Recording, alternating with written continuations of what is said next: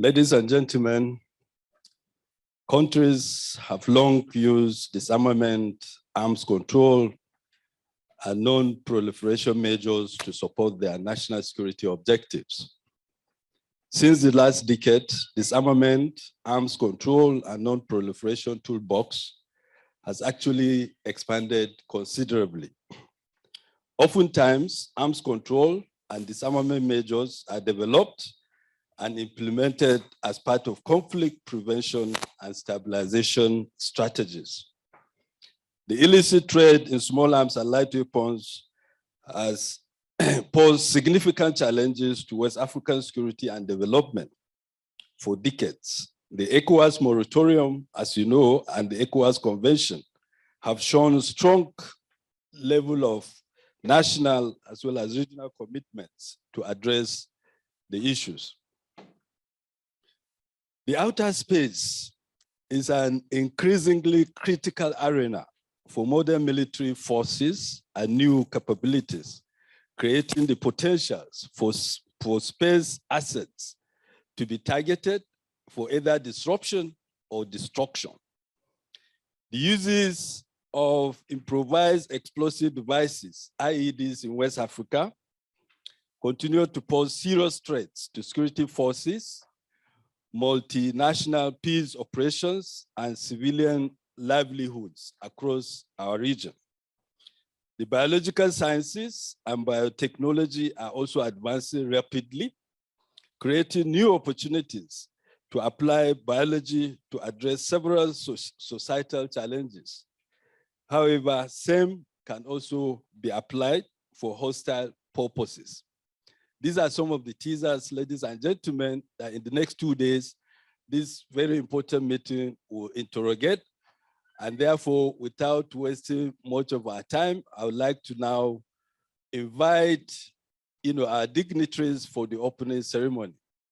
His Excellency Ambassador Abdul Fatah Musa, the Commissioner, Political Affairs, Peace and Security of ECOWAS, the Director, United Nations Institute for Disarmament Research, Dr. Robin Rees, who is unavoidably absent. The representative of the Director is joining us online. These are the dignitaries, the two dignitaries that would deliver the opening statements. As you know, this is an inter-institutional collaboration between ECOWAS as well as UNIDIR to be able to deliver on some of the specific objectives of the items that I earlier highlighted. So at this point, I would like to invite the representative of the Director of UNIDIR to deliver the welcome statement. Over to you, ma'am. Thank you very much. Excellency Ambassador Musa, Excellencies, ladies and gentlemen, all protocol observed. Good morning from Geneva. It is a great honor and a privilege to open this first ECOWAS-UNIDIR Regional Seminar on Disarmament and Arms Control with Ambassador Abdul Fatah Musa, Commissioner for Political Affairs, Peace and Security of ECOWAS. Thank you, Excellency, for blessing this event with your presence. And greetings and a warm welcome to all the participants in Abuja and also those joining us online. My name is Cécile Abdul and I'm the Deputy Director of UNIDIR. We at UNIDIR are extremely grateful to ECOWAS. First, to you, Excellency, as Commissioner for Political Affairs, Peace and Security, and also to your colleagues, in particular those in the Small Arms Division, and notably to have requested at the end of last year to work with UNIDIR to prepare a regional seminar so as to consider pressing issues for the region and the world on disarmament, arms control, and security. UNIDIR greatly values its long-standing partnership with ECOWAS, in particular between ECOWAS' Small Arms Division and UNIDIR's conventional arms and ammunition program. UNIDIR's director Robin Geis, would have very much liked to join the event, but this was unfortunately not possible due to conflicting commitments. He has asked me to convey his warmest greetings, and I will now do my best to provide these opening remarks on his behalf. And I will also next provide some remarks in the first session on disarmament, arms control, and non-proliferation. This is UNIDIR's first hybrid regional seminar with an African regional economic community to involve all of UNIDIR's programs. We will be covering a range of issues, including those that were mentioned earlier, ranging from conventional weapons to outer space issues. And we hope that this signals the importance that we attach to our engagement with the ECOWAS Commission and ECOWAS member states too. We also hope that this marks just the first in a series of ECOWAS-UNIDIR regional seminars on disarmament and arms control. We think that the region and the world will continue to need the analytical insights and recommendations for action that this dialogue will certainly produce. I know that ECOWAS and UNIDIR have put together a stimulating agenda for the next couple of days with excellent speakers that will be discussing issues such as: one, strengthening synergies between disarmament, development, and equality; two, tackling illicit arms trafficking; three, examining processes to facilitate the safe, secure, and sustainable use of space for all of humankind; four, countering the proliferation of improvised explosive devices, also known as IEDs. Then also developments in effort to prevent and prohibit the development and use of biological weapons. And finally, how to deal with a cyber incident. Together, great strides have been made between ECOWAS and UNIDIR to work towards strengthening weapons and ammunition management across the region to support the achievement of the objective of the ECOWAS Convention on small arms and light weapons, their ammunition, and other related material. Cooperation is also in a strong position on efforts to counter the proliferation and use of improvised explosive devices, an issue you will hear more about later and which is becoming an increasing threat to countries and communities across the region. So I hope that this first regional seminar marks the start of a new phase of enhanced cooperation. And we also hope that the discussion you will be engaging in during the next 2 days can help with your own work towards sustainable peace, security, and development, as well as potentially fostering new areas for collaboration and further examination. I would like to underline the commitment and efforts of ECOWAS over the past years to bring the concept for a joint regional seminar to reality, and really to thank you for involving UNIDIR in this important initiative. We are extremely honored to be with you on this journey, and I know that we will all be trying as hard as possible to join the second such regional seminar next year, including Dr. Geis, our director. UNIDIR's participation in this seminar would not have been possible without the support of our generous donors, especially those providing unearmarked funding. It is such funding that makes our contribution towards initiatives such as this one possible. We would like also to thank GIZ for their support in the preparation of this seminar. And of course, importantly, this seminar would not be possible without everyone present here today, you, Excellency, and all of your colleagues, and also UNIDIR colleagues in the room, whether you're in person or also joining in virtually. You make these discussions possible through your attendance and your insightful and active participation. So with this, I very much look forward to and wish everyone 2 days filled with fruitful and engaging discussions. Thank you again, Excellency, ladies and gentlemen, and I turn the floor back to you.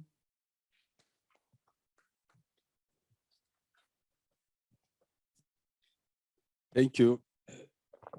That was the, the statement by the representative of the director of UNIDIR. Can we give UNIDIR another round of applause, please?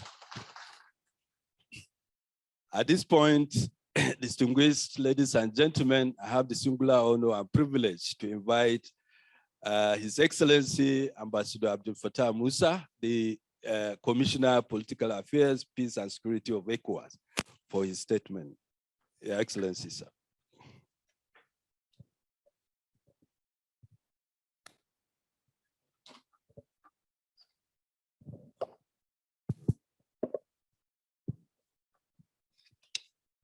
Thank you very much.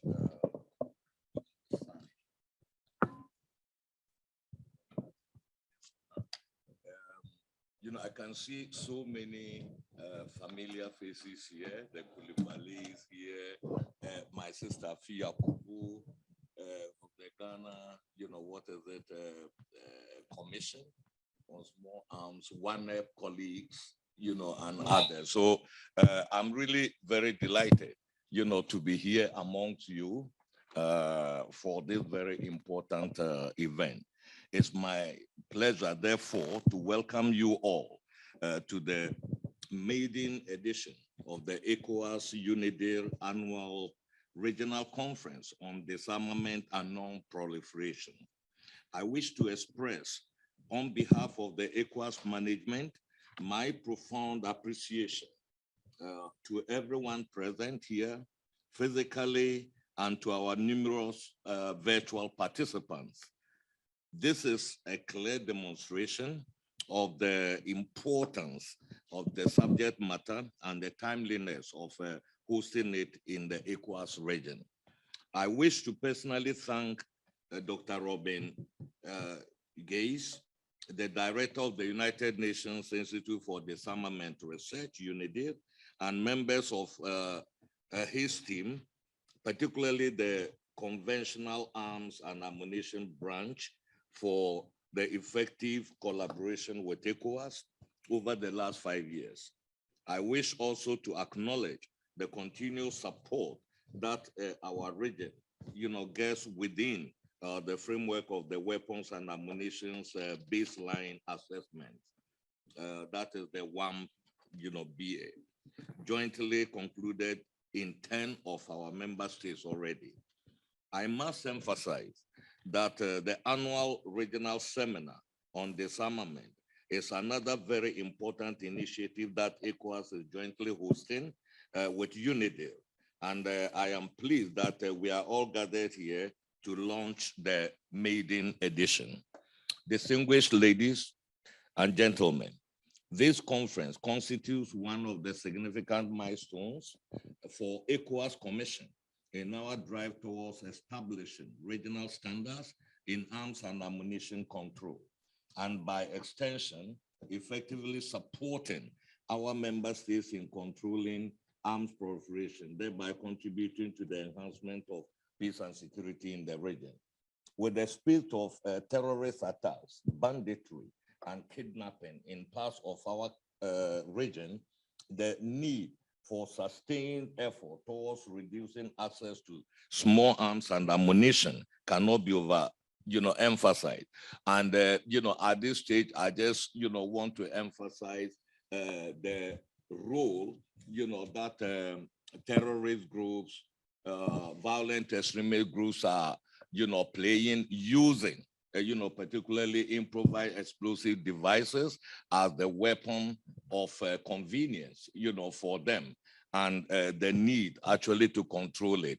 The coming ECOWAS summit in December will have counter-terrorism and countering violent extremism as a major theme. And its purpose is actually to eradicate terrorism from our region. And in that respect, combating arms proliferation is very central to that effort as well. As the weapons of choice for the perpetrators of these crimes and criminality, visible effort must be seen at both national, regional, and global level in addressing the menace of arms and ammunition. And we are at the receiving end of, this arms proliferation crisis in the world. Hardly any West African country produces weapons, bar artisanal factories and then things like that. So about the producing countries and also the region, the consumer countries, and in the middle, the brokers, who ECOWAS is doing everything to combat, must all, come together, the producers, the consumers, and then, those people who are involved in the illicit racket, that spreads weapons of destruction across the region. With the entry into force of the Arms Trade Treaty in particular, and with 14 ratification of the ATT by ECOWAS member states out of the 15, it is an imperative that we have effective oversight on conventional arms and ammunition. In this regard, I wish to disclose that ECOWAS not only supported the national efforts at the ratification of the ATT, but it also coordinated the adoption of an ECOWAS model framework for the harmonization of national legislation to enable our member states to effectively implement both the ECOWAS Convention on Small Arms as well as the Armed Trade Treaty seamlessly. At this juncture, distinguished participants, I would like to underscore that the ECOWAS-UNIDIR collaboration on the establishment of weapons and ammunition management baseline assessment has been impactful and has continued to yield commendable results in our member states.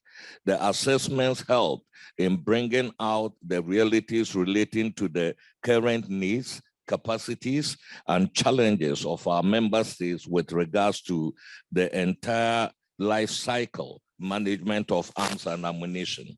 I'm optimistic that the recommendations in these BAs related gaps in legislative, administrative, and other procedural issues are currently being addressed by the states concerned.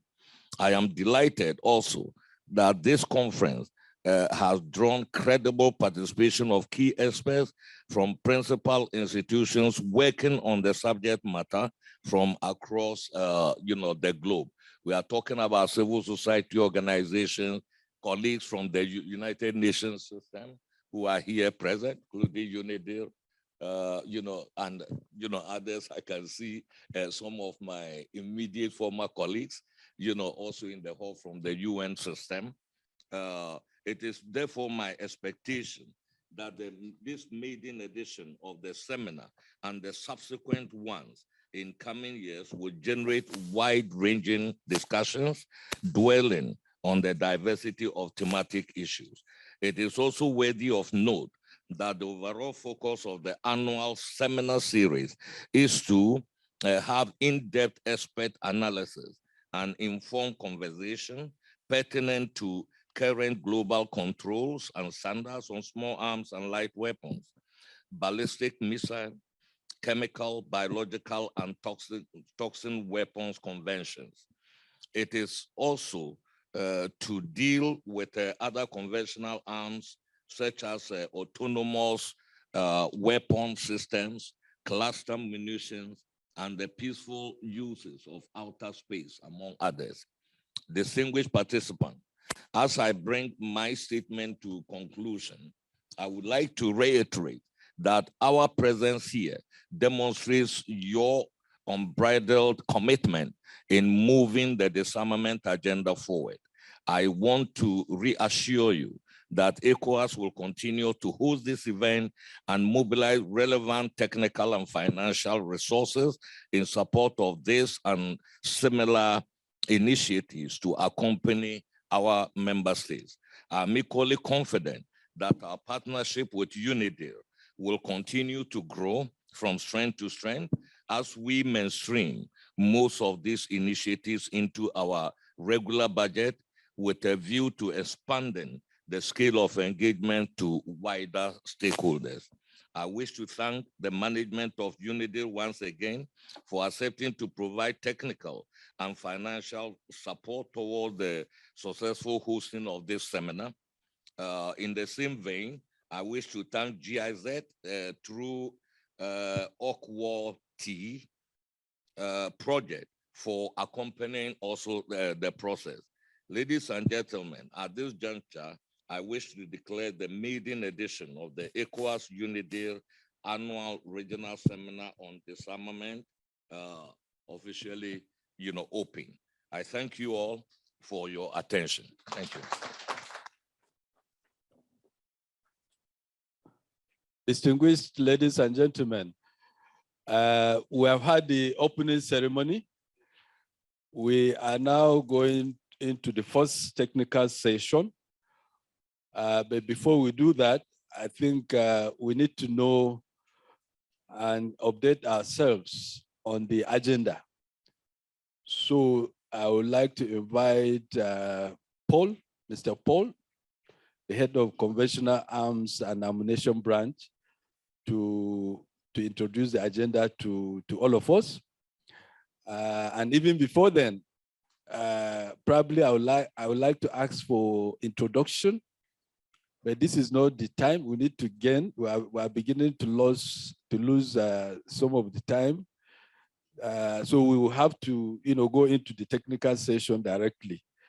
I will hand over now to Mr. Paul to continue to introduce the agenda that we have. The journalists, please, as I said, take the shots that you needed to take and also take your leave. Thank you. Paul, over to you. Thank you, Dr. Sani. And as this is the first time that I'm speaking, I just want to say it's a great pleasure and an honor to be here with you all in Abuja in person. As Dr. Sani mentioned, I'm the head of the Conventional Arms and Ammunition Program at the United Nations Institute for Disarmament Research in Geneva in Switzerland. I'm delighted that I will be walking you through the agenda as it currently stands for the next 2 days that we have here in Abuja.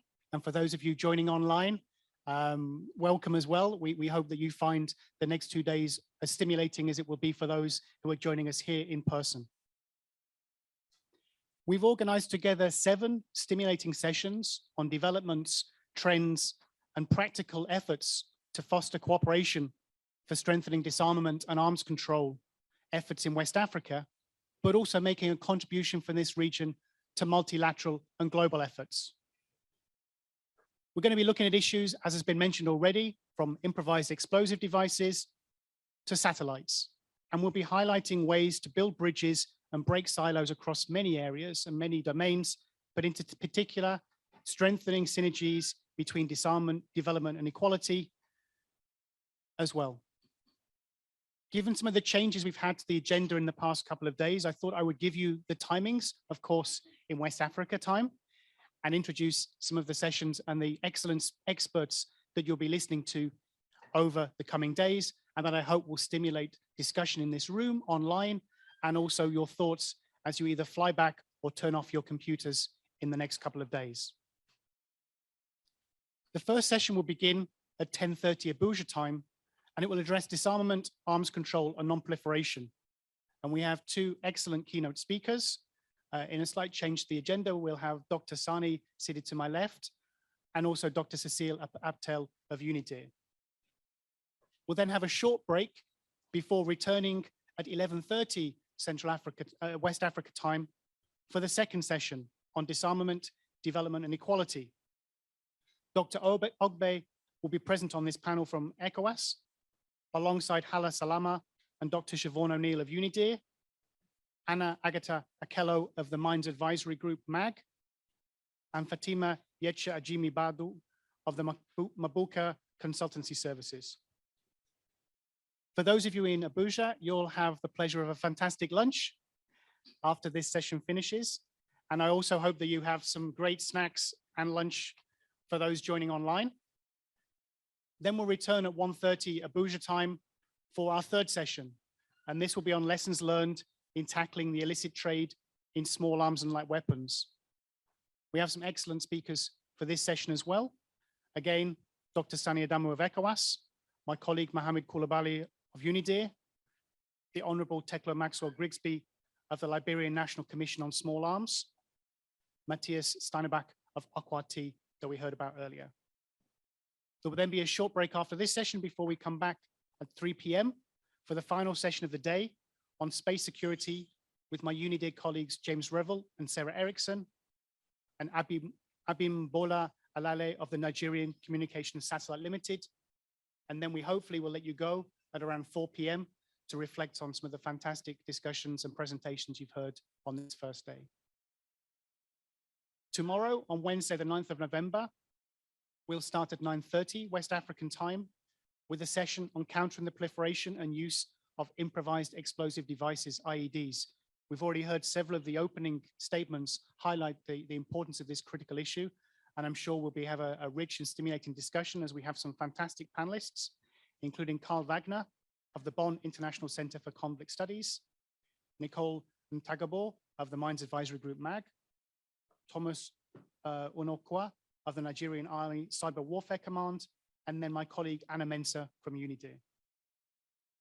Again, a short break, and we'll have you back here at 11 o'clock Abuja time for a session on biosecurity with presentations by Lebogang Filele of South Africa's Department of Trade, Industry and Competition, and then James Revel and Maria Gathon Maceda of UNIDIR.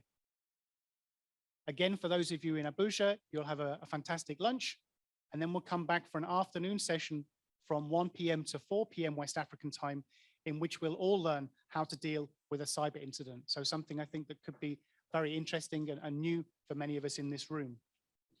The seminar will then conclude with a closing ceremony at 4 p.m. Abuja time, where we'll quickly review the meeting report and the summary of our proceedings and some of the key recommendations that are coming from the fantastic discussions here. Now, despite several years of running meetings online, thanks to COVID, and many, many years of doing so in person, as we mentioned, we're in an expert meeting with a hybrid option.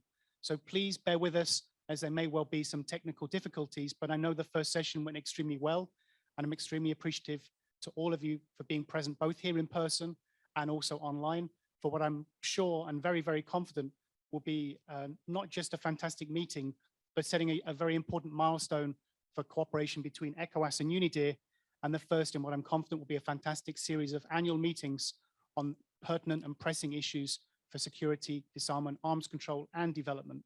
So thank you all for your attention. And with that, I hope you have some clarity about how we'll proceed over the next couple of days, and I look forward to engaging with you all as we move forward. Thank you so much for your attention, and Dr. Sani, back to you. Thank you, Paul. This is the session that will begin. We all have ideas in terms of what we needed to discuss here. The agenda for this session is also clearly shared. What is important for us at the level of ECOWAS is to be able to project in terms of our progress, in the implementation of the ECOWAS Convention. We all clearly know the ECOWAS Convention on small arms and light weapons came into force since September 2009, and progressively, a lot of regional as well as national level efforts, were deployed to be able to implement the key provisions of the convention. One of the flagship of ECOWAS's arms transfer policy is the ECOWAS exemption process, which a number of us are fully conversant with and are also fully familiar with it. This is a unique model that across the world is only in the ECOWAS region that you see, sovereign entities relinquishing parts of their sovereignty to a regional organization. Any country that is importing arms and ammunition will have to subject, that importation, that procurement process to the scrutiny of ECOWAS Commission. ECOWAS Commission will not only form its own opinion about any of the requests, but will also share with other member states, so that we generate consensus, we also build trust among our member states. In the event of any objection of that particular request from any of the member states, we escalate the request to the Mediation and Security Council of ECOWAS, which is comprising the ministers of defense and security of all the member states for adjudication. This is an important model, and I want to share with you here that since the entry into force of the convention, incrementally, we've been seeing consistency in the level of compliance by our member states. This is also, there is no gainsaying, therefore, that the robust national ownership of the convention is clearly being translated in what we are seeing from the perspective of the exemption process. The implementation as well as coordination arrangements. This is also a very important, flagship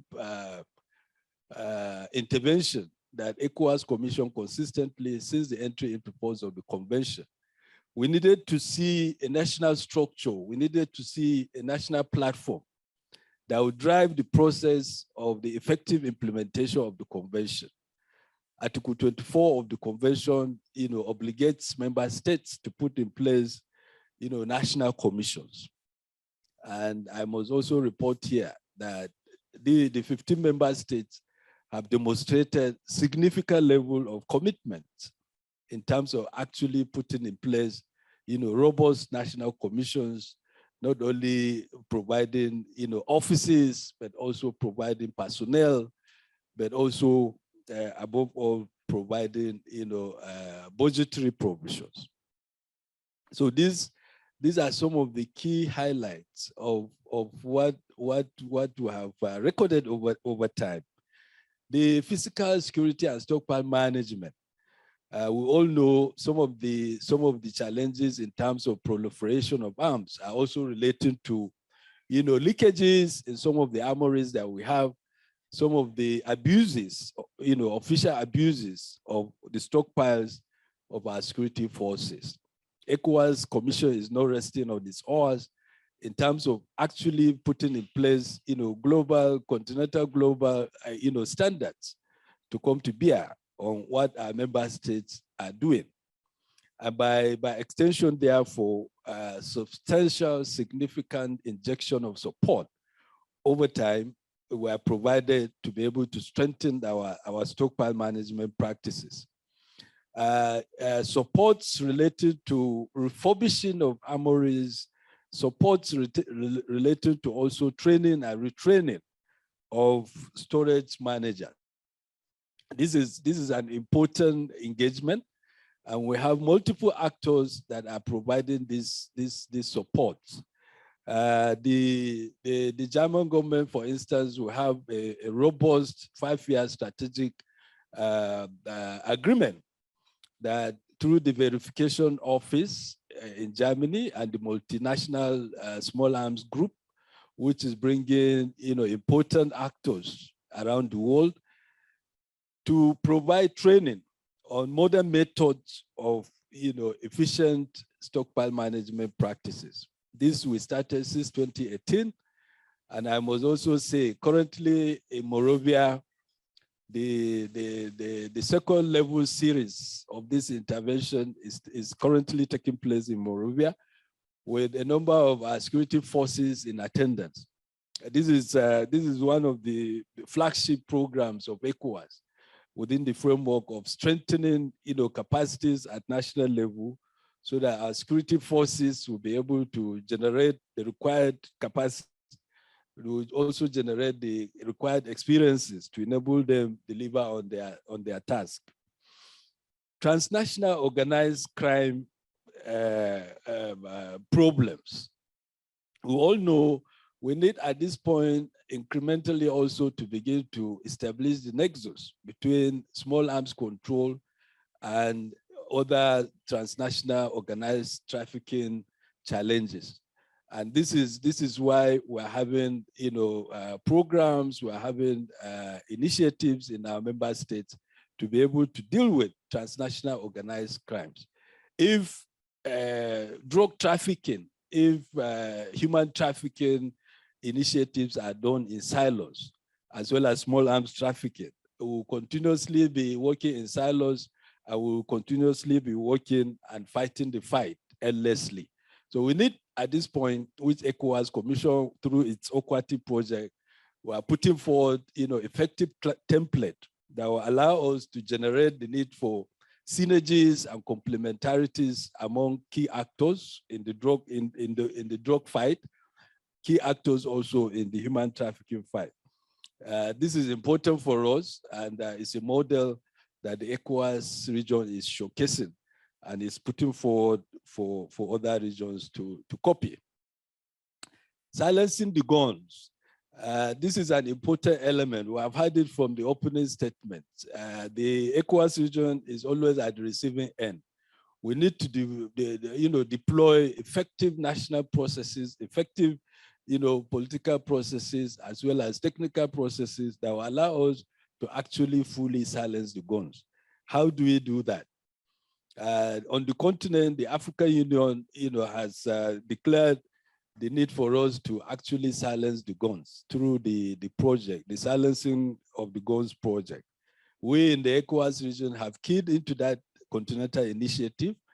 We have, through our national level engagements, we have identified key priorities for all our countries within the plan of action of silencing the guns. We also clearly identified the regional level priorities so that effectively we'll be able to accompany our member states into this fight. Now, lastly, with the entry into force in December 2014 of the Arms Trade Treaty, the context in our region is changing, gradually changing, and the focus is to be able to see that our member states are also having the capacity, effective capacities, to control not only small arms and light weapons, but also other conventional categories of arms. And this is why the ECOWAS Commission deployed all efforts since 2013, when the negotiation processes started at the UN level. We galvanized, regional efforts and put in place a formidable, formidable common approach, during the negotiation in 2013 at the UN level for the ATT. And the common approach led to the resultant effect of having small arms and light weapons as a category, the eighth category of the Arms Trade Treaty. With the entry into force of the ATT, of course, we need to also see that Article 24 of the convention that obligates member states to put in place the national commissions. How do we begin to see the ability of member states to generate the need for expanding their national laws, as well as the laws governing the establishment of the national commissions? And this was why we had the ECOWAS model harmonization framework adopted by governmental experts. I'm happy to report here that some of our countries have taken the lead in terms of actually fully, reviewing their national laws, not only the laws governing arms and ammunition possession in the country, but also the laws governing the establishment of the national commissions. So like Liberia, for instance, will come to hear during the session the unique efforts which the Nigerian government, through the National Commission, actually fully deployed. And we now have, instead of National Commission on small arms in Liberia, we have National Commissions on arms, meaning they have capacity, they have the ability to also exercise full oversight, on conventional arms as well. This is the practical way to go. And this is what ECOWAS Commission is actually promoting. Within the framework of the harmonization guide, is going to help member states to also, do the same. At this point, ladies and gentlemen, I wouldn't want to, this is just to set the context and to also bring us up to speed in terms of the progress within the ECOWAS region in doing this. But lastly, I will also say and share with you our 5-year strategic planning process, which is the 5-year plan of action for the implementation of the convention. A lot of it will be discussed during the illicit trafficking session, just to be able to share with you some of the progress in that respect. So at this point, I would like to hand over the microphone to our colleague online, the Deputy Director of UNIDIR, so that she would, Cecile Abdul will help us also set the stage in terms of the processes, global processes, as well as obligations, looking at the wide-ranging categories of conventional arms. So, Madam Cecile, Dr. Cecile, over to you, please. Thank you very much. Can you hear me? Very well, very well. Excellent. And it is really a true pleasure to be joining the session again. Thank you very much. And thank you so much for your address. So Your Excellencies, distinguished participants, as we were already discussing, these are indeed very challenging times for the region, but also more generally for the world and also for our planet. Just the past years, this year, in fact, 2022 has been marked by armed conflicts, some continuing, some new ones, cascading global crises, and really a very complex security environment with complex dilemmas. And so within that context, the challenges facing disarmament, arms control, and the maintenance of international peace and security loom larger than ever.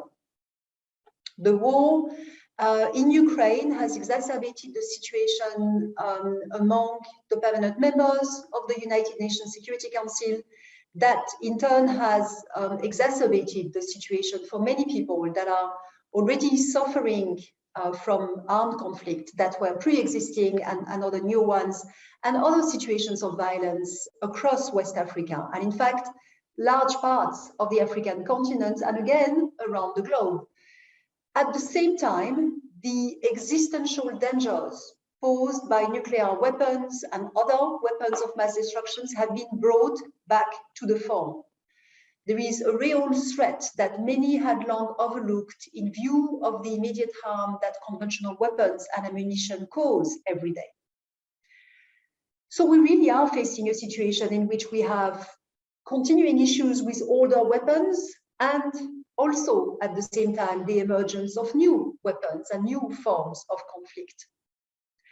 Against the backdrop of mounting geopolitical tensions, the rapid development of biotechnology and biosciences, for instance, and their potential use for non-peaceful purposes is a growing area of concern. Conflicts have further become increasingly so-called hybrid, being carried out both, in fact, in the kinetic world as well as in the cyber domain. And that, in particular, we've seen as posing serious risk to civilian infrastructure, including critical infrastructure that has to do with the generation of electricity, of water supply. And all of that in a context where, as we know, with the negotiation going on currently in Egypt, our planet is also unfortunately seeing that, it is facing crucial challenges, but also our planet is not the only place, not the limit where for modern warfare, not the only place where conflict is being carried out, as outer space and its assets are today more likely than ever to be targeted in conflicts or also used in conflict, from issues of reconnaissance and surveillance to other potential threats and use. In all of these areas, the international community has taken important strides to better understand, govern, and mitigate these risks. This is true, and that's really important. But this very progress has become hampered by rising geopolitical tensions, hence my earlier reference to also the UN Security Council. As today's conflicts and crises are growing ever more complex and also ever more interlinked, connecting the dots and thinking outside of silos is more important than it has ever been. The disarmament and arms control community, as well as other communities, those involved in research and practice surrounding conflict prevention, development, and equality, all can learn much more from each other in this regard. And we at UNIDIR are therefore really delighted that this first ECOWAS-UNIDIR Regional Seminar addresses a wide range of issues in a clear effort to bring these communities closer together and take a holistic view of disarmament and arms control. This seminar that we are opening today builds on a long-standing partnership between ECOWAS and UNIDIR, who have cooperated on arms control, disarmament, and the reduction of armed violence in West Africa for many years. As I mentioned in the earlier session with the Commissioner, our joint activities have supported the implementation of the ECOWAS Convention and related conventional arms instruments via research, but also advisory and capacity support activities. A series of comprehensive national weapons and ammunition baseline assessment in ECOWAS member states, as well as work on regional responses to the threat posed by improvised explosive devices are some of the most current examples of our joint work, but only some of those examples. ECOWAS' many efforts in the field of disarmament and arms control are therefore inherently linked to what we do as UNIDIR too. Therefore, when ECOWAS asked if we would be interested in joining forces to organize a regional seminar, it really did not take long for us at UNIDIR to say yes. As you know, UNIDIR is the UN Institute on Disarmament Research. We stand within the United Nations, although we are also autonomous within the United Nations. UDD's director, Dr. Rabin Gais, would have very much liked to provide remarks for this session in person, but unfortunately, due to conflicting commitments, he is not able to join this event, but very much hope and look forward to participating very actively in what will hopefully be the next second ECOWAS-UNIDIR Regional Seminar next year. The vision of UNIDIR is a more secure, stable, and sustainable world, very much fitting with the vision, the goal, and the Charter of the United Nations. To support the international community in addressing some of the world's most pressing international security challenges, some that I was mentioning earlier, our institute conducts independent research. We also provide evidence-based analysis and advice. We try to come up with innovative ideas, and we facilitate inclusive dialogue. The breadth of UNIDIR's expertise is reflected in our 5 core research programs.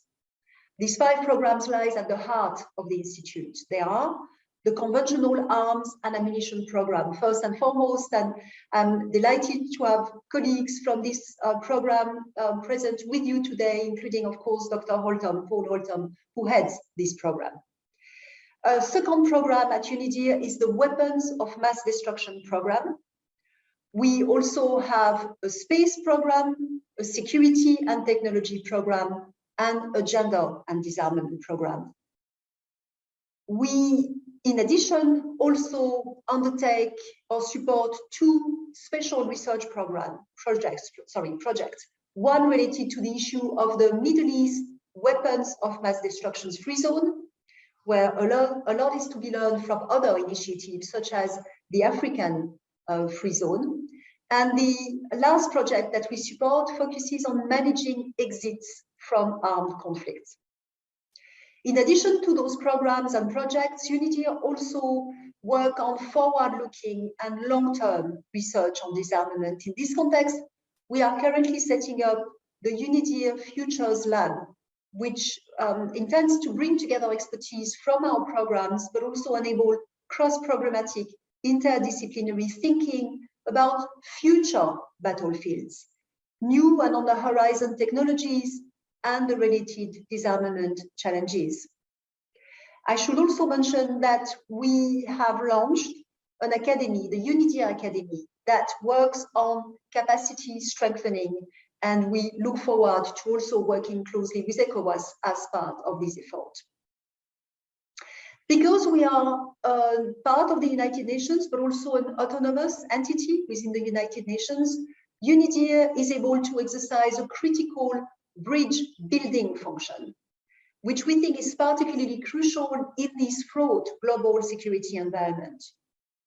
Just to give you an example of how we do that, we convene major flagship events on an annual basis.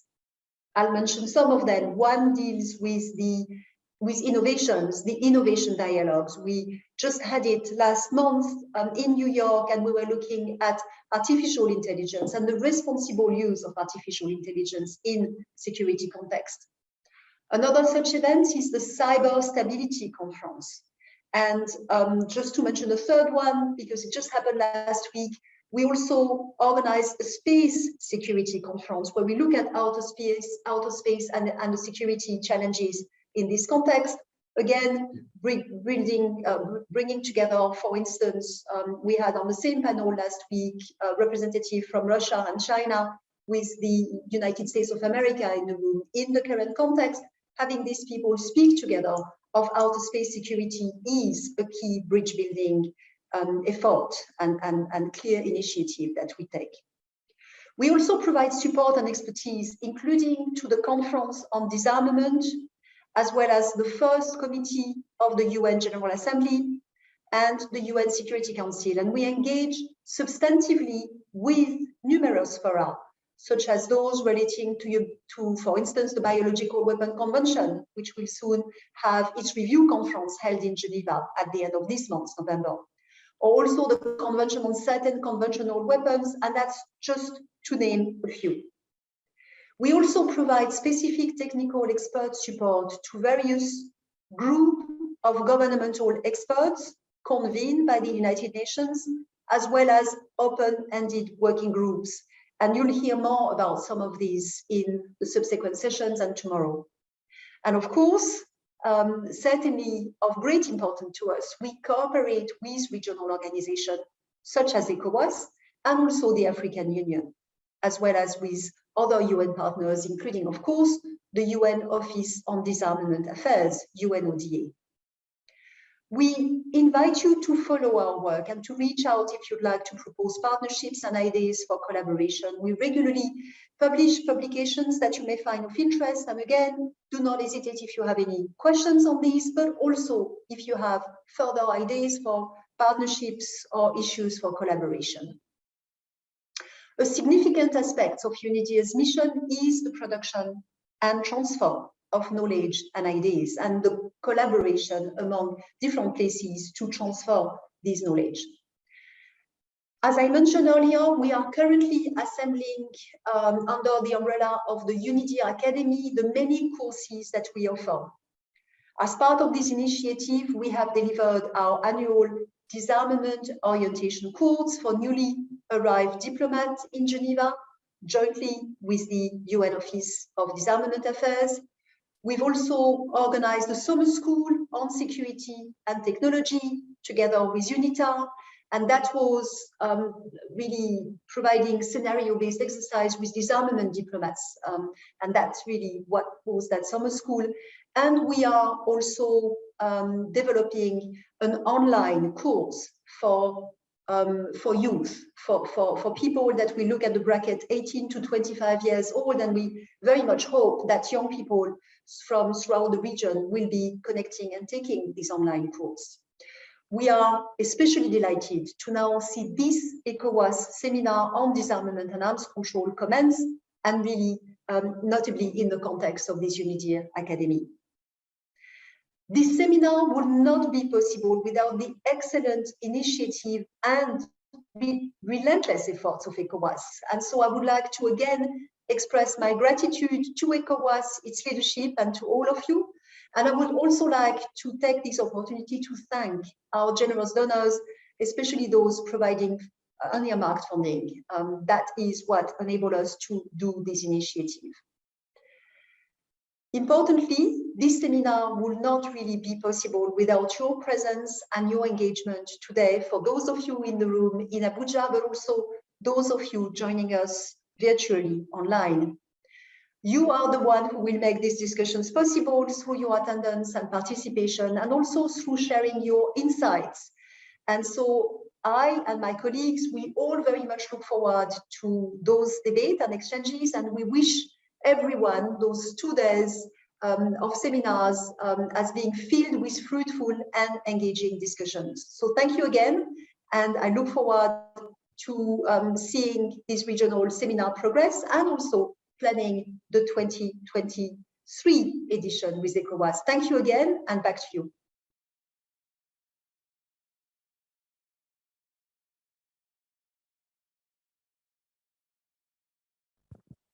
Yes, thank you, Cecile.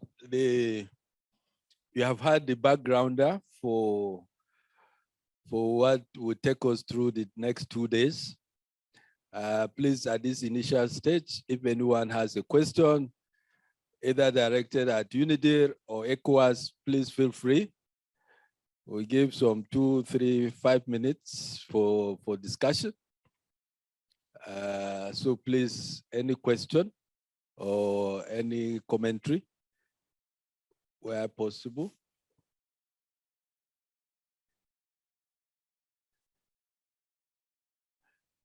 It's either that we all didn't understand the 2 presenters, or you understood very, very well.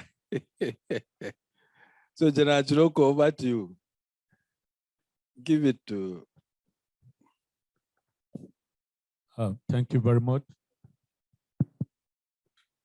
On behalf of the National Coordinator. Sorry, if anyone takes the floor, please introduce yourself like you're doing, including your name, please. You called my rank, so I thought everybody knows me. All right, I am Major General Anleni Daniel Chinoko, retired. I'm the Arms Registrar from the National Center for Control of Small Arms and Light Weapons, Nigeria.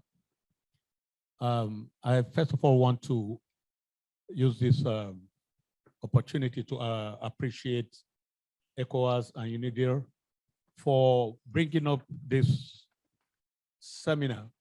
I want to say that ECOWAS seems to be ahead of the whole world in terms of leading the gun in the curbing of the proliferation of small arms and light weapons, starting from the Convention of 2006 and to what we are also seeing today, having this type of seminar. I think it is worthy of a commendation. It is also glad to state that a lot of other countries are doing quite a lot.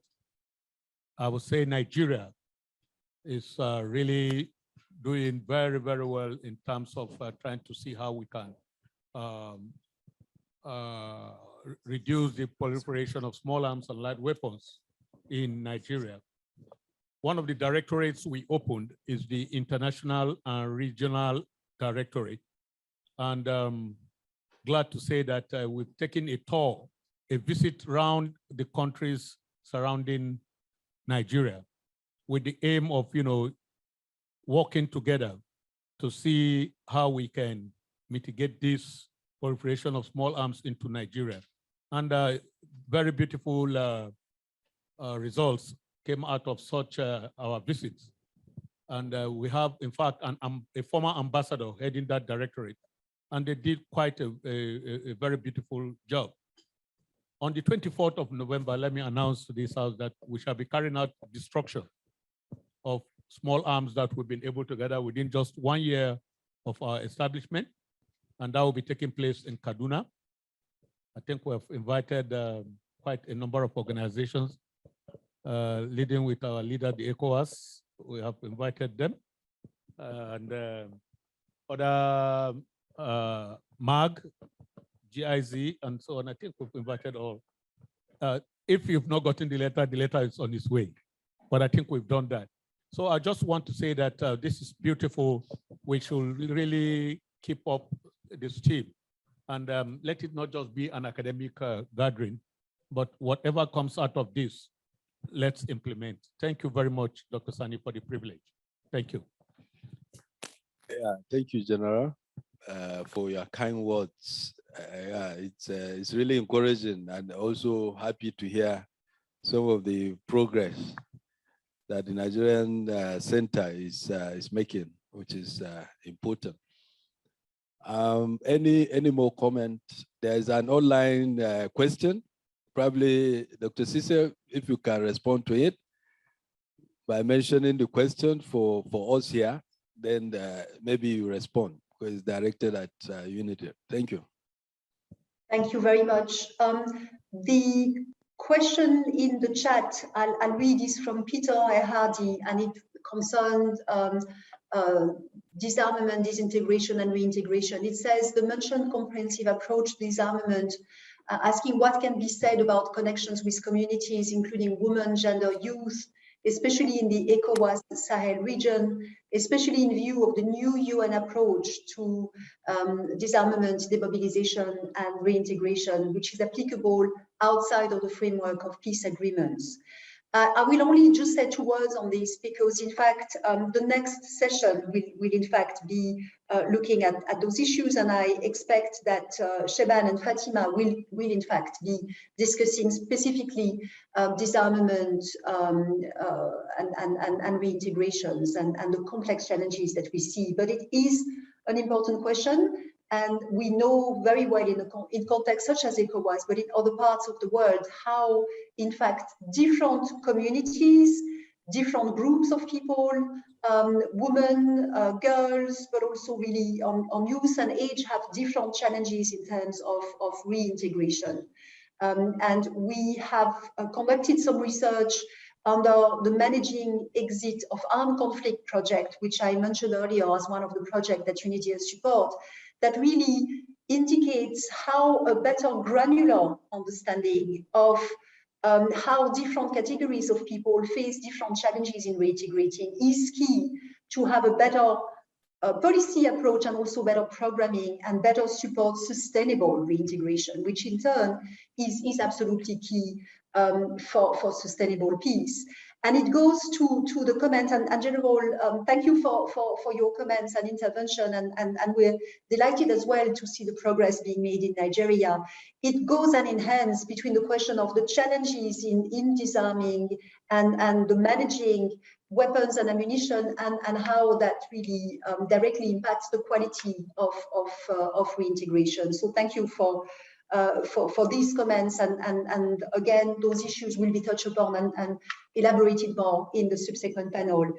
Thank you. And also, in fact, I mean, let me also thank you, Dr. Sani Adamu, for your remarks earlier. Thank you.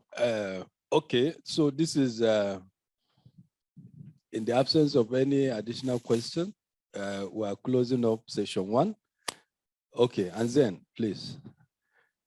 Can you give him the microphone, please?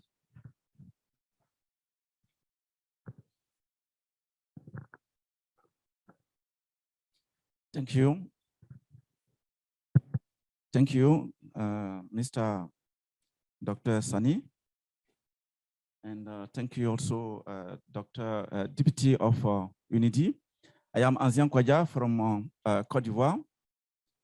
I work on DDR, small and light weapon, and also WOM. As you said, we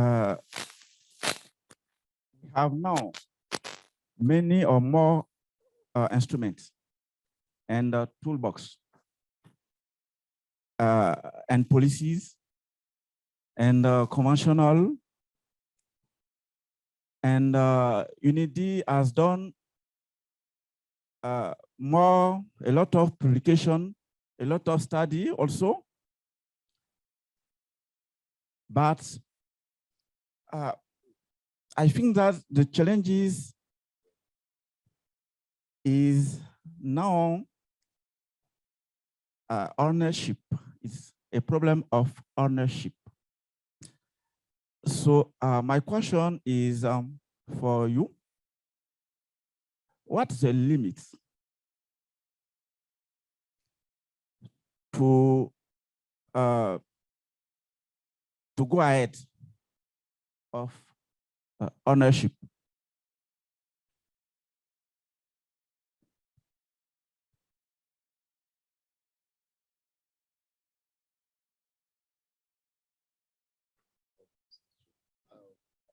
Okay, thank you, Anzen. That was an excellent question. I was distracted actually, so I didn't get the last part. You know, national ownership, as well as stakeholders' ownership of any process is an endeavor. You need to painstakingly, mobilize not only technical but also financial efforts to allow, particularly our member states, to own a process. You have to engage and re-engage at different levels. And ECOWAS Commission, like you know, we are an active member in the ECOWAS space. You've been in this. So we, for instance, the ECOWAS model framework for the harmonization of legislations. Initially, when we started, we have had, we identified individual experts in the region, which you were part of them. You helped us to elaborate the document, the initial document that was given to us by Safer World. When you brought in the regional specificities into the document, we also felt we needed to enlarge it in terms of getting more stakeholders to be able to understand the process, to also understand the model. We engaged with them, some of them at bilateral level, some we had conferences like this, and we're able to put forward that particular framework for their inputs. At the end of the process, we invited governmental experts. All the 15 member states had converged on Abidjan, Côte d'Ivoire. It was then we had the thorough discussions in terms of all the chapters of the model framework. And member states, relevant actors from member states that attended actually provided useful inputs, which enriched the final document. And the document eventually was adopted. So after the adoption of the document, at the strategic level, the ECOWAS Commission forwarded these documents to our governments, because the government, the high-level functionaries in government will have to also be aware of what ECOWAS is doing. So we circulated the document, and we kept also, giving and distributing the framework to participants. And I'm sure also our colleagues will share with you the model framework. So at any event, we seize the opportunities to be able to also disseminate and be able to, generate the ownership. By so doing, we are getting as much as possible the ownership from all the strata of actors, not only at the national level, but also at regional levels.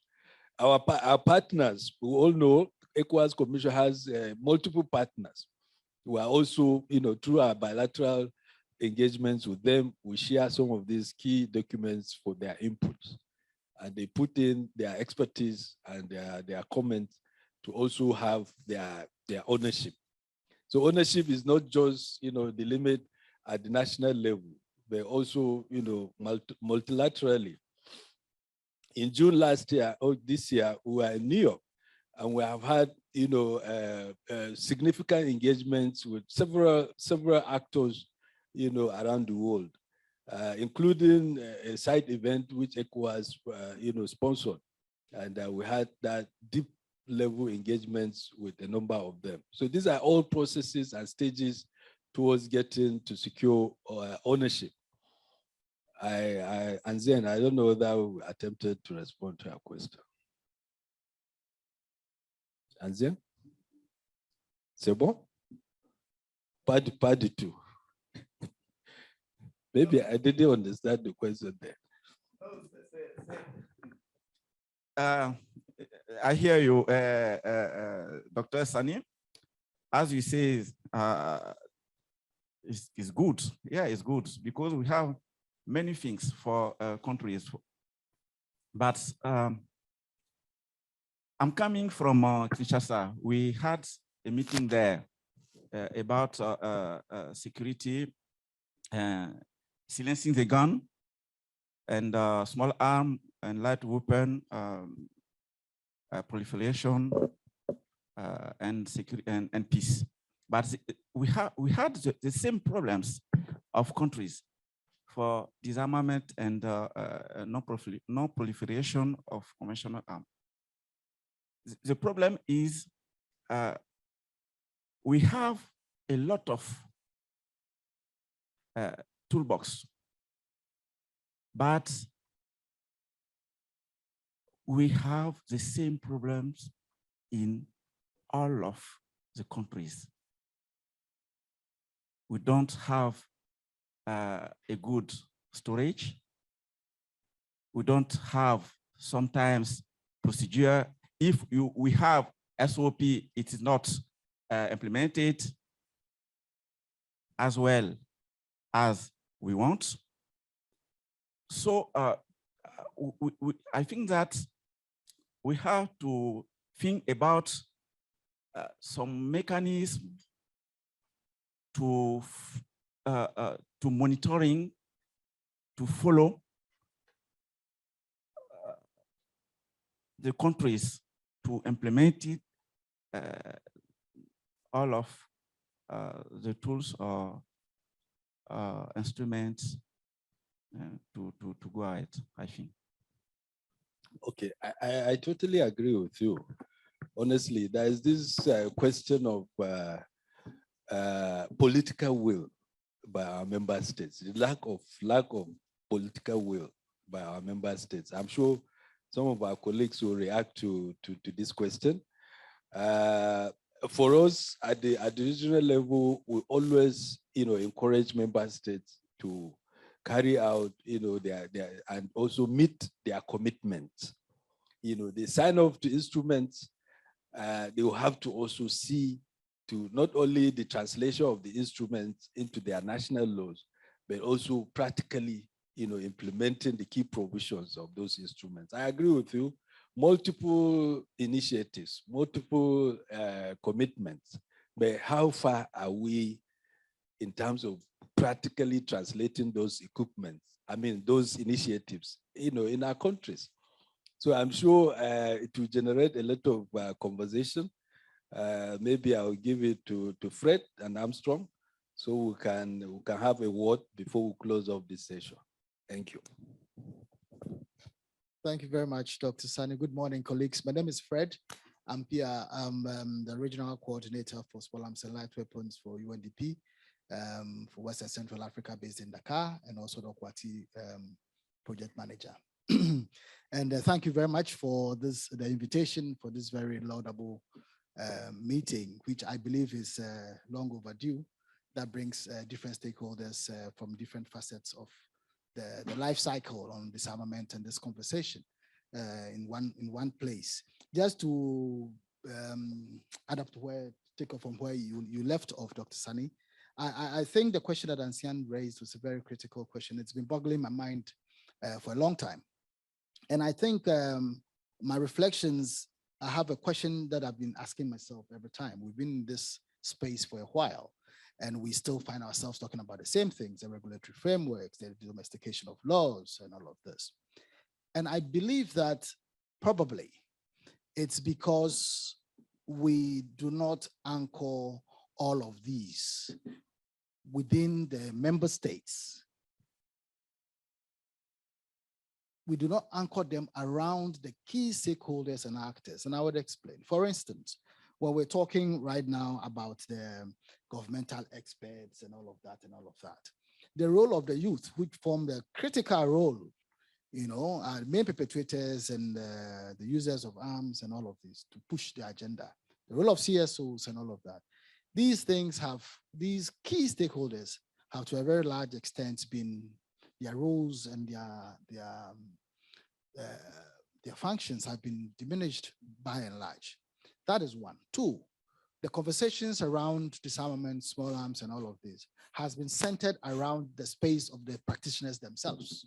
So we are talking to ourselves, amongst ourselves, without mainstreaming our conversation in the wider discourse of peace and security. So you sit around conversations on peace and security where they are talking about things that affect development, that accelerate the peace dialogues and other things, and you realize that they always stop at peace. And when they talk about security, it jumps over and goes into hardcore security. So that space that we as practitioners will have to find ourselves in to be part of those conversations, we are largely absent because we are busy talking to ourselves amongst ourselves on conventions and things that we all are very much comfortable with. So I believe that this conversation is very important. By the time we leave here, we should be able to have an innovative approach, reaching out beyond our space. How do we come up with innovative entrees into other spaces where our issues are key? Because at the end of the day, we know questions on, now they're talking about COP27, they are there. How many of us have been able to establish, how many of us were part of the preparation of the Africa position on COP27 with regards to small arms and light weapons and disarmament? Knowing that small arms and light weapons, armed conflicts are also key drivers of insecurity, and the issues of land resource, farmer header issues are things that perpetuate the proliferation of arms and acquisition of arms. But here we are, they're talking about COP27. We are here talking about disarmament. There's a clear disjoint, and we need to be able to start bridging the gap, filling those spaces. It's that, and only that, we'll be able to anchor into national frameworks and conversations, and then the national ownerships will start to bear fruit for us to see results. So these are my preliminary comments. And when we come to the next session, where we talk about development and a wider conversation, I think that I'll be able to share more light. Thank you. Thank you. The diversity of the ideas, they are evolving. We need to, I'm sure the Secretariat is copiously taking notes so that we'll filter and see the key takeaways, for this meeting. I'm sure the blame, we're not blaming, but there has to be some identity in terms of who is doing what.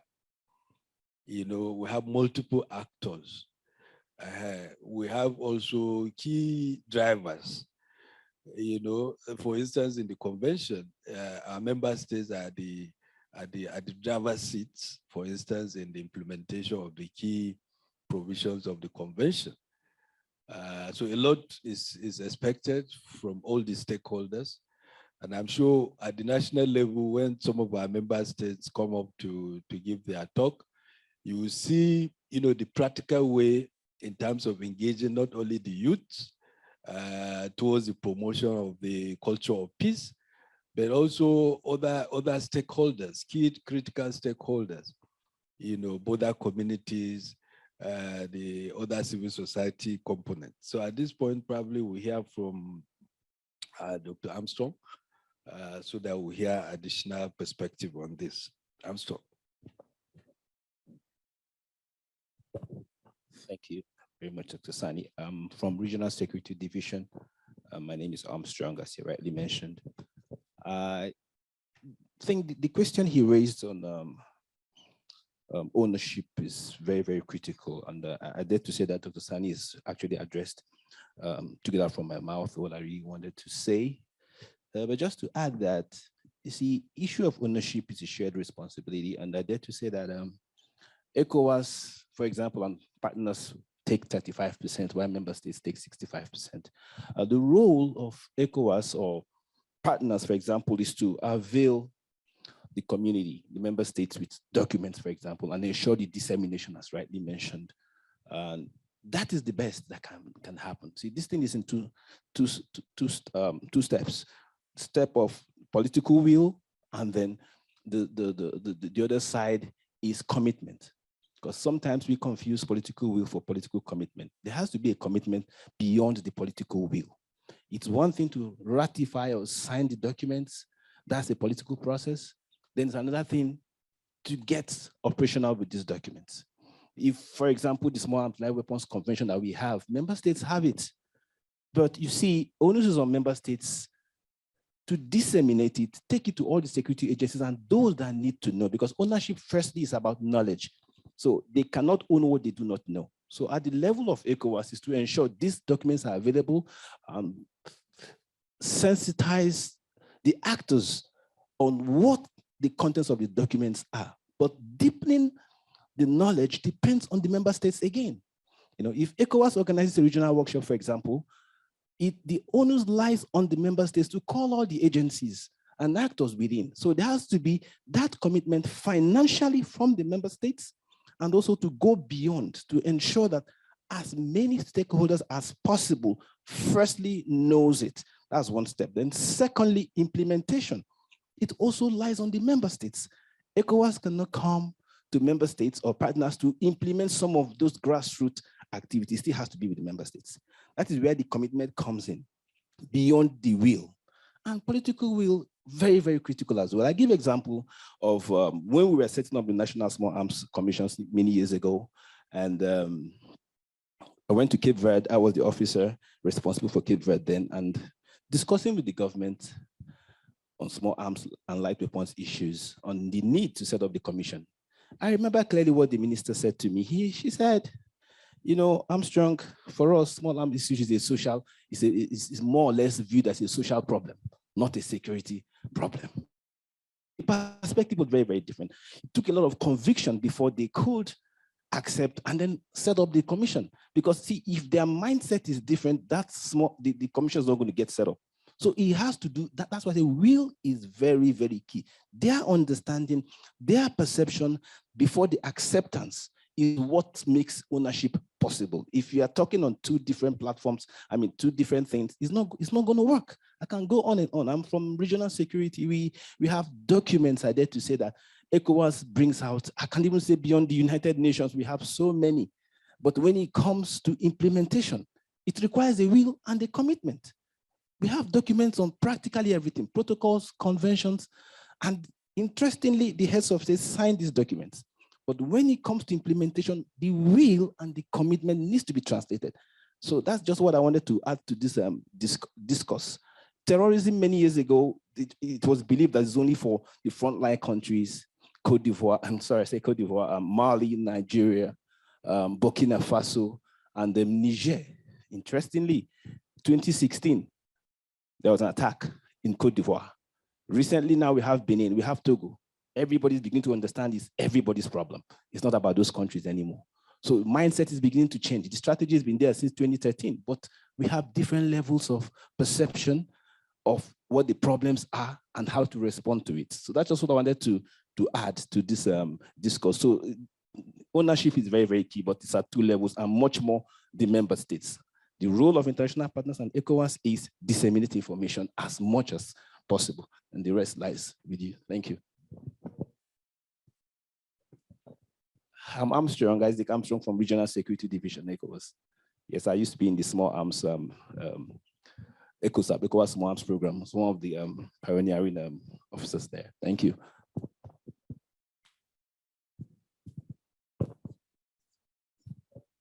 Okay. I think, ladies and gentlemen, I'm sure this session has been very interactive, very, very, very useful and impactful. I can see many more hands, but honestly, we are running short of time. And our colleague online, Dr. Cecil, wants to take her leave, but I'm saying before she goes, she has to give us her parting words of encouragement. So over to you, Dr. Cecil. Thank you very much, Dr. Lamou. And yes, unfortunately, there are ongoing multilateral negotiations here in Geneva, and I need to go and attend to this. But it is with a sad heart. I really wish I was with you in the room in Abuja, and certainly want to wish you all a very productive day.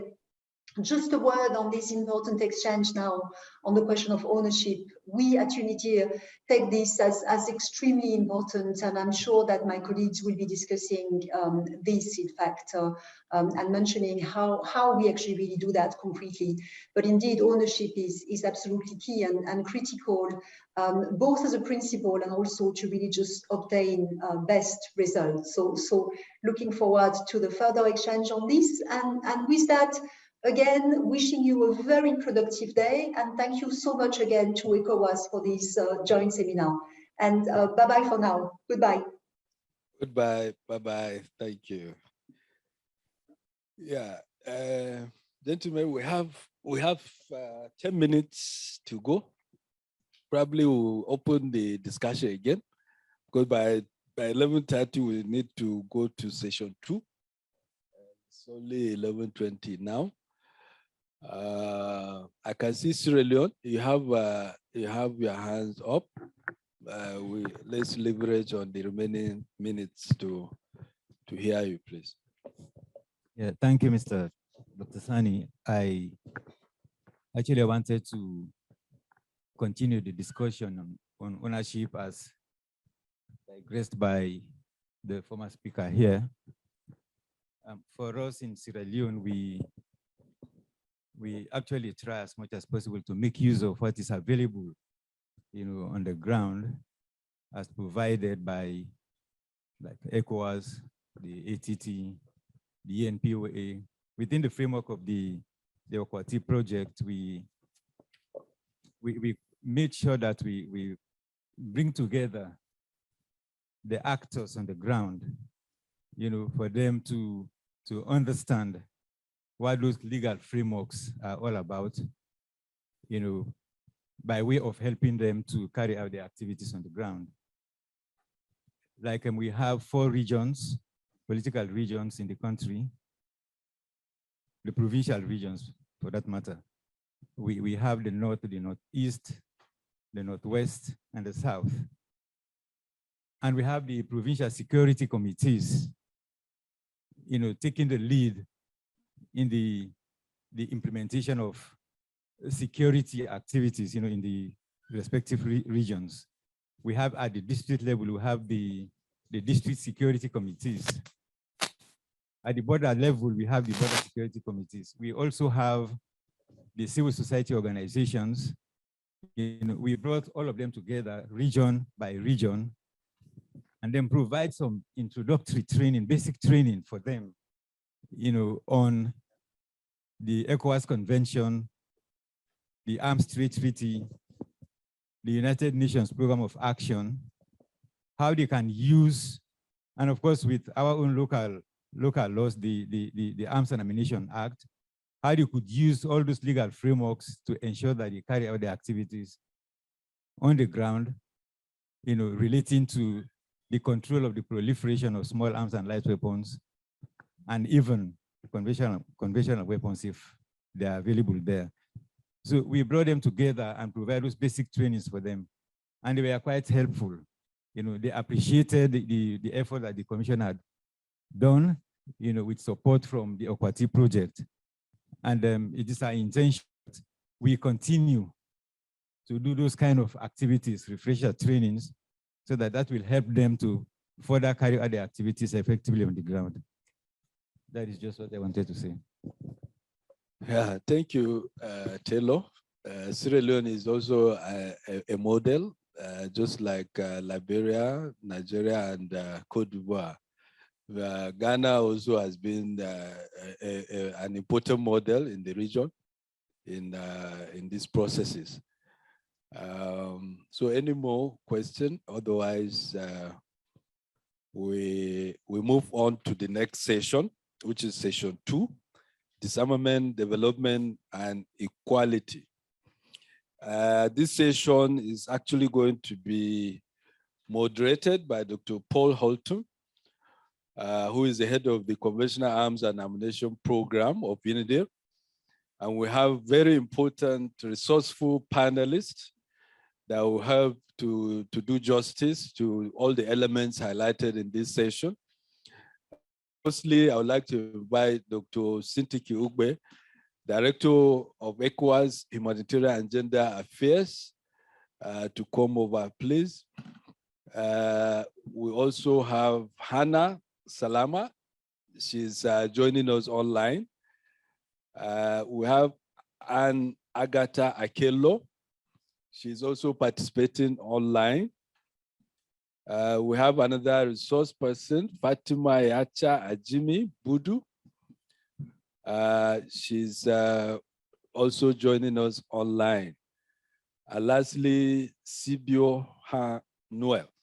I'm sure the moderator will introduce each of them fully.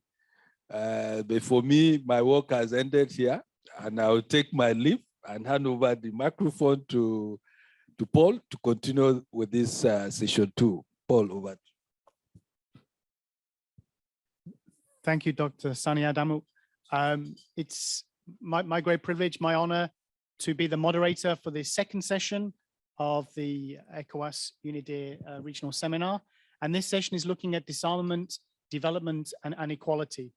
And for this session, my colleagues in UNIDIR's Gender and Disarmament Program have developed, I think, a really engaging concept that looks at, with 5 excellent expert interventions, to examine how to strengthen synergies between disarmament, development, and equality, and with a focus on activities and initiatives in the ECOWAS region that really seek I think, to bridge the divide between disarmament and arms control on the one side, and various international agendas such as the Women, Peace and Security Agenda, the 2030 Agenda for Sustainable Development, and many initiatives and agendas here in the region as well.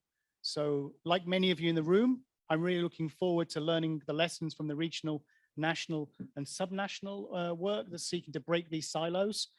We've already seen from the last session, this is not a shy group. And I know people are asking questions in the room, but also online. So I apologize if I have my laptop on my lap. It's so that I can relay questions that come from our online participants, as well as the very active people in this room here. So without further ado, I'll pass over to our first excellent speaker, Dr. Sintiki Ugbe, Director of ECOWAS's Humanitarian and Gender Affairs Division, who I'm sure will provide us with a rich discussion about work that's being undertaken here in ECOWAS. So you can have. Thank you, Paul. And I thank the organizers of this meeting for inviting me and of course my department to participate in this very important meeting. However, as I listen to the previous session, I had to, I want to put aside my notes. Why?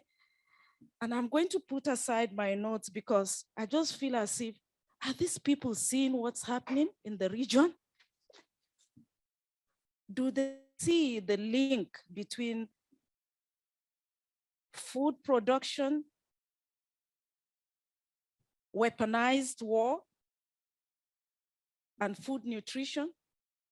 Because we are talking about development, we're talking about disarmament, and we're talking about equality. And here I can give you an example of what's happening in our region. Because of the war that is globalized in Ukraine,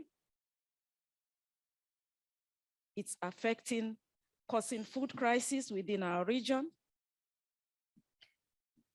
And the result is food insecurity and malnutrition. And who are those most affected by food insecurity and malnutrition? Women and children. That's an example. Another example I want to relate to is we've been talking about proliferation of weapons. And I remembered Cecile in her presentation, she was saying, we have wars that are being fought now and civilians are the target, in which case we've put aside the international humanitarian law, we've put aside human rights law, and civilians are targets. And when we have civilians as targets, who are the most affected? Of course, again, when you switch on your TV and you look at what is happening globally, of course, with the war that we have, you see that women, children, and the elderly are most affected. This is why this session is so important. The disarmament we're talking about has direct link with development, and it has direct link with equality. You can say, well, and that's why I'm so worried, because we are talking about small arms and light weapons. But what we are seeing is that the world has moved from that. You know, we are now seeing, you know, Cecile was talking about biological weapons. We are seeing unconventional weapons. And here, we're talking about small arms and just light weapons. Are we at the same level?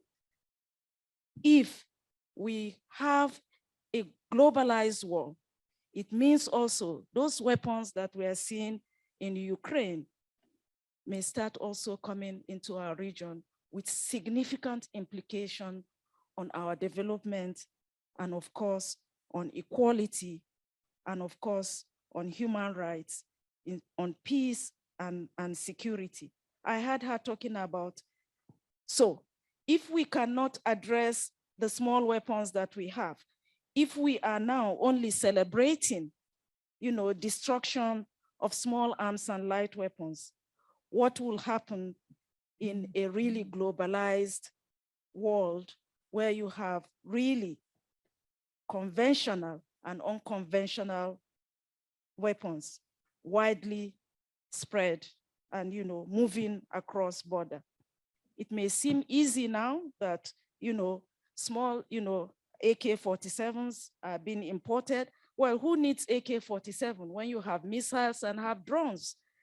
You know, and so our region will be awashed with some of these outdated weapons that are no longer needed in other world, and we will be the dumping ground of those regions, of those weapons.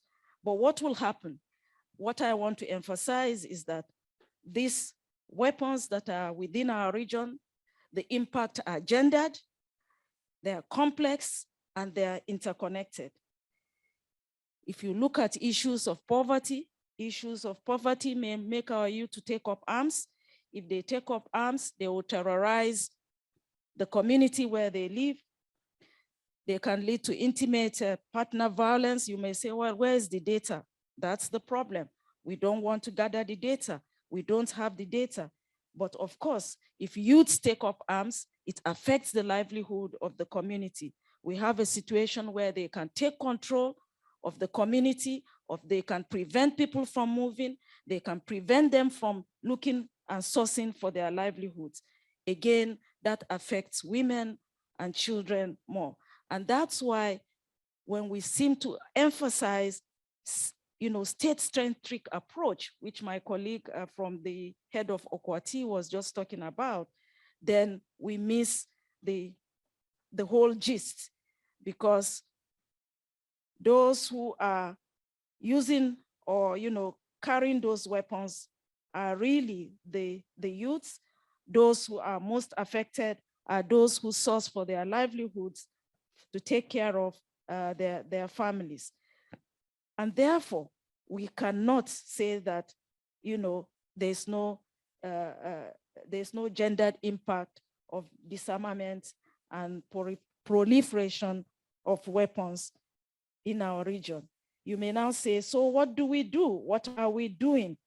Again, I think what we have continued to do with the Small Arms and Light Weapons Division is to continue to work with them to see that it is important to look at the gender dimension, the gender and youth dimension of the work that they are doing.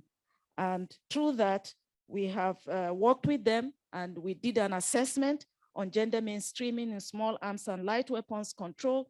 And we came up with an action plan to help them to see how they can better mainstream gender into their activities.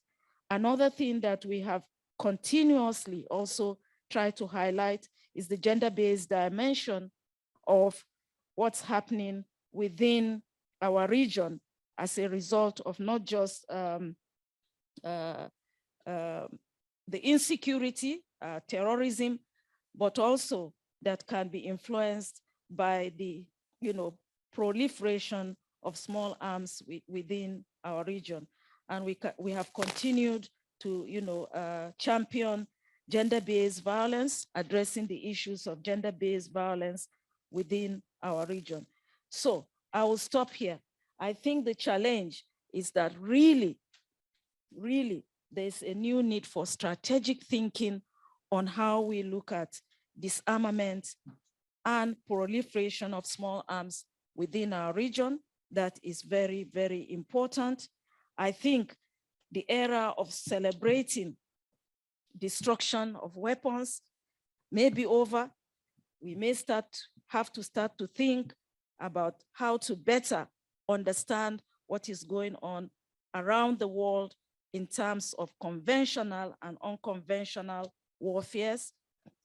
Two, the third point is that, of course, we have to make sure that we know that the development aspect is integrated into this, is closely related to disarmament and proliferation of weapons, whether light weapons or whatever kind of weapons, and they have disproportionate impact on women, on children, on men, and on the youth. That is very important. We have to really move away from our government-centered approach and really look at other constituencies that can help us better understand the dynamics and help us with our strategic thinking. So those are the few words I want to share with you. But what we are seeing in our region, it's really something to be worried about. If you look at the elections in Nigeria, again, this is election, this is politics, this is democracy, this is good governance, but in the mix, of course, of that are weapons, in the mix of that are youths, in the mix of that are non-state actors. How do we now bring all the stakeholders together to chart a strategic direction on how to deal with disarmament and proliferation? That is the challenge that we face.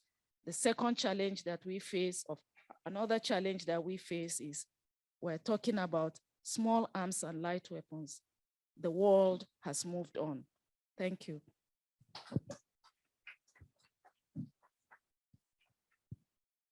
Thank you, Dr. Ogbe, not just for, you said a few words, but I think a few important words there, highlighting sort of the interconnectivity of this globalized and more complex multi-actored world, and especially the gendered effects of weapons on civilians. And I think emphasizing that it goes beyond just the immediate casualties with the points you are raising, especially about the impacts on women and children. And indeed, UNIDIR's own research into the issue of explosive weapons in populated areas has emphasized what we call the reverberating effects and connecting not just small arms like weapons, but artillery and bombs from the air, as you mentioned, with regards to sort of the sustainable development goals and how this cuts across so many different areas of development, and those connections are being made. And we'll have the signing of the political declaration in Dublin in just a couple of weeks. And I'm hopeful that this is an issue that will also be on the agenda of many people here across this region as well, given that this is, as you said, an important issue and the effects of wars in one particular part of the world do resonate. And thank you also for setting us the challenges about sort of the new strategic thinking on disarmament in this region, the need for better data. And I think you mentioned intimate partner violence, which I know from my work in different places is a critical gap that we need to address to better understand the situation, and this key message of integrating development with regard to disarmament. And you also set us up very nicely for thinking about gender mainstreaming by mentioning what has been done here. And I'm now delighted I'll be able to pass over to my colleague online, Hannah Salama, a researcher with our Gender and Disarmament Program. And she'll be looking at sort of the connecting the dots work that's been undertaken by UNIDIR, and in particular, looking at the linkages between arms control and disarmament with the Women, Peace and Security agenda. And so looking at practical ways at the national level to move forward in this space. So Hannah, I hope that you're online, and I'd like to now turn over to you. I can see your slides are there. So please, the floor is yours. Thank you, Paul. I hope that you can all hear me well and see the slides. Yes, please go ahead. Okay, great. It's really my pleasure and honor to be part of the inaugural ECOWAS Arms Control and Disarmament Seminar. As Cecile said, we wish we were there in person, but of course, happy to be here and also share with you some brief points on how we connect these agendas for gender equality and arms control and disarmament. And I really like it said earlier how it's essential to look at peace and security and look at you know, without talking about weapons and arms control, we won't get far.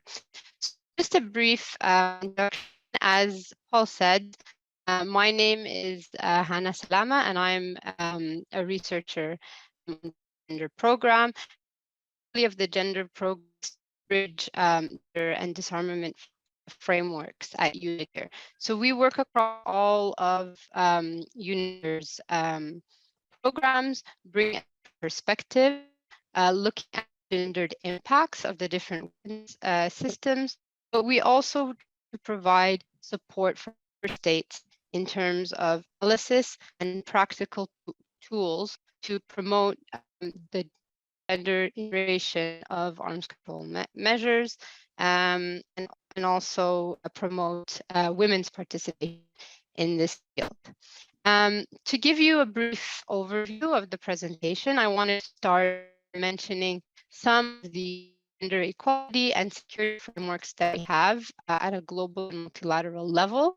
I'll then outline the existing links between the Women, Peace and Security agenda and arms control and disarmament. And finally, I will reveal how we can connect the dots between these two agendas by looking in particular at women's and security national action plans, but also small arms and light weapons action plans, which are so vital and important in the region where you're sitting. So just to give a brief overview, in terms of global frameworks, it has been mentioned before, but we have the 2030 Agenda for Sustainable Development. And in particular, we have a standalone goal, which is SDG 5, which is aimed at promoting the full and effective participation of women at leadership and at all levels of public life, which means that security, arms control, and disarmament should be no different. SDG also has a target to reduce and eliminate all forms of violence against women, which cannot be done unless we reduce the illicit flow of weapons and we manage our weapons. And SDG 16 also has the two goals which are related to arms control and disarmament. One or two targets. So one target which is reducing all forms of armed violence and reducing conflict deaths, but also a target which is directly related to reducing illicit flow of weapons. We also have the UN Secretary General Agenda for Disarmament, where he really lays a vision for disarmament. And this vision really includes a call to have women participate in all disarmament decisions at decision level and implementation level. So it also calls on member states to incorporate gender perspectives in the development of their national legislation and policies on arms control and disarmament. And finally, we have the Women, Peace and Security agenda. And the reason why we're highlighting this agenda is that It is one of the first policy agendas that really recognized the centrality of women, of 50% of the population, to peace and security. So just to provide a brief overview, but I'm sure you're all aware, the WPS agenda is currently in its 22nd year. But it's actually older than that because it builds on decades of women's activism globally. It was initiated in 2000 with Resolution 1325. It had 4 pillars, which it's broadly structured around: prevention, protection, participation, and relief and recovery. And currently there are 11 Security Council resolutions on women, peace, and security. So in our research, we found that despite the centrality of weapons to conflicts and the links between small arms and light weapons and gender-based violence, out of the 11 Security Council resolutions and the 1325, there's been very few references to arms control and disarmament. So this is an area where we're seeing, as I said, a disconnect between agendas. And this is where UNIDIR likes to see its role to bring agendas together.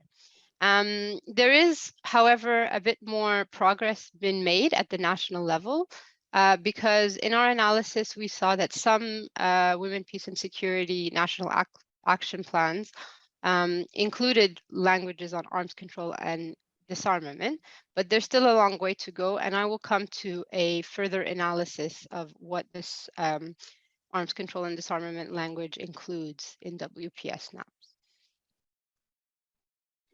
So right now, we should be at the point where we're saying, well, what is the significance of this? Why does it matter? We think that connecting the dots between arms control and the WPS agenda can bring benefits to both fields. So it can structure gender responsive arms control measures, and in turn, it can operationalize the WPS agenda. So in this way, by including arms control and disarmament measures in the WPS agenda, we can really see progress on the ground. We can see how the rubber hits the road in a sense. So just to give you a broad overview of what we mean by this, I wanted to go through the pillars and look at how they are relevant to arms control and what examples that exist already of gender responsive measures. So before that, I also wanted to outline, the links that Dr. Agobe was talking about between the proliferation of conventional weapons and armed violence and gender-based violence. I think right now we are all aware of these links, but just to highlight that research has concluded that firearms have a profound effect on women. Countries with the highest rate of femicide also have the highest rates of small arms and light weapons. And a recent report by Médecins Sans Frontières looked at conflict-related sexual violence and saw that out of as much as 60% of sexual violence survivors being treated by the organization in the DRC have been aggressed by a weapons bearer. So it's not only conventional arms, which is a huge problem, as Dr. Agobe said, but it's also other types of weapons. Our report, Missing Links, showed that chemical and biological weapons also have a differentiated impact on women and men, affecting women's fertility and reproductive health in particular. And we all know about this long-term studies conducted on nuclear weapons and radiation, which shows that women are faced with different risks, different health risks than men. And again, cyber attacks, which you'll see later on day 2, also have gendered implications. These are still being researched and uncovered, and we're still looking into those as a community of researchers. So after outlining these links, I'd like to come back to the agenda. And we see here that basically arms control and disarmament goes to the heart of the agenda, which is prevention. all measures have a broader goal, or all arms control measures have a broader goal of preventing or at least reducing armed violence. Gender is one of the main factors shaping engagement with weapons. And what I mean by this is that, even though women own only a minority of firearms, they are disproportionately represented among victims. And we're also seeing that women are disproportionately targeted in terms of sexual and gender-based violence, where arms play a role. And this is whether in peacetime or in conflict time. So in response to that and recognizing that, the international community really came together under the Arms Trade Treaty and committed to Article 7.4, which includes the GBV risk assessment criteria. So this is one sort of step forward in terms of gender responsive arms control. Other countries have even gone further in their national legislation by having legislation which prevents the acquisition of firearms or giving firearm licenses to those who have been convicted of domestic violence or who had a previous record of gender-based violence. So these are all practical measures. If we move to relief and recovery, we can see that, as I said, the impacts of exposure to armed violence are different for women, men, boys, and girls. And gender also mediates the ability and likelihood of accessing medical care and psychosocial support. We all know that in the aftermath of conflict, women are often the ones who are caring for survivor, and their work goes unpaid. And men also suffer differently and are expected, especially boys are expected to leave school to take care of the family financially. So looking at these impacts of armed violence through a gendered lens has helped the arms control community and disarmament community really develop more gender responsive measures. So for example, in the Cluster Munition Convention and the Mine Ban Convention, there has been the implementation of gender responsive victim assistance, taking into account the factors that I outlined. There's also been a more equitable transfer of cleared lands, so giving the opportunity for women to also own land that was cleared, and then kind of reversing gender imbalance. And there's also examples from security sector reform and DDR, which I'm sure my colleagues will get to. Finally, the participation pillar, where UNIDIR has done quite a lot of work. So these calls for increasing women's participation in arms control and disarmament don't come from nowhere in a sense. And it's based around some data which organizations have collected, and especially UNIDIR. So in 2019, we published a report called Still Behind the Curve, and we looked at arms control and disarmament measures across different weapon systems, across forums, and we found that women are still comprise less than a third of delegations. And when it came to heads of delegations, this was 20%. The following year, we've done a research on women in technical implementation roles for weapons and ammunition management. And this was a project that I was very happy to take part of, and which involved interviews and data collection in the region and with ECOWAS member states. And here we found that the women's participation in this field is severely underrepresented. We looked at 156 WAM-related trainings, and we found that on average, less than 12% of the participants of this training are women. So again, the calls for increased women's participation are based on the fact that we are seeing very low participation at the decision level and also at the implementation level. So the WPS agenda is a good starting point for national governments and all bodies really to undertake targeted efforts to ensure that women are and men meaningfully participate in arms control at all levels. And that also relates to the Secretary General's gender parity pledge, where he pledged to have 50% women and men participating in arms control and disarmament bodies at the UN. So just to transition here, what can we do with this agenda at the national level, and how can we practically connect the dots?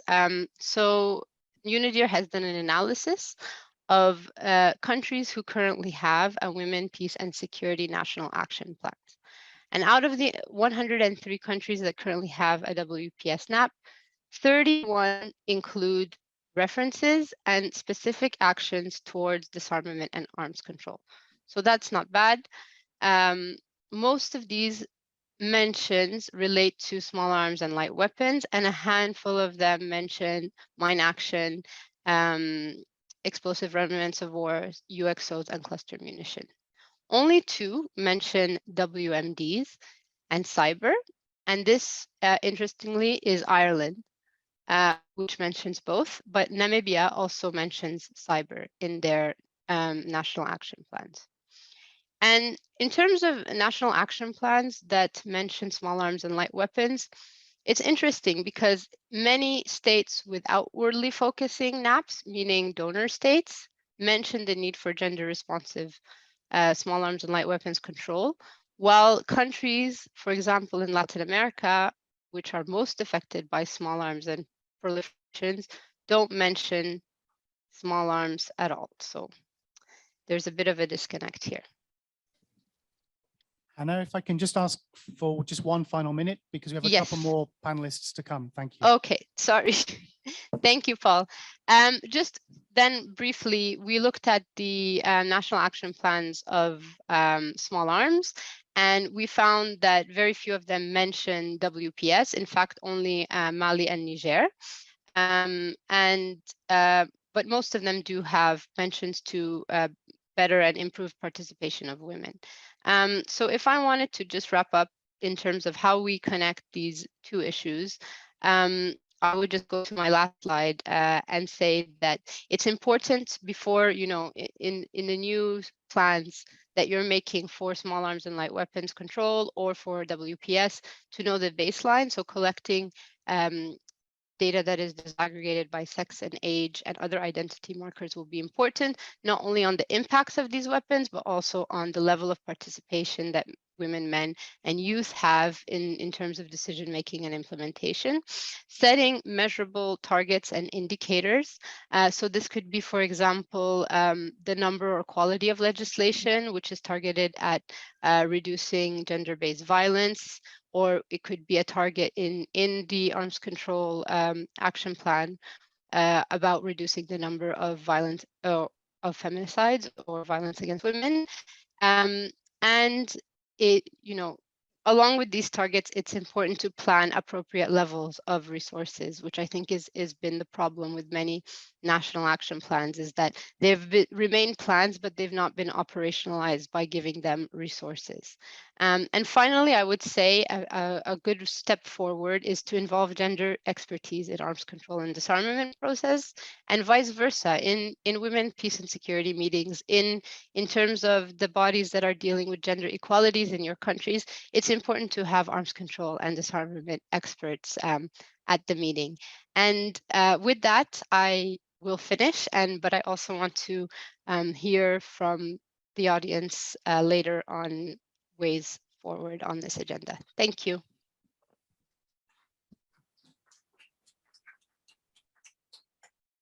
Thank you, Hannah, for your very rich presentation. I think there's a lot of points you raised that people in this room will want to engage with. Again, making those linkages between the global and the national as you did. And I think the important point about just having a plan written out doesn't mean it gets implemented. I think that resonates with a lot of our work. And also, I think your important call for the openness on the different communities that we're speaking about, arms control women, peace and security, that they themselves shouldn't be siloed and that there needs to be an opening on both sides and that engagement. I think that was a very strong message, and I can see a lot of points resonating between the two presentations we've had so far, and I'm confident it will continue with our third presenter, which will be Anna Agata-Akello. She's the Global Diversity and Inclusion Advisor at Minds Advisory Group, MAG, and she'll introduce MAG's approach to gender mainstreaming in its work in arms control and weapons and ammunition management, and I think a really nice connection there with the presentations we've had so far. So Anna, the screen is yours, and you have a very attentive audience here in Abuja and also online. Thank you very much. Again, I'm Anne Akello. I work as a gender and inclusion advisor, supporting our programs to enhance the gender sensitivity. I would like to begin by reiterating that a significant proportion of our work on weapons, ammunition, and arms control activities takes place in states with conservative values and male-dominated environment. And so acknowledging disarmament and arms control processes have been led and designed by men, and the context in which we also carry these activities are dominated by men. It's a vital step for us to understand how can we progress on gender equity within these environments, and how can our interventions be gender sensitive. Not, of course, forgetting what our colleagues have said. Again, the men are the ones perpetuating war as well. They are the ones in war, and the impact are absorbed by women and children. On the part of MAG, the Minds Advisory Group, and in line with our global strategic direction on gender equity, we began groundwork in March 2021 and organized a 3-day needs assessment workshop within West Africa region to actually identify what's needed for us as a region to enhance gender equity in all our programming, but also in our engagement with our stakeholders on ground. As a result, we were able to develop a gender and youth action plan, including on how we can accelerate gender sensitive analysis at the community level with our partners. This process was a very fundamental one for us as MAG to understand the operational context, what that means for us, especially that we're working with the armed forces and state actors. It is actually key to understand how can we navigate our way through these very male-dominant spaces, at the same time keeping those relationships that can help us to have entry points on how we can include aspects of women, peace and security, for example. This process was very consultative, inclusive as possible, where at the start we brought together the programs within the region to expound and define the context of their gender equity objectives in a way that is really very understood and applicable to their specific context. Our stakeholder engagement at different levels was key, and capacity to influence our processes on how we develop, design and implement our activities on gender and youth actions going forward in the region has been really a fundamental process for us. To us, this has not only revealed many areas of strengthening and escalating opportunities of entry points to work within the state actors and driving the key messaging around how we want to do things that are more sustainable, but also taking transformative approaches to change institutional mindset and cultural norms that impede us from having meaningful engagement on gender equity within the systems we are working in. But also areas where we can make practice more consistent. As MAG, before we had this regional gender action plan, we were really designing our programs based on assumptions, based on what we find in the ground, almost reinforcing those sort of discriminative practices that are mostly unintended. Again, for us, each of our programs was able to identify areas that they could jointly work within the region in terms of how we influence the key stakeholders, especially state actors and armed forces, and also working alongside regional partners like ECOWAS and other regional gender equity organizations and civil society. As a result of this progress, our gender mainstreaming efforts are now linked to the use of our regional gender and youth action plan, which also has given us the opportunity to include the Women, Peace and Security agenda that specifically seeks to support women play a key role in the WARM, in WARM and small arms control intervention. We are using the existing regional and national gender equity frameworks, especially the National Action Plan that is aligned with ECOWAS. We are also working with the national state actors to sort of build on their National Action Plan, to improve on it and to reevaluate them to make sure that we integrate good practice, but also what really works and what doesn't, and try to work collectively with different civil society organizations to contribute towards those efforts. As a result, we are now progressing in our engagement with national stakeholders, particularly with the armed forces and small arms. But again, having said that, in MAG, I just wanted to share that we have a twofold. We know that we can't give what we don't have. We are looking at gender equity in twofold. One that seeks enhancing gender sensitivity in our operation and engagement with stakeholders, but also one that looks at our internal processes and how those all those two aspects implement one another. Can you just move the slide? Sorry, can't see the next one. Yes. Second slide.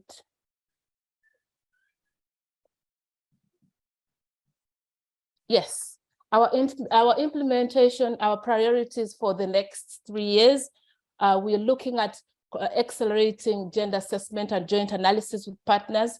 This is one of the key aspects of our work. We believe that we cannot work in assumptions, and the gender assessment help us to understand what is really needed, how we should engage with the broader actors that are working on small arms and the WARM or interventions.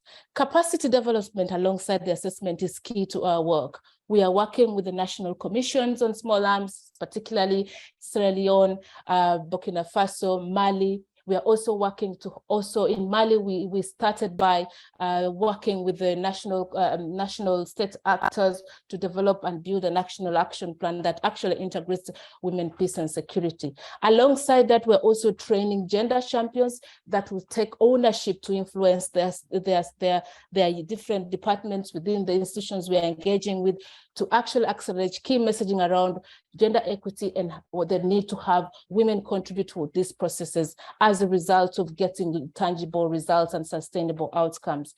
We are also, alongside, promoting the inclusion of YPS, since we already have it in the regional action plan. YPS agenda, it gives us the opportunity to accelerate engagement, especially with countries that don't have YPS in their national action plan. We get the opportunity to actually message, but also linking them to the regional efforts that are having YPS activities and interventions.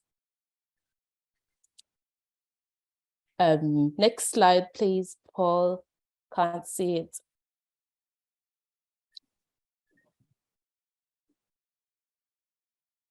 Oh. Oops. It's not me. It's not me. Okay, sorry. In terms of what's working, what is really working based on our lessons learned is that without a gender analysis, we're almost going to reinforce the existing inequities in the systems and practices and cultures that we work in. So gender analysis is really key. And also alongside that, we are trying to embed technical and gender lens in all technical activities, for example, armory training, meetings that we're engaging at high level, at national level. We are also bringing in this same advocacy across the region to make sure that we aligned ourselves with the existing frameworks, but also learning what works, and collective sharing of lessons learned is the key to our work. Again, what is working? Baseline assessment and joint analysis with communities, including civil society at grassroots, is key. Without that, our frameworks and existing frameworks won't work. Frameworks have to work for the reality, to work for the people in the ground. So listening to them and feeding back and again, evaluating our practice is key. This process alone is helping us to build a more transformative approach, but also having an understanding that there are different uniques within the armed forces, very unique constraints sense that we are working in these structures, and we need to understand that and navigate and help to design our programs that work for the institutions that we work with. We're also wanting to reiterate that we need to set a standalone objective that addresses women's efforts. That will actually directly link to the YPS agenda. Without that standalone objective, it's almost difficult to acknowledge that women have been left behind and they need to contribute and influence and become agents of change in small arms and light weapon and weapon ammunition, but also generally making decisions that affect change at community level. Next slide, please. Sorry, just have. What's not working is a lack of assessment on data that you need to reinforce inclusion.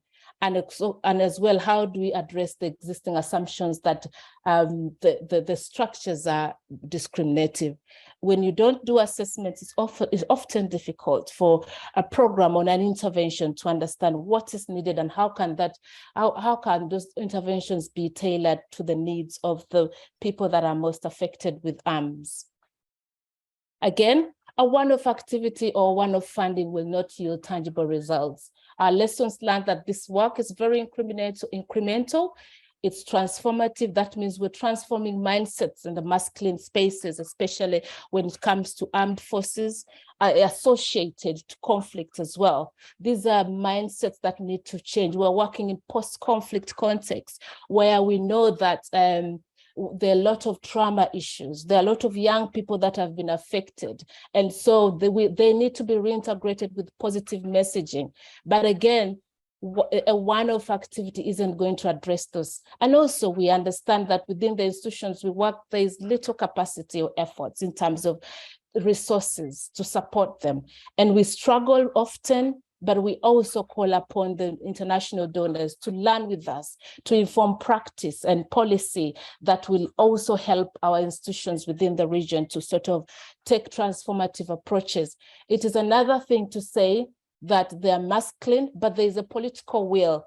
But they'll always tell you priorities come first. When you're dealing with a lot of issues on social factors, social and economic factors, how do you then divide those resources? And at the same time, grapple around making sure that the processes are inclusive.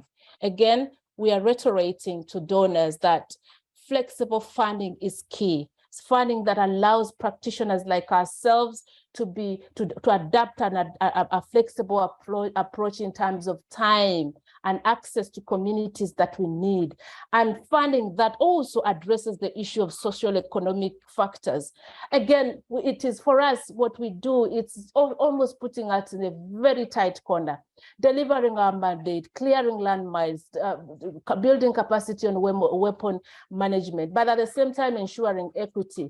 With limited resources, it's impossible, and yet we are at the heart of communities that need support. We often get to hear things that are not associated to arms, but are linked to how arms are elicited legally. Issues on social economic factors are key. Looking at non-mandated activities that are actually, if addressed, would actually tackle the root causes of illicit of arms. And those are at the heart of gender equity. You cannot facilitate a community workshop or a community meeting and people are suffering of hunger.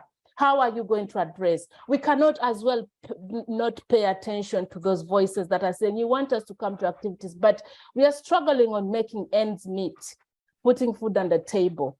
So again, we also commend to other actors, do not selectively listen. Listen to the problems that are also going to end up in the same place.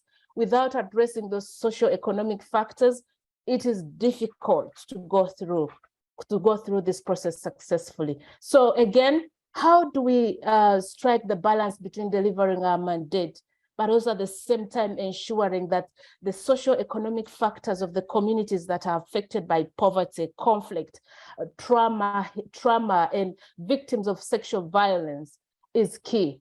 So again, a holistic approach is required. Can you move to the next slide?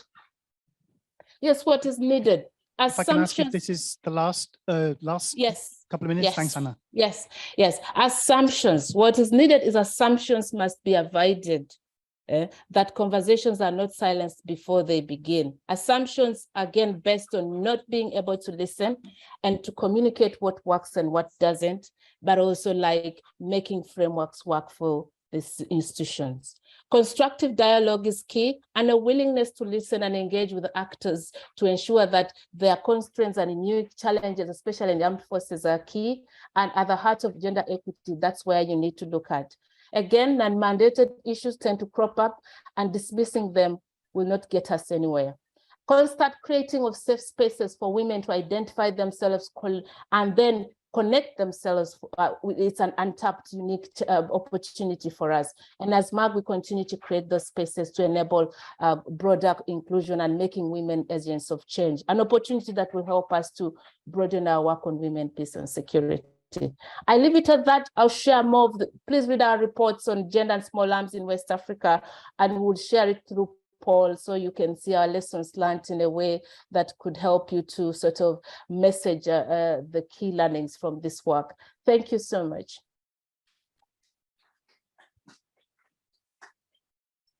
Thank you so much. And we have one of your colleagues, Nicole, here from MAG in the room. So please don't worry, there will be someone on hand for those in Abuja for sharing information. And I think also I can ask my colleagues, if you share links to your material, we can put that through the Zoom as well, so that people can certainly access some of the great work you're doing. And for me, it's as if you've been in our meetings when talking about what works, what doesn't work, what is needed. This is the approach that we encourage, and I think it resonates very well also with the opening remarks we had from Dr. Ogbe of like looking at what needs to be done, having an understanding and a comprehensive and holistic approach. And I think resonating also with Hannah's points about looking at the targeting, setting, collecting the data, and making sure we're addressing some of the challenging environments in which you're working. So I think it resonated a lot here. We do have a room both with men and women in, and with people, with different people in, but it is still heavily male dominated. So I think your message is striking home, and it's great to hear about the fantastic work you're doing. And I'm sure lessons learned for other organizations too. And so we turn to our final two panelists who will present together.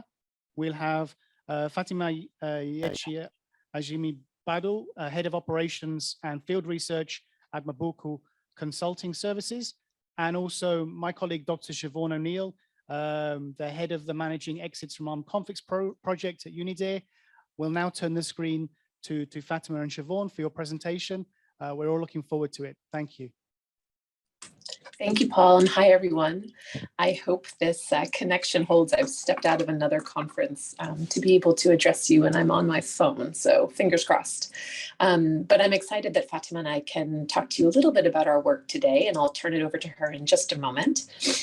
So we are part of the Managing Exits from Armed Conflict Project, which is a collaboration between UNIDIR and United Nations University. And you can see on our logo of logos here, it really is an international effort, both with practitioners and concerned member states, to come together and really enhance our evidence base around how and why people sustainably and fully exit armed groups and transition to a civilian existence. And so we think about this transition really broadly, and we think about the types of interventions that can support that transition. So DDR programs or a child reintegration program. And our goal really is to build the tools, which we've done, and the framework, which we've done.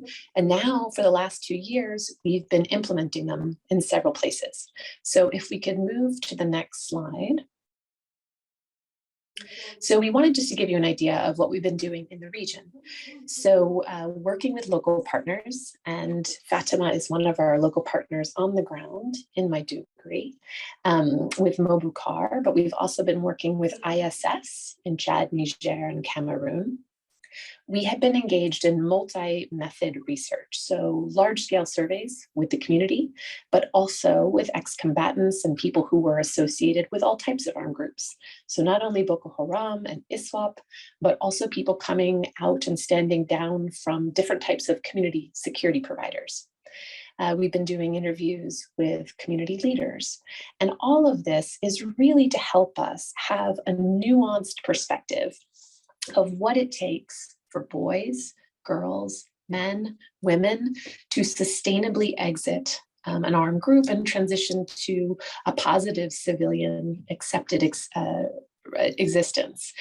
And so we've been trying to look at the really nuanced approaches around gender and look at our data. So we wanted to highlight a couple observations from some of our most recent work, and Fatima has really been leading this. And so for today's gender discussion, we'll focus a little bit on women and girls and some of the information that we have on them, both collected through focus groups, but also large-scale surveys, some of them administered repeatedly over time. So we'll move to the next slide, please.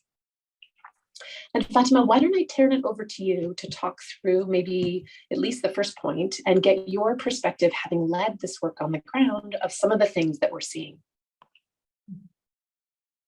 Good afternoon, everyone. I would like to thank you for allowing me to share some insights about the integration trajectories of girls and women in northeastern Nigeria. As is the case with many armed insurgencies, gender politics are central to the conflict, and girls and women are a key part of the operations of Boko Haram and other non-state armed groups. Understanding the political and social norms, as well as the impact of the conflict on those norms, is important to better understand how and why women associate with Boko Haram and what their options are after they leave the group. For example, it is difficult for girls and women to get access to formal education in Borno. It may seem counterintuitive, but the fact that Boko Haram offers religious education is sometimes mentioned as something girls and women enjoyed while with the group. This is not to say that most women join these groups voluntarily, and many were indeed forced into the ranks of Boko Haram. Nevertheless, it is relevant to examine these diverse experiences and understand how local realities will impact prospects for prevention and reintegration. In a similar counterintuitive way, community-based security groups like the CJTF offer career paths to women that would otherwise not be attainable.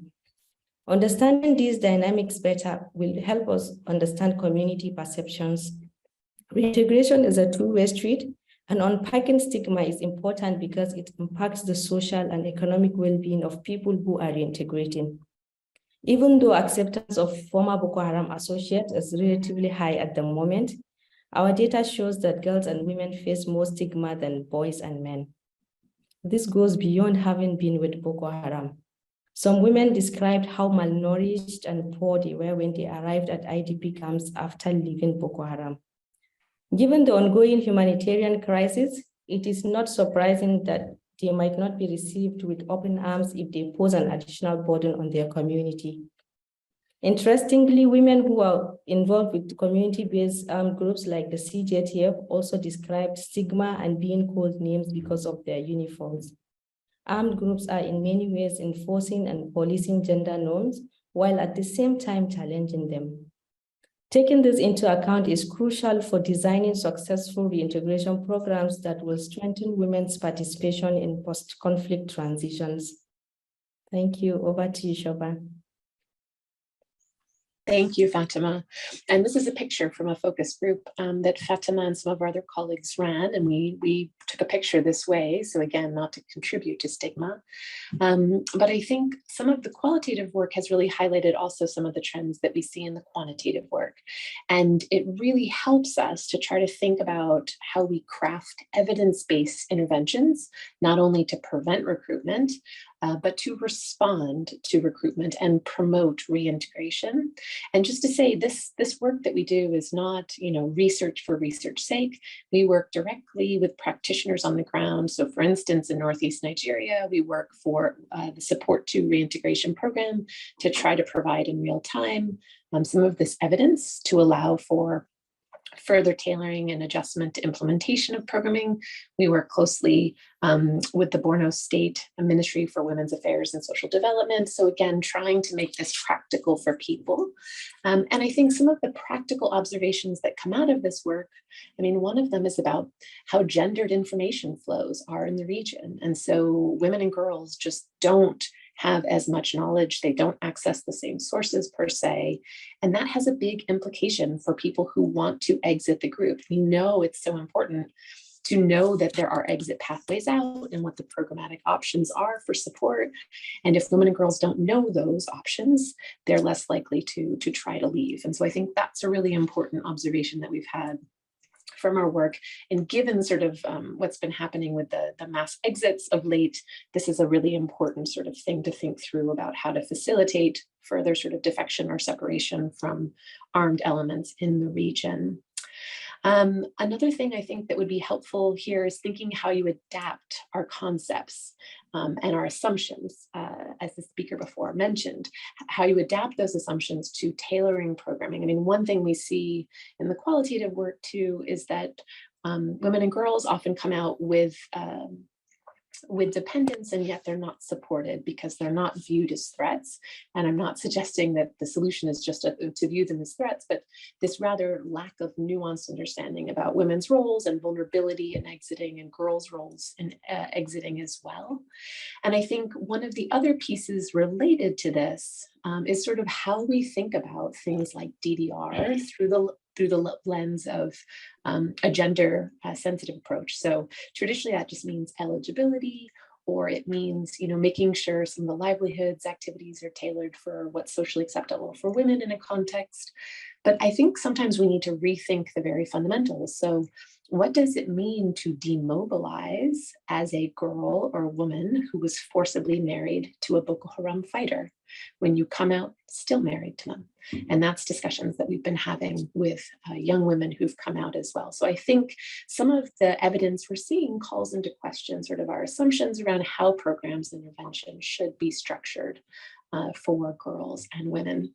And that's, I think, really the point, is to center those interventions on their experiences and in a nuanced way, an evidence-based way, to make sure that support is flexible and long-term, particularly around issues of forced marriage. We need a very flexible approach, because what a girl or a woman wants the moment she comes out of an armed group might be very different than what she wants a year later. We work in Iraq as well, and we see this very much around the issue of marriage to ISIL fighters, for instance. Again, moving away from this simplistic characterization, so really seeing women and girls from a nuanced perspective and not just putting them in either one category, which was traditionally victims, or two, victims and perpetrators, which really doesn't do them much justice and really capture the nuance of their conflict experiences. We think for everyone, participatory programming is really important, so people feel engaged and they feel like programs are responsive to them. And I think that's really something that we want to see everywhere. And then ultimately there is this question about reintegration into what? You know, we can have the best design program, unless it's well messaged, that's one thing. And unless it has sort of a realistic understanding about what is possible in life outside the program itself, you know, we may not be sort of setting ourselves up for success. So how do we adapt these programs in a way that really makes sure that people have the best chances for sort of a full, sustained, and accepted existence back in the community once they've been able to separate from a group? So I'll stop there, and I know we're not going to have a lot of time, so I'll just say that I'm hoping this is the beginning of a discussion, and that you'll reach out to us if we don't get a chance to connect through the Q&A. Thank you.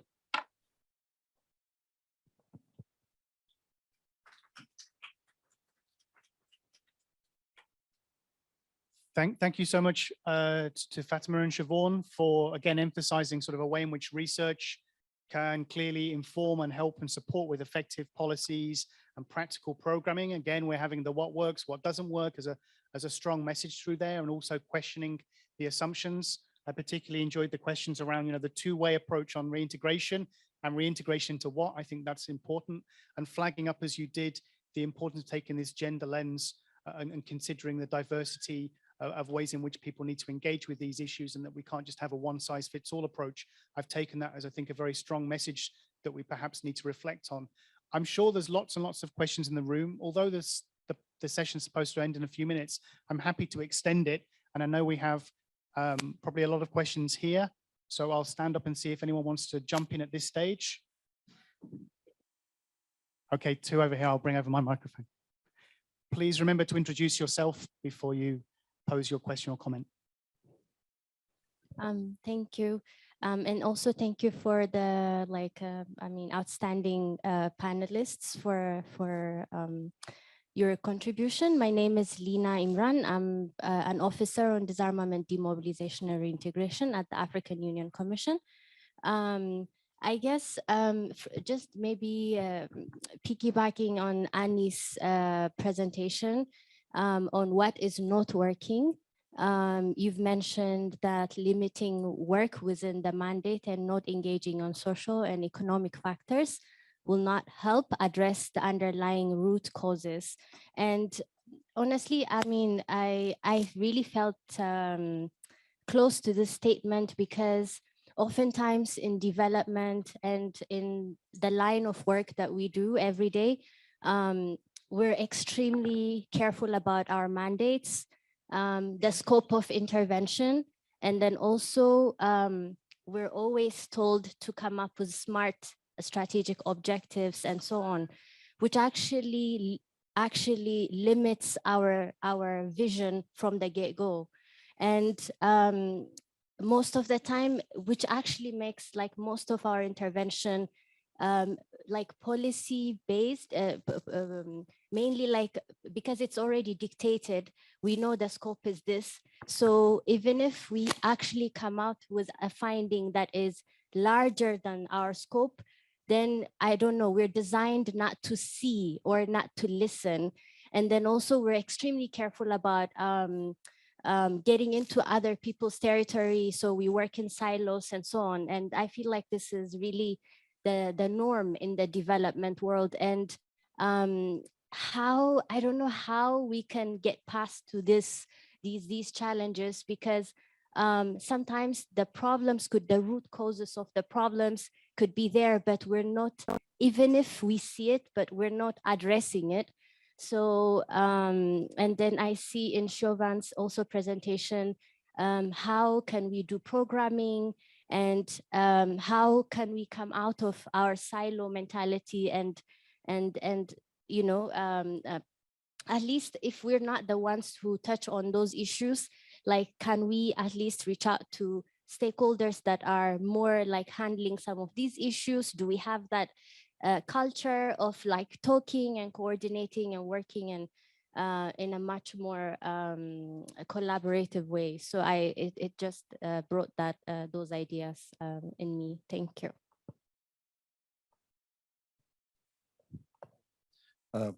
Thank you very much. My name is Carl Wagner. I'm the technical advisor for physical security and stockpile management in West Africa for the Bonn International Center for Conflict Studies. Just a quick question to the first and last discussants. The first, you mentioned, Doctor, the question of women's roles within amnesty and collection programs. And this is a point that even in previous careers was quite apt, that how do you develop an amnesty program that actually could, with the potentially encourage women to turn in weapons under a program that would also protect their husband, and not to sort of destroy the family dynamic or ensure a lot of additional domestic violence that could occur, because under the current amnesty programs that happen within the region and stuff like that, it's only the bearer of the arms that is turned in, which would receive the amnesty. And one of the ideas that was floating around at least 10 years ago was to how to extend an amnesty program that would encourage women to turn in weapons that are possessed within their house but not theirs.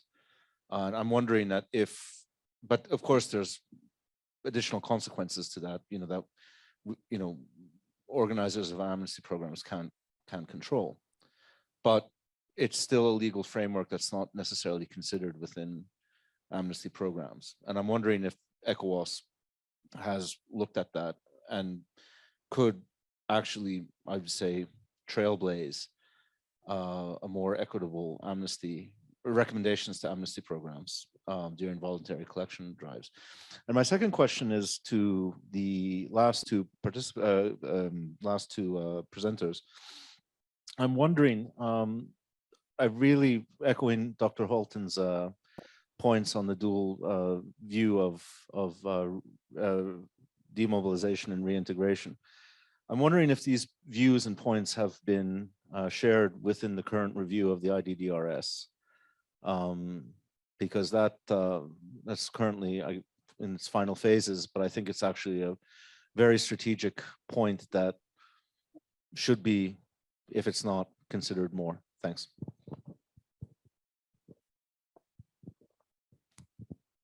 Thank you, Carl. We have 3 other questions that I've seen, so we'll take all of the interventions and then I'll turn it back to the panelists in reverse order to address. So please, Fred. All right, thank you very much. I think I introduced myself earlier, so I'm not doing it again. So we'll save time. Mine is my thoughts on the last, on Hannah and Annie's presentation and what my colleague from AU, yes, just touched on. How do we bridge those silos? How do we bring the conversation into mainstream? And my thoughts are these, that the first place, when we support the development of action plans for the member states, the question is, to what extent are these action plans the national or the UN development assistance frameworks? Because in every country, they have the UN assistance development frameworks, which is the point of departure for all development practitioners, including the multilateral and the partners. And that is where almost everybody take their source of implementation for those respective countries. So in developing our national action plans, to what extent are they reflective of that? That's the first point.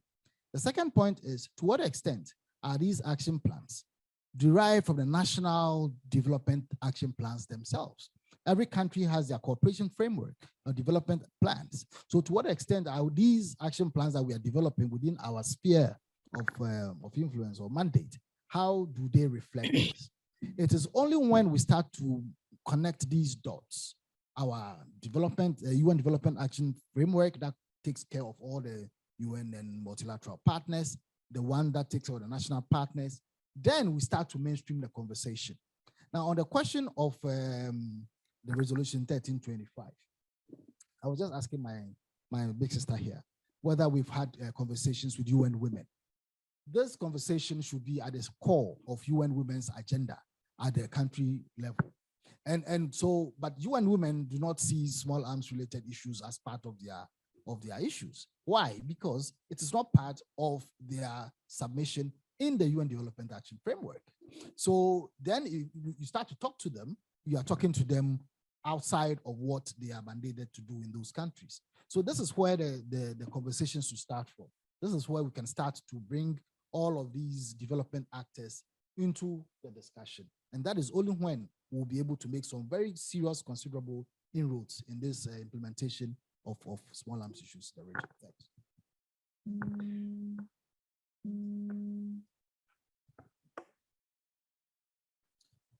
Thank you. I would like to congratulate all panelists for information. There are a lot of progress, especially on mainstreaming gender in the policy instrument and so on. But I will also note that there is still a lot of to be done. For example, empowerment of women in DDR program. And I will have one question because as we know, the women are very important in the family. And we know that the women have an influence on it, and the husbands who are in action and who decide policy also. So why we don't have more empowerment of women in DDR program, and why we have not also more action who have developed for women in action to sensitize and to sensitize, only to sensitize the family and all of stakeholders. And about WOM and gender, it's very, very, very also important. But in most of countries in West Africa, and I think even beyond, women are not taken into account in the womb because women we did not see in the countries women who are responsible of stock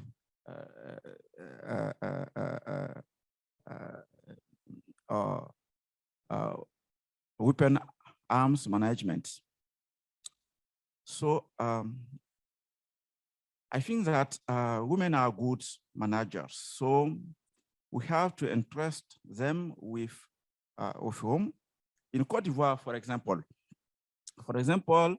the head of women and ammunition stock management was a woman, and which made progress in the home in policy on marking and database also. And police department was the first agencies who have developed all actions about secure and protection of arm, about WOM. I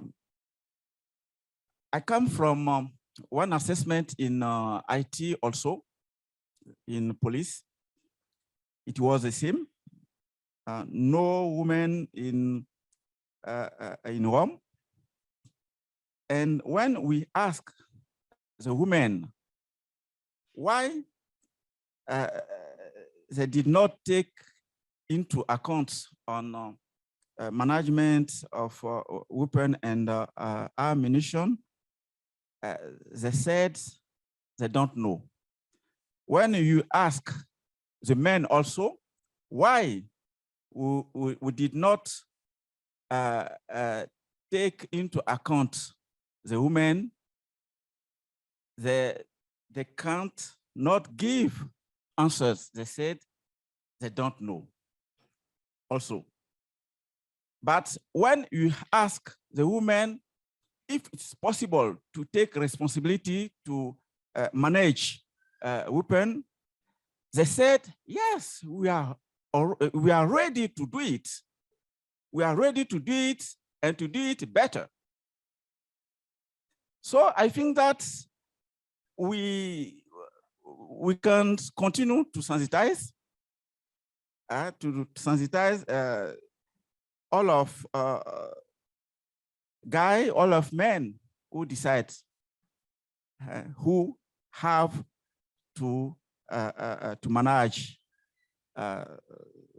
arms, who have to be responsible of arm storage management.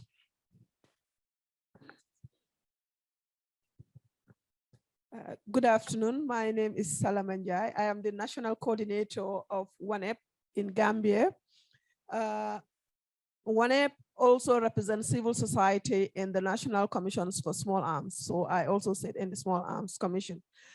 Actually, I first want to thank the wonderful ladies for their insightful presentations. My comments will be linked to that of Hannah Salama and also Annie. Annie also highlighted as one of the challenges for not achieving, not having tangible results as far as women, peace and security is concerned because of lack of sustainability, as most of the activities that have been implemented are not sustainable because they are just one-off. I can easily relate to this because back home, most of the issues relating to the implementation of the national action plans has been shifted to the civil society organizations or the international partners. And, we know that all those projects are not sustainable. So our governments are not really committed to some of these programs. Yes, they can establish an office with staff, but when it comes to programming, it is zero. The more reason why we are not yielding a dividend as far as issues relating to women, peace, and security is concerned. And to that of Hannah Salama, yes, you did highlighted that out of the 103 countries that have a national action plan, only 31 incorporated small arms and light weapons. I think that is not fairly good. But the question that we have to ask ourselves is, what are the reasons? Maybe they don't know. Maybe there is the need to organize a meeting of such nature to also, encourage them to include issues relating to small arms and light weapons. And I think my country is also guilty because we've just validated the second generation of the Women, Peace and Security National Action Plan, but we just don't have issues relating to arms or small arms and light weapon. But the good news is the take home is that when we meet to have a midterm review for the national action plans, I would definitely advocate for issues relating to small arms and light weapons to be incorporated. And also, as we are working towards having a national action plan for small arms and light weapons, I would also strongly advocate that we have issues relating to women, peace, and security, and in that document. Thank you. Thank you so much to our speakers. I think because of the time, I'm going to close it at just that round of 5. This subject certainly got a lot of interest, and I'm sure will continue to be a subject that we'll discuss in the coming days. So I'd now like to turn back to our panelists to get their responses and their final remarks. And I'll start with Siobhan and Fatima, and then I'll give the floor to Anna, then to Hannah, and then we'll have the final remarks from Dr. Ogbe here in Abuja. So Siobhan and Fatima, a lot of questions directed at you. Please be as short as you can, but we'll start with you first. I'll be super fast, and then I will turn it to Fatima and everyone else because I have to log off for another presentation. Just to say sort of 3 points on the IDDRS. I've personally been involved in a lot of the different modules that have been revamped. So we've been trying to make sure that the evidence base informs those revisions. And one thing we have talked about in that process is moving away from a once every 10 years sort of revision process to a living, learning set of guidance, and sort of how do you do that in practice. So I think your points are very well taken. Lena, nice to see you online. I think just to get to your silo point, one other thing I think that's interesting here is that often people are operating from different private pots of information. And so there's not sort of a shared understanding of the problem. So you can't challenge assumptions, or you can't tailor programs, in part because everybody's operating from their own evidence base. So that's another area where you could help break down silos if there was a shared understanding of shared evidence. And on the question around sort of why DDR programs have not been sort of responsive to women, I think part of it, again, is because of sort of how women are seen or girls are seen. But I think there's 2 potential ways to maybe address that to get to your question. And one would be sort of changing the way we see these sort of interventions, not through a narrow security lens, but a more broad peace building lens. And then I think the roles of women and girls become much more important when you have it from that perspective, if that's sort of your goal and outset. And I think the other thing, and this is born in evidence, working out through the region, we are finding evidence that if you have a parent who's associated with Boko Haram, the probability that you will become associated with Boko Haram increases significantly across each country. And so we know the family is so important, and yet we really program towards individuals. So I think either changing our sort of outlook towards peace building, or changing our entry point from the individual to the kind of socio-ecological model, which has the family at the heart of it. And so that's another way, I think, where you would start to see a change about who is eligible and who programs are adapted for. Thanks so much. I threw my email in the chat if you want to follow up with me.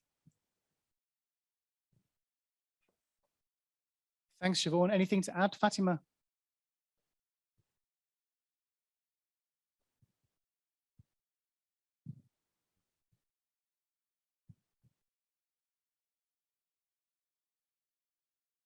Okay, in that case, I'll pass to Anna from MAG.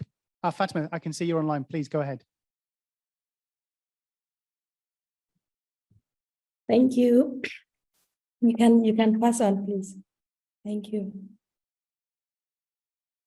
Okay, thanks then. Anna, please, over to you. Thank you. I think I reiterate with one of the participants' contribution on how we can have this conversation kickstart at that level. Because even if dribbling down to the national level at our level, it's difficult if those conversations that don't start from this space. It's a constraint, but it doesn't allow us as practitioners to do meaningful change. Even this, we have staff collectively from different institutions that are working on issues around social economic factors. But again, their organizations need to grapple it. But again, it also fits into the mandate they're supposed to do. Unless that advocacy starts in this space, it will be a bit difficult. One thing to acknowledge is that one of the things to think through is that these processes of transforming institutions within, they have to be very realistic. And they're very incremental, but each step at a time requires more effort and consistency in terms of resourcing and capacity building. That's the message I can just leave in this space. Thank you. Thank you, Anna. Over to you, Hannah. Thank you, and thank you everybody for your very thoughtful comments and contribution. I just will address a couple of points. First, the multilateral level and women, peace and security and UN women, then the national level, and then I just wanted to say something brief about gender and WAM, since UNIDIR has done some research on this. Just to say that at a multilateral level, at a headquarters level, UN Women is involved with our topics, thanks to advocacy by UNIDIR and ODA. The Secretary General's report on women, peace and security does include information and background on arms control and disarmament measures. But as you said, it's not enough, and it's still not trickling down to the national level. And a point I see with that is just simply coordination and bringing the right people into the room. And yeah, I think it would be great to have these conversations at a national level to explore what are meaningful arms control and disarmament indicators that can be included in WPS national action plans and vice versa in arms control national action plans. So I take that as a suggestion, as a recommendation for donors and the international community to come around some sort of dialogue on this very topic, either at a national or regional level.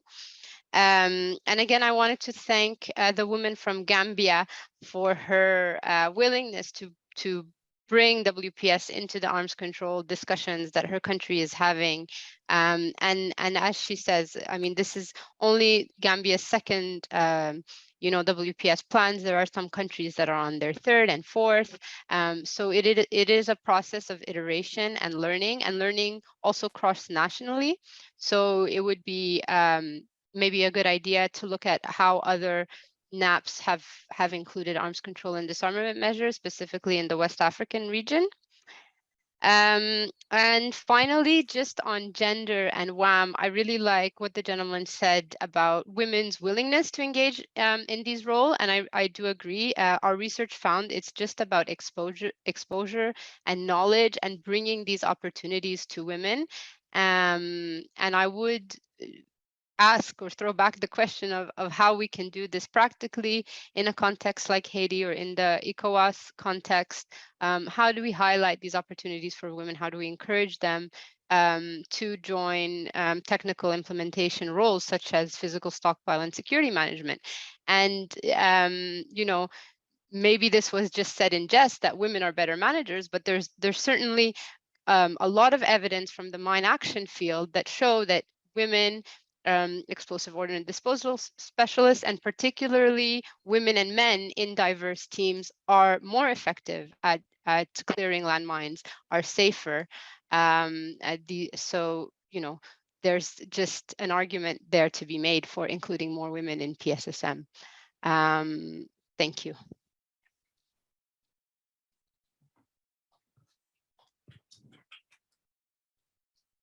Thank you to Hannah, Fatima and Siobhan for their interventions and responses to the questions. I know that this could go on for much longer, but I can hear stomachs rumbling here in the room, and I know that lunch is ahead of us. Before I hand over to Dr. Ogbe for the final remarks, I just want to say thank you to our 4 excellent online presenters, very clear. I think a lot of food for thought and got us off to a great start. And thank you to those of you in the room for engaging so actively and not just posing questions, but also providing useful interventions to advance the program and to give us some food for thought to reflect in the paper from this report as well. And with that, I'll pass over to you, Dr. Ogbe, for the response, I think, to a couple of questions and your final thoughts. Yeah, thank you for that excellent question, because it gives me the opportunity to really tie up what myself and other panelists have said. I am not an expert on the amnesty program, but if the amnesty program is bring your weapons and in exchange for anything, jobs, scholarship, whatever it is, we know that the system itself is state-centric. That's once you have a state-centric approach, then you know that you are in trouble. Don't allow me to say what happens to states when they are managing this type of things. We know it. There is no accountability. The system is not transparent. I'm trying to use all the right diplomatic language. So we know that is it. Bring your arms. And this is what we've been saying. These people who carry these arms are not working in isolation. They are working within communities. Most of them are in cults, they are in gangs. Also, the community depends on them for livelihood because they are the ones that have the money. If you have money, if you have guns, you have money. They are the ones that have the highest number of girlfriends. They are the ones that have they are the ones that the traditional leader looks up to. They are the ones that a lot of other people depend on their livelihoods. They are the ones also, if you associate with them, you are likely to have to be stigmatized and also to have, people don't, oh, he's a criminal. Also, they are the perpetrators of gender-based violence. So if our amnesty program is just looking at bring your arms, drop them for something else, what of all the other people who are depending on them? What of the prostitutes? What are you doing with them? Because they have the information of how the young men get the arms. You're not talking to them. You just want, we've collected 5 arms, and in exchange, we've given them scholarship to go to Britain to study. What happens to the women? What happens to those who depend on their livelihood? And that's why we're saying that this human security angle should be part of our disarmament and dealing with proliferations of arms within our region. If it is only the government with the director of amnesty program living big with so many cars and reporting to the government, I've seized 10 arms and I've given them jobs, then we're not addressing the problem because more people will go and get the arms and live big, and then you create a vacuum. Gender-based violence. What happens to those women? And I tell you, it is those women that have more information on those who have arms than you, the civil servants, who are running the amnesty program. So let me stop there. I have emphasized the human security dimension. Amnesty program should not just be about arms. It should be about the people and the communities. Even the traditional ruler is lying down there and saying, my young man, you are the big boss here. He is on the payroll of the young man. He drops his arm. What happens to the traditional ruler? What of the prostitutes? They are depending on them for their livelihood. He drops the arms. He's not going to come back again to see her. And then you have not helped her with her livelihood. These are the realities that we see on the ground, we that work on human security. You are the technicians. You look at arms, where it is going, where it is stored. We go in and see human security. What is happening to livelihood? What is happening to women? What is happening to children? I will not go into deep. I've explained it in the most simplistic language that you need to understand. Finally, we can have all the action plans. We've done action plans for small arms division, but every time there's a meeting, they call me to come and talk. Why? It goes back to what my brother said. Take the ownership. Take the ownership. The ownership is not for the gender expert. The ownership is for you, the small arms and light weapons expert, to bring those stakeholders into your discussion, to bring those communities into your discussion. We have an action plan for integrating gender into small arms and light weapons. Ask them, how much budget have they put into it? Zero budget. But the good thing is that it's in the agenda of this meeting. That means change is happening. It's slow. Normally, gender in development, disarmament will be the last item on the agenda. But I'm happy that UNIDIR has brought it as the second item on the agenda. I couldn't believe it. Second item, not the last. So there is progress. There is progress, but it is slow. And it is slow. It is slow. You need to do more than that. You need to do more than the talking. Put your money to where you want action, not talking. I have followed them. They are my brothers to do their action plan, but I cannot go and look for money for them. You have to look for money and implement what is there.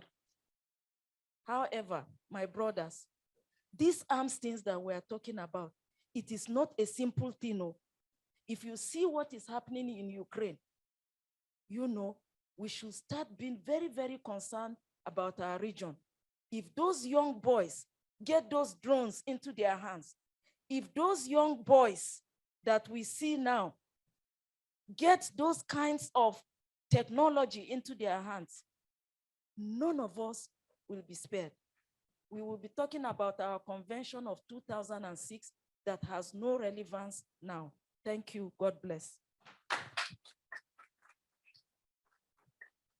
Thank you so much. And I think that's a good way to finish this second session.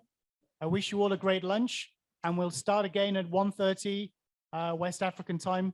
So I hope you don't get indigestion, but please don't be too slow. So see you all again soon. Thank you. And thank you to everyone joining online.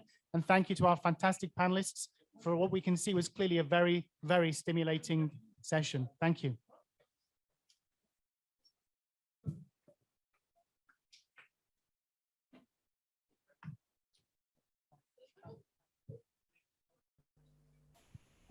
This meeting is being recorded. Okay, recorder, can I start? My name is Afi Yakubu. I'm the Executive Secretary of the Small Arms Commission in Ghana. And I'm honored to be your moderator this afternoon. We have a very interesting topic to discuss, and that is lessons learned in tackling the illicit trade in small arms and light weapons. And as I look down my list, I also know that we have an interesting array of very experienced, well-versed experts to discuss this subject matter. They are Dr. Sani Adamu, from the ECOWAS Small Arms Division, Mr. Mohamed Koulibaly, a researcher on conventional arms and ammunition program in UNIDIR, Honorable Teklo Maxwell,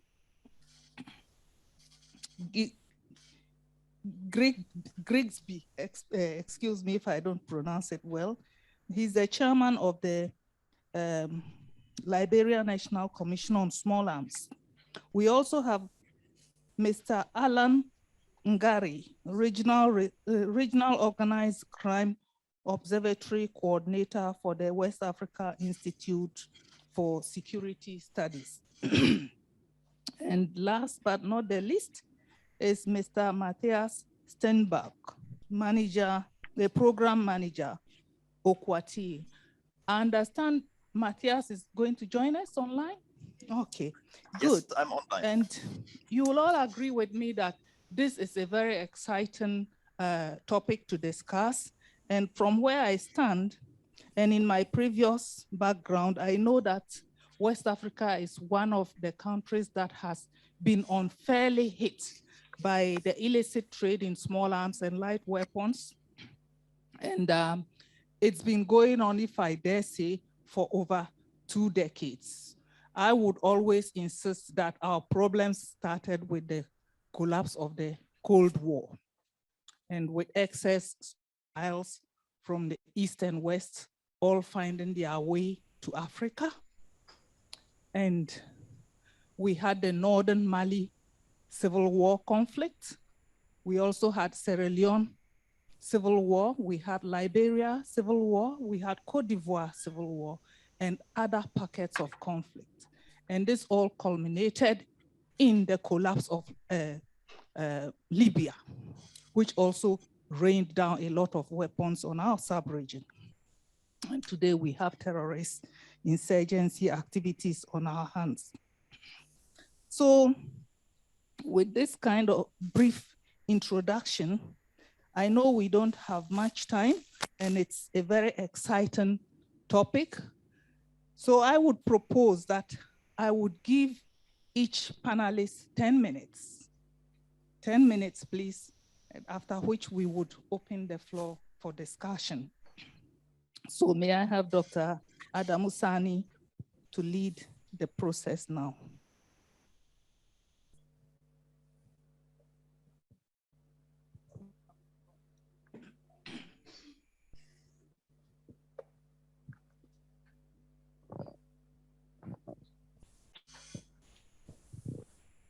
Thank you, Madam Moderator.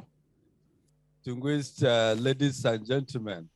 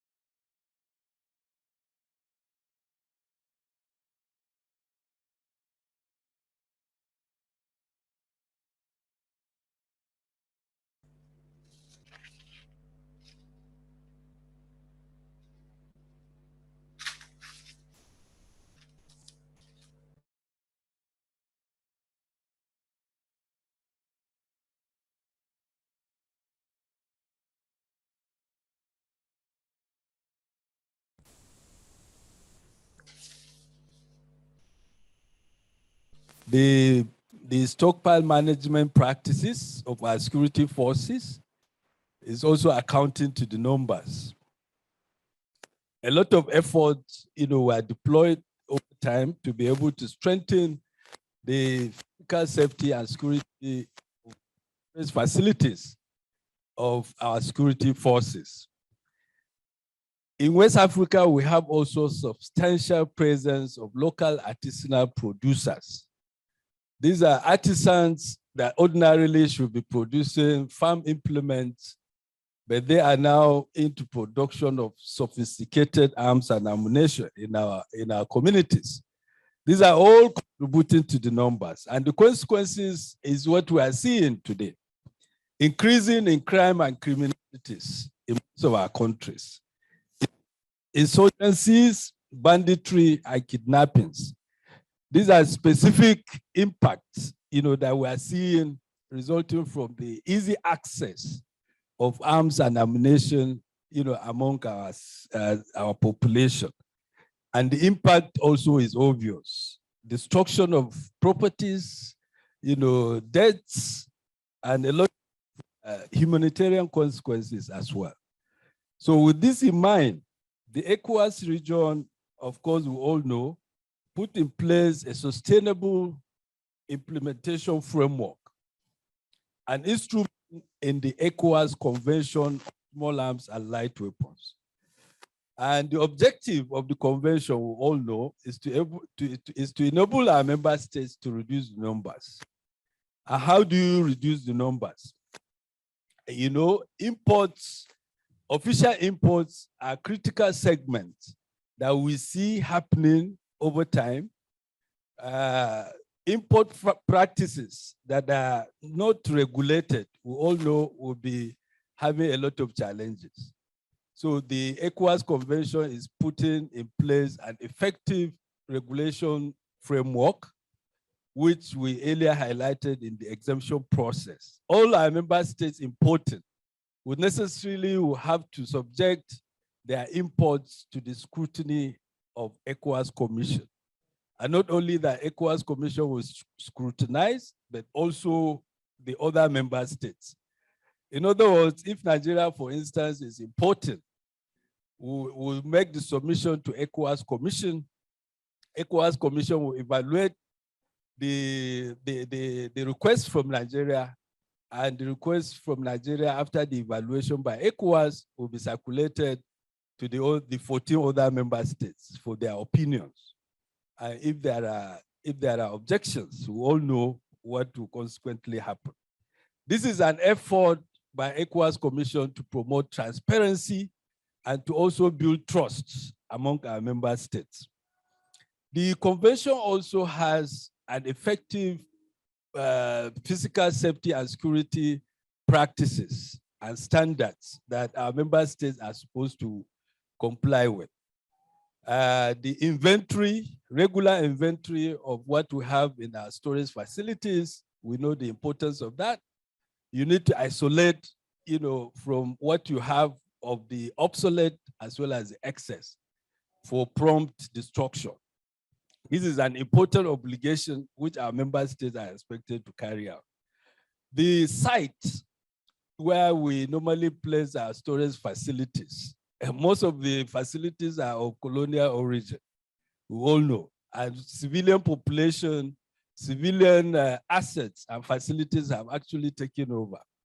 And for us to prevent the potentials for unintended explosions are also issues that the convention is focusing on, to be able to see that member states are not only providing physical safety and security, but they are also placing appropriately, allocating armories appropriately, as the case may be. Now, institutional implementation framework. There is no gainsaying. If you have an instrument like you have in the ECOWAS Convention, you need to have a convenient national structure that is going to carry out, the key provisions and the implementation of that instrument. Article 24 of the convention obligates all our member states to put in place, a national commission on small arms and light weapons. The essence is to be able to have, a dedicated national structure, to have a dedicated secretariat, and also to deploy, skilled manpower that will be able to deliver on the key objectives of having an institution like that. The region has actually progressed significantly in this direction. Not only that, all the member states are having, national commissions duly created through acts of parliament, but they also have dedicated secretariats, except for 2 or 3 countries that we are also on them at the moment to be able to see that they fully put in place these national structures through our national level advocacies at the highest level to be able to see that these are in place. Except, of course, also for one country that is still outstanding in terms of legal procedure, legal act, or the act that will eventually establish the National Commission. So these are important, lessons, important progress at the regional level that will continue to capitalize on. The West Africa, we have different legal traditions in West Africa. Our colonial masters, we all know. So we have 3 different legal traditions. So for us to fight the fight effectively, we need to have we just have common approach. 1 minute to go.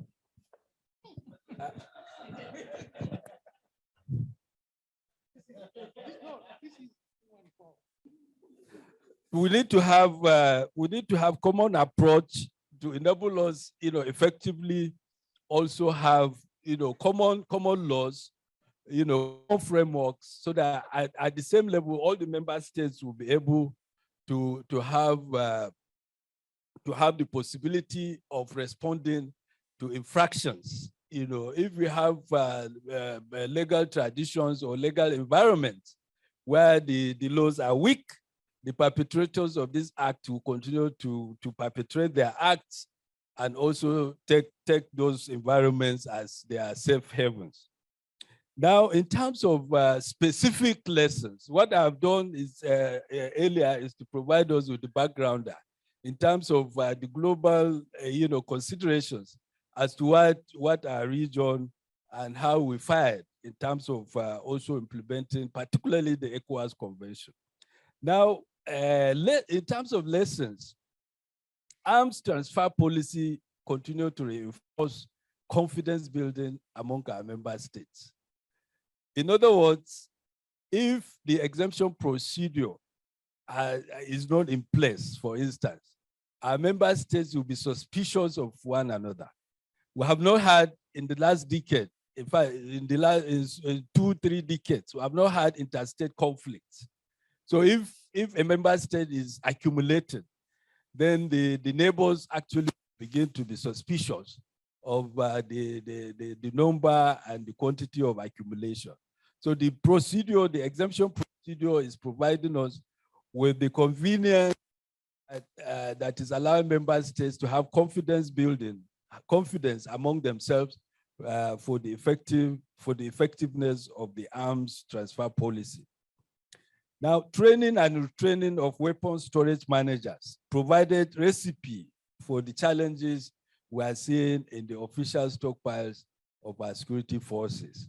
The ECOWAS Commission in the last 3 years, we have devoted considerable time in terms of getting to increase the capacities of our security forces through the collaboration with the GFF4 and the German Verification Center.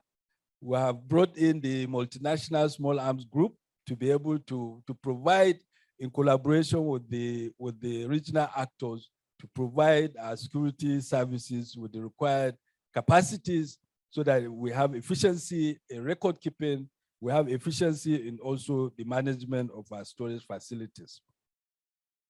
Community level approach to programming contributed to the massive improvement of resilience, of our border communities. We all know the tendencies and the vulnerabilities of our border communities. And this is expected. A lot of our border communities are far away from capitals, and therefore governmental presence are not as much as expected. So a lot of illicit activities are taking place in some of these border communities.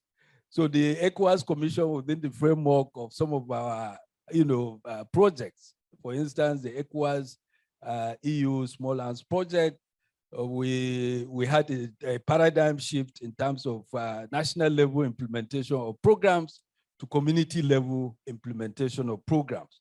This has been, and we also dovetail the 10th EDF obligation into the 11th EDF, which Okwati is currently also promoting. This dovetail into having to increase the resilience of our communities in, our communities in border at the border lines, so that effectively arms and ammunition and other illicit cross-border trafficking activities would be minimized. Harmonization of legislations. We said it earlier, with the entry into force of the ATT, we need to see that the implementation of both instruments, the ECOWAS Convention as well as the ATT, are done seamlessly in our member states.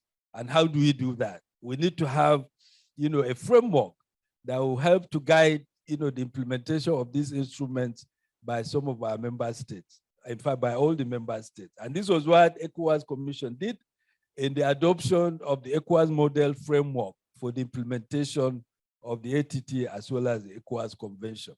This is an important lesson. Member states with the entry into force of the ATT started creating secretariats for the implementation of the ATT as well. And the ECOWAS Commission saw it as duplication, and we needed now to harmonize and see that traction is being introduced, so that effectively arms and ammunition as well as other conventional weapons are being implemented for their control in our member states. Implementation of other continental and global initiatives continue to leverage on the progress made in our region. It's only in ECOWAS region on the African continent that you see the level of ratifications, for instance, of the Arms Trade Treaty. Of all the regs on the continent, is only in ECOWAS that we have 14 ratifications of the 23 ratifications that we have on the African continent. This goes to demonstrate clearly the effectiveness and the gamut of work that ECOWAS Commission deployed over this period. Resource mobilization. There is no gainsaying. Whatever we do without resources is always a huge challenge. And small arms control requires substantial injection of resources for you to be able to do that. And the regional approach model that ECOWAS is promoting is the practical way to go. In other words, the ECOWAS Commission has put in place sustainable framework that towards engaging with our partners, and we're all having them. I'm sure around the table here, a number of them are already here, even though this initiative is between ECOWAS and UNIDIR. And this initiative alone also testifies to the fact that ECOWAS is a credible institution, and a lot of partners are actually eager and also interested in working and accompanying ECOWAS into this. Madam Moderator, establishing the nexus between small arms issues and the transnational organized crimes is an important obligation. We need to begin to have, the nuances, creating the nuances between these criminal tendencies. Because working in silos, implementing, all of these obligations individually is not only it's not only expensive, but also is not cost effective.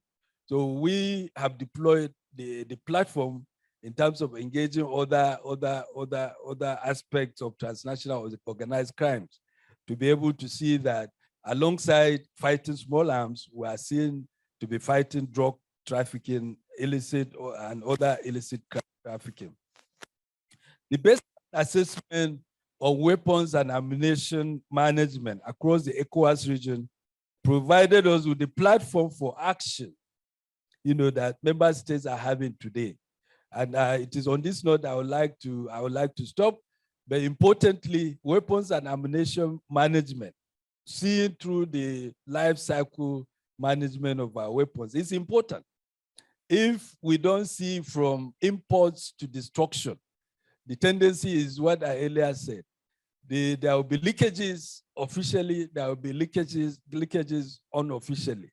So efforts, concerted efforts that ECOWAS put in place, of course, in collaboration with UNIDIR, to have gone through 10 countries in our region, and we have made the baseline assessment of all that is there, has helped in providing the gaps, for our countries, and they are putting, concerted efforts at the moment to be able to actually address those issues. The trainer workshop that I earlier highlighted is also, in addition, part of what the ECOWAS region had done. The silencing of the guns project, even though the African Union, put in place the plan of action, is only on the continent, is only ECOWAS region that had the opportunity of keying into the initiative effectively by identifying our key regional priorities and also allowing member states in the region specifically to also identify their national level priorities, just to be able to accompany the African Union in silencing the guns. I would like to stop here, Madam Chair, and I thank you for the opportunity. Okay, thank you very much, Dr. Sani. And you would all agree with me that that was really deep and elaborate, and it's taken us on a cruise on what ECOWAS has been doing in terms of border surveillance, trying to deal with our porous borders, and also recognizing the contribution to this menace by our own people, that is local production. And I know that my country is very guilty of that, in addition to a whole lot of other neighboring countries. But he's also reminded us of the efforts that ECOWAS has done, extending requests from other partner institutions globally, and to address the problems through training. Indeed, I would not want to summarize because that will take us another 10 minutes. And it looks as if my 10 minutes is inadequate, but the rest, I hope that you bear with me. So let's have Mr. Coulibaly, 10 minutes. Thank you so much, Ms. Safi Yakubu, and thank to all the participants on behalf of UNIDIR. Mohamed Coulibaly, I'm the focal point for Africa, in charge of the Africa portfolio when it's come to conventional arms and ammunition program. I'm not based in Geneva, I'm based in Mali, although the institute is based in Geneva. So I am the focal point here for West Africa. My presentation will then follow what Dr. Sani brilliantly done, is to take up on the cooperation side between ECOWAS and UNIDIR. If you can, the PowerPoint is there, if it's possible to enlarge a little bit. Yes, thank you so much. So we all agree that the illicit trade of small arms and light weapons, but I can say conventional arms has posed a challenge for the security of West Africa since decades. And ECOWAS, we have to say, made a huge effort to tackle this issue. Since the ECOWAS moratorium on small arms in 1998, followed by the establishment of PICASET, followed by the ECOWAS Convention on Small Arms and Light Weapons that Sani brilliantly explained, and ECOSAP projects, of course, all under the direction of the Small Arms Division. So ECOWAS is doing a lot in terms of fighting against small arms. So we do have a cooperation with ECOWAS in other domains, but the main areas of cooperation are support to 3 ECOWAS member states to conduct national weapons and ammunition management baseline assessment. Baseline assessment is a reference point for a member state to know where they are in terms of weapon and ammunition management. This is quite innovative as such, because it will allow member states to know the status of where they are in terms of weapon and ammunition management through a life cycle of weapon. I will explain later. The second point of cooperation is the development of an ECOWAS strategy to counter the threat posed by improvised explosive devices. My colleague Anna will certainly make a presentation around our cooperation in this area. And the last one is this seminar, ECOWAS-UNIDIR Regional Seminar. Huge thank to both Aoba, Sani, and Syria, and Musa, the Ambassador Musa, for taking up this forward. Since 2019, Sani, we were discussing on this initiative. So I'm happy that we are proud to see this happen. Next slide. So among these, I'm just going to talk about the first one, the WAM, Weapon and Ammunition Management. This is, so as I said, we will intervene the framework of the ECOWAS Convention on Small Arms and the implementation of the plan of action of the convention.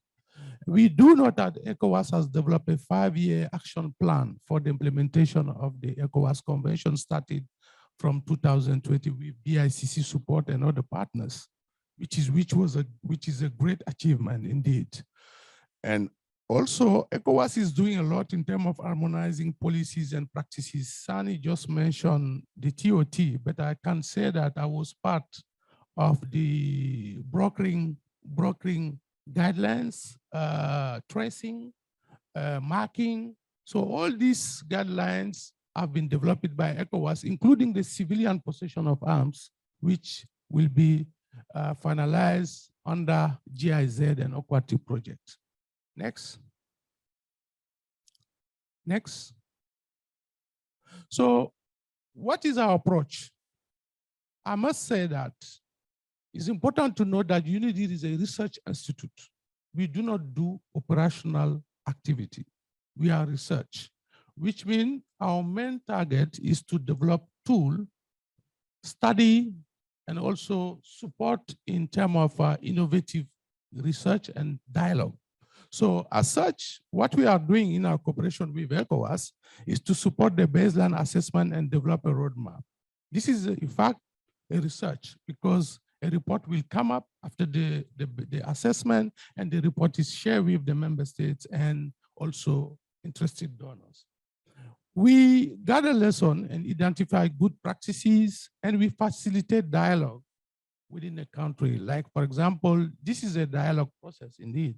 When we go to a country to do a WAM baseline assessment, you have intelligence people in the room, you have police, you have army, you have civil society. So we create space for dialogue among the stakeholders. We were talking about gender this morning, and it's important to create such a space to have a dialogue in important issues such as like gender dimension of arms control. We produce tools. So we have developed what we call a methodology in doing weapon and ammunition management baseline assessment. This methodology is available in English, I think soon in French, and we hope to translate also in Portuguese. Next. So in terms of WAM, why WAM baseline assessment? The WAM baseline assessment is part of the strategic intervention that both ECOWAS, UNIDIR, and other partners will have.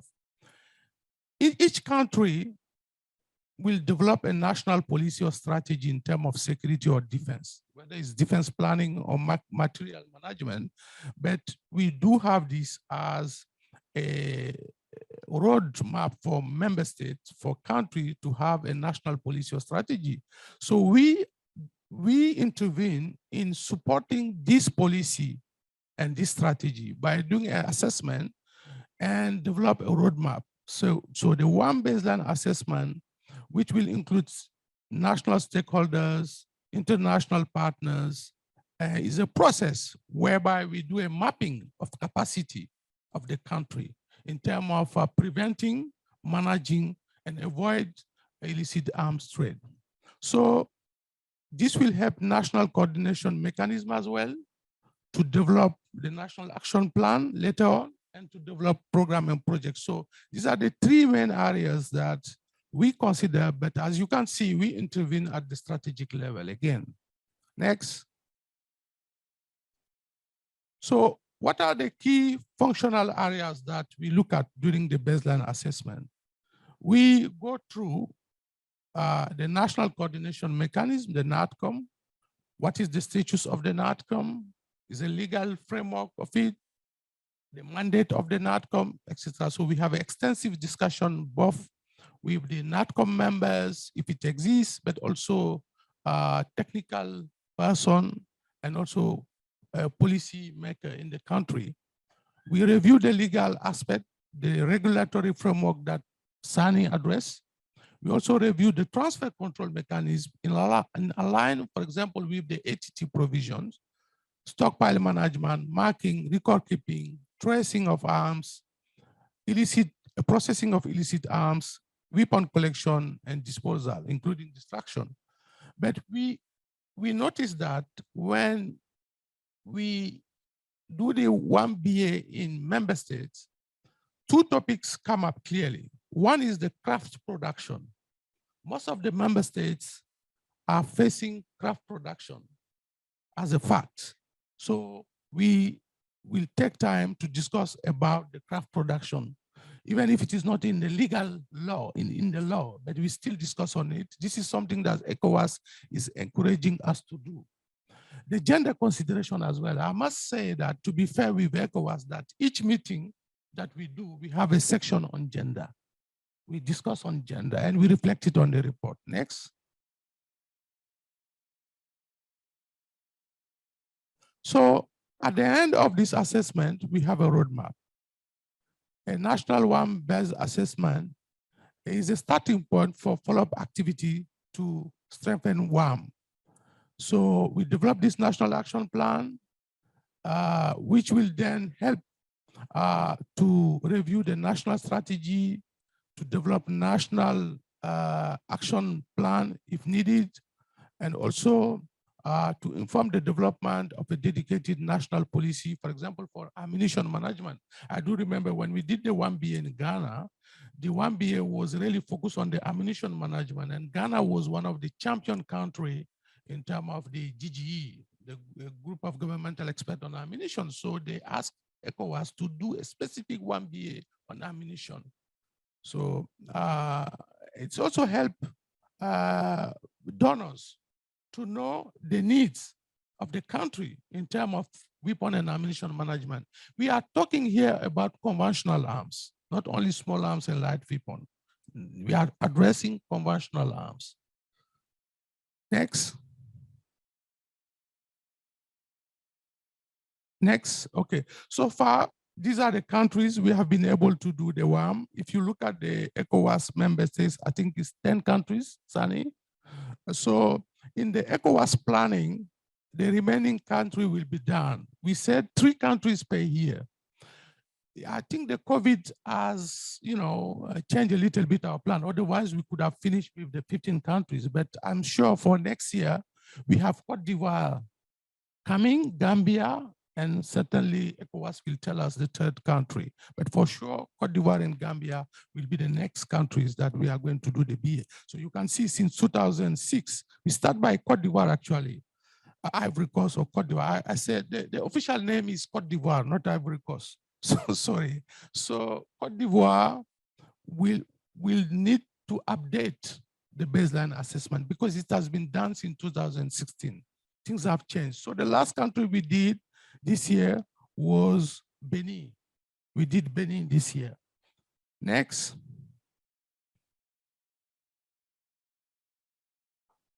Benin.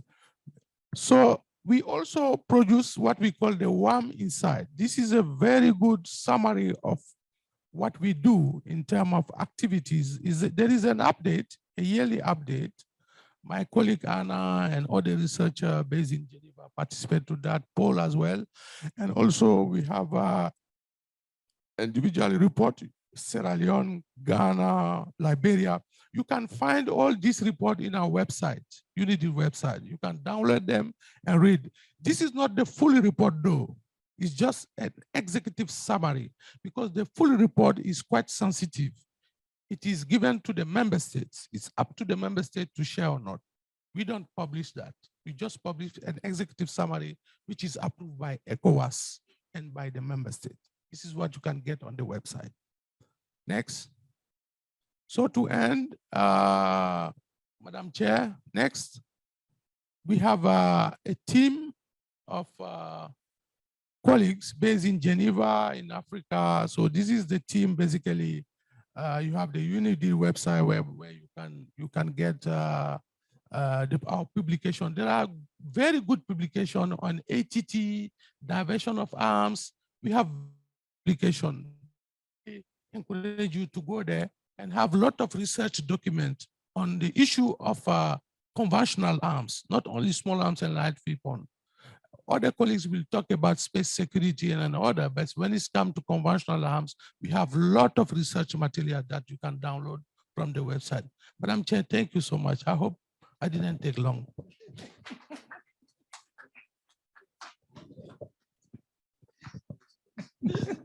The way Dr. Sani reacted, I'm careful not to stop you, but you did better. I hope the next the next speaker will do even better.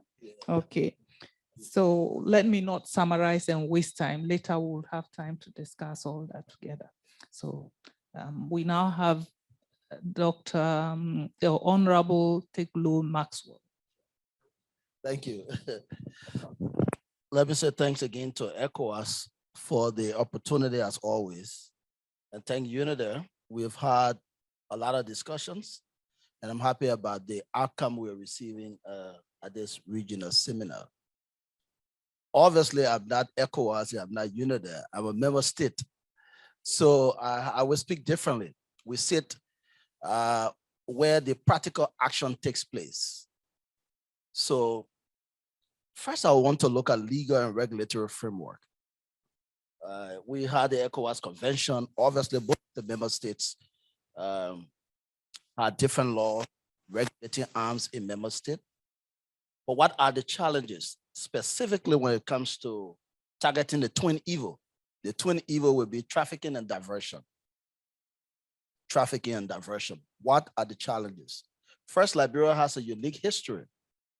By 1847, we did a constitution that made armed possession a constitutional right.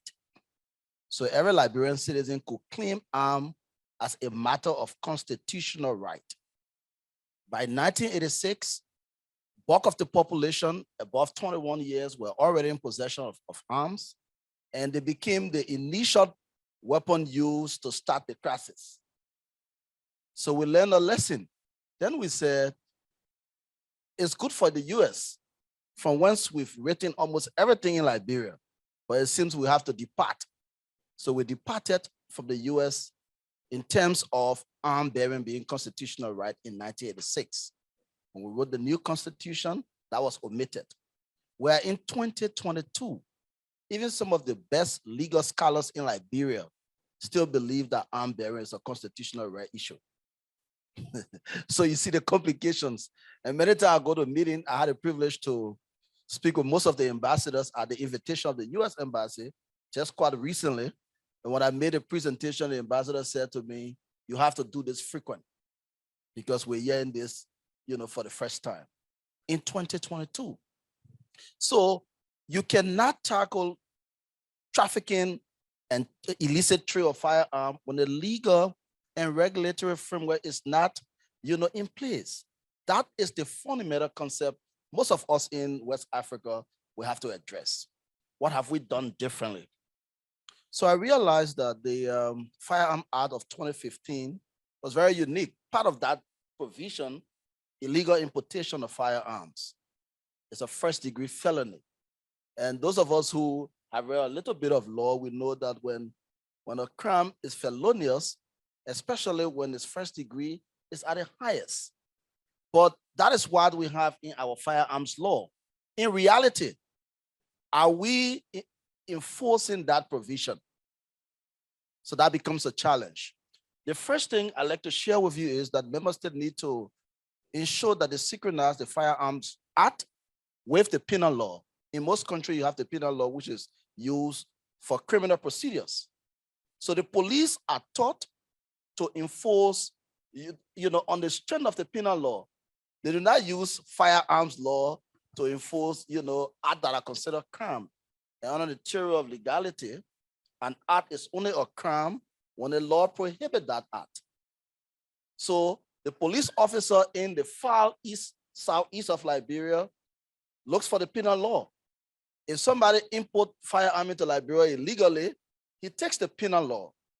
In Liberia, penal law enacted 2008 and amended 2011, chapter 17.11 says illegal importation is a misdemeanor. So even though the Firearm Act of 2015 says illegal importation is a felonious crime, but the penal law that the police officer is taught to enforce, all his action is on the strength of the penal law. It says illegal importation of firearm is misdemeanor. And something that is misdemeanor in the penal law is only punishable by fine. So when the police officer charged that man for illegal importation on the strength of the penal law, pursuant to chapter 17.11, he's taken to court. The judge cannot do more than fining that man to pay 300 US, which is the equivalent. The commissions will have to combat that. Thankfully, Liberia Commission has a lawyer, so I've raised this with the Ministry of Justice. We have something we call the recency doctrine in law. It requires that when an opinion of the court, a new opinion is made on the subject matter in most common law countries, because we have common law and civil law. So in most common law countries, just in perspective, the recent doctrine of the court in most instances is considered prevailing on matter of similar circumstances. The most recent law on a subject matter is considered the intent of the legislature on that subject matter. So in 2011, the legislature had a penal law, which says when you import firearm, misdemeanor in the penal law. But in 2015, they did a firearms law. Say when you import firearm illegally, it's felonious. What would the court enforce? The court said, but your law is administrative.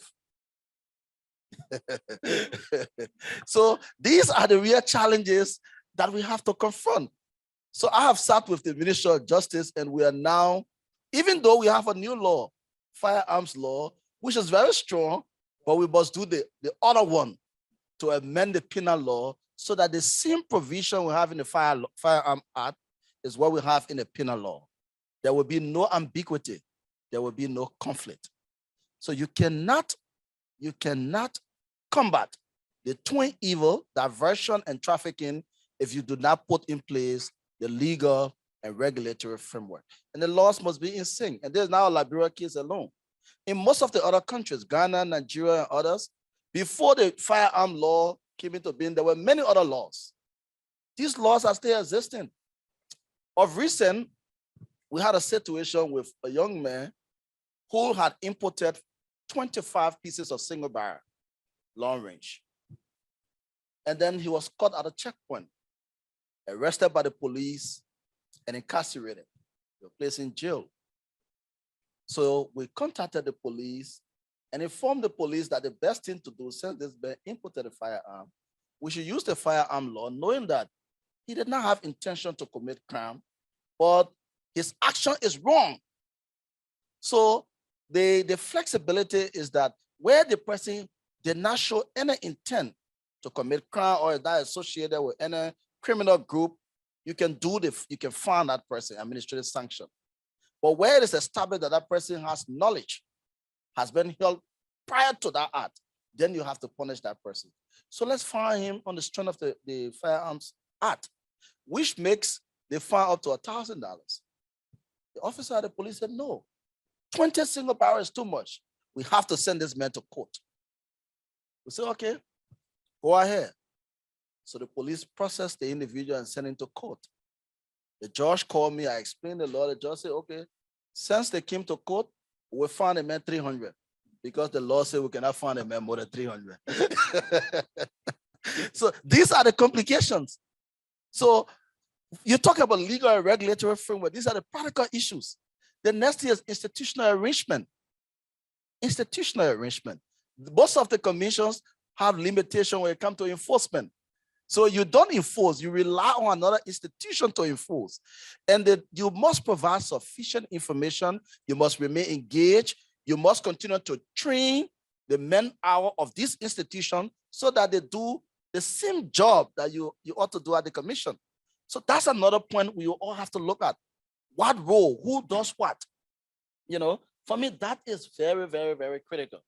What are some of the things we've done differently? Somebody say, oh, you talk about small arm, you're not putting youth. Obviously, you know, we have a peculiar situation in Africa. The African Youth Charter defines youth between the ages of 15 to 35, which is not the same in most of the Western countries. You know, it's 24, 25 downward, but in Africa, considering the peculiar situation we've had, youth is up to 35. When I was appointed chairman of the commission, I became chairman before I became 35. So in Liberia, we've demonstrated that youth should not only be included, but youth have the capacity to manage the challenges of the country. So youth inclusion for us is very paramount. Prior to my appointment, we had others, but the extent to which the young people have become attracted to the work of arms control in Liberia is different from my predecessors. Because before we saw small arm issue as the issue for the generals, no offense, please, you know, because it was about army and security issue. That was the orientation given. We saw that for elderly people. Most people will tell you in Liberia, they say the commission, when somebody want to retire, then you send them there. You know, that was the general perception of young people. So when the president appointed me, the question to me was, what you going to do there? Sometimes it's a perception issue. I don't think arms control should be an issue for a set of people because this is a political issue. For instance, in Liberia, we have security concerns, but our law says civilians should not possess firearm for protection. When you are home and you see that your neighbor wife is being raped by armed men, and you have children in your home, and the law says don't get firearm, and you see that there are others possessing fire illegally, and there's no action to enforce the law, it creates the ground for everyone to think that violating the law should be business as usual. So it becomes a political concern. You talk about illicit trade of firearm, the 2016 report on Liberia, and I will close up on that one because for me it's key. Illicit trade is not just amongst criminal enterprises. It's amongst even statutory institutions. Because you have a peculiar situations in Africa, generally, where most of the security institutions and the officers are paid too low, that the salary cannot even take care of them. Most of the police officers make not more than $200. If you have one pistol now in Liberia and you tell someone you're selling it, you can get a buyer for $1,500. because pistol is not just readily available. So a man who makes 200 has the capacity to seize pistol. He can get 1,500 in split second. It is a very attractive business. So it makes the work of the commission very challenging, where I have to rely on a group of people that might even be a part of the trade.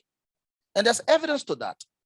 The 2016 panel of expert report on Liberia clearly recorded an officer in Maryland who was involved in the trade, the illicit trade of firearms between the border of Maryland, and the community adjacent. That is in the report. So you have a commission that must not only be monitoring criminals and criminal enterprises, but a commission that must also be cautious about diversion of state arms, as well as the trade by persons who should otherwise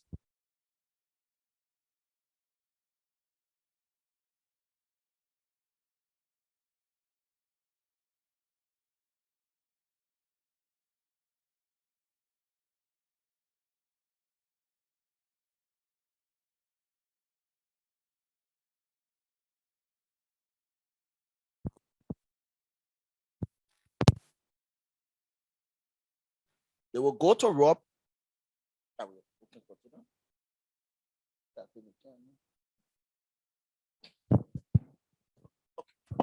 Thank you. So they will go to do robbery. They will wear uniform that are like police uniform.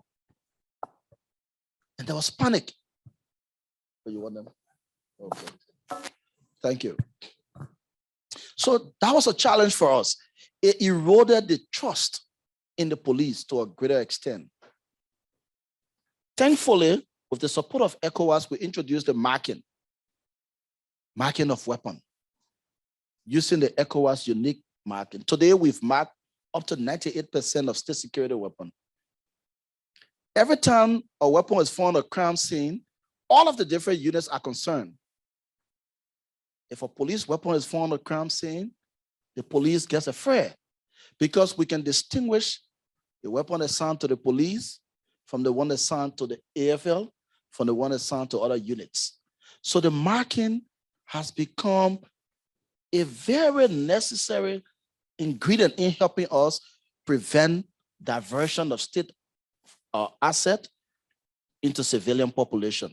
I just like to say this because if we continue to push for member states to mark all, and not some, all of the weapons in their possession, we are in a better position to ensure that we prevent diversion from state to civilian possession. Some of the things we've done differently. At the different borders, we've instituted the border management team. UNDP had the border security, which has assisted with the security program along the border. There's a slight difference between our border management team and the border security that has been supported over time by UNDP. The border security, we're a component of security officer, joint security between countries. Our border management team add another ingredient. We've added the cross-border traders. A lot of the people into cross-border trade are the people with a lot of information. So we've established the team. We added cross-border traders. Yeah, so I just take 1 minute. So we added cross-border traders. We've added the religious group in the border community. We've added a religious group. And then we have a unit responsible for intelligence that is not part of the team for providing us information on our cross-border program. Most of the action will not only be at the border, there are some of the actions in the community. So with the support of the African Union and the UN Office on Disarmament Affairs, we've initiated a new program, the Community Policing Network. There are community policing team in the community, but their focus has been on community police relationship only. But we received support from the Office on Disarmament Affairs with that support, and the one on the border management team was supported by Okwati. I just like to say that with the manager here. But the community policing network are a component of community members focusing on possession of firearms in the community and providing information to the commission. I've gone a little above my time. I will just run on the 1 minute to say some of the constraints we are having. Ownership. And during the earlier session, somebody talked about ownership. The first thing when I say arms control issue is a political subject, I'm saying it deliberately because most of the countries we find ourselves in West Africa, we are countries, but our decisions, most of our decisions must be approved. And this is a known fact. In many countries, the decision must have the highest approval rating beyond the borders of your country. And when you sit in the position we find ourselves, you realize that you have to do more consultation. And I think that has been our strength in trying to reduce the illicit trade of firearms. First, you must have political will. You must inform the president of the country about your work. You don't have to meet the president every day if you're not very close to the president. But they are associates of the president. You have to find time to explain your work because the president is too busy to want to hear about small arms, but we're talking education, health, public infrastructure. But you must put your subject on the burner that the president will have to hear you either directly or through surrogates. You must know the powers that control the politics of your country. And any chairperson who does not know that, you cannot get the work done. The commission we just established on arms, I told members of my team that I wanted the commission to have two things. First, I wanted the commission to maintain the tenure for presidential appointees, but I wanted the commission to have a direct budget support and have semi-financial autonomy. And in the first meeting, everyone told me I was mad in just 30 seconds because that was impossible. So I said, let me try the madness, just a close-up. And this is good for most of the other commissions. So we included in the proposal to the legislature that we wanted budget support.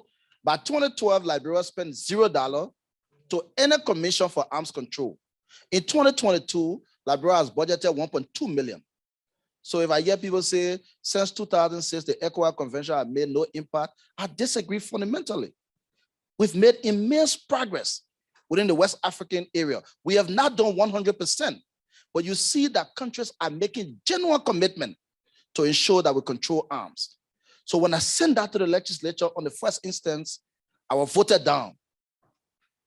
But we have Sandy, we have Ahoba, we have Frey and others. Every time there's a challenge, we do meeting with member of parliament. Sandy will be on the phone, on the Zoom meeting. He doesn't have to come to Liberia. We had a chance where Ahoba came to Liberia to do training. I took the entire group, all the people that want to train, I carried them to the legislature. Sometimes you have to use the external actors to impress on the government. And you have to use the powers that when they tell the president this thing should happen, the president forced to listen. So it's been, for me, it's been, a unique experience. And in next year, we intend to share this with most of African countries.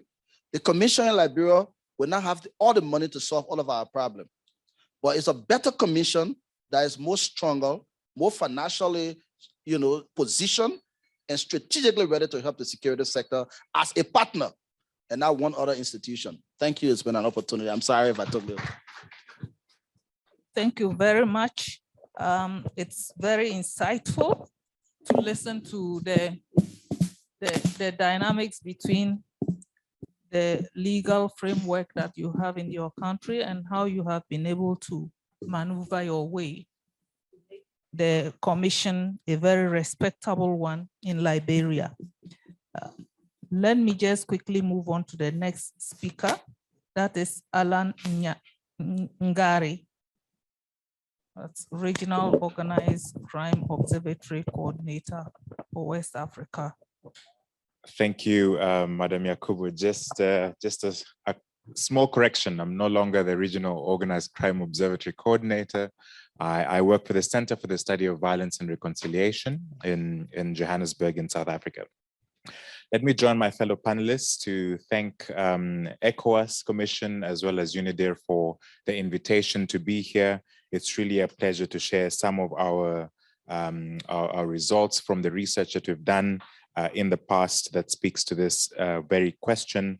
And my presentation will focus on the physical state of security and stockpile management in West Africa and the Sahel as at 2022.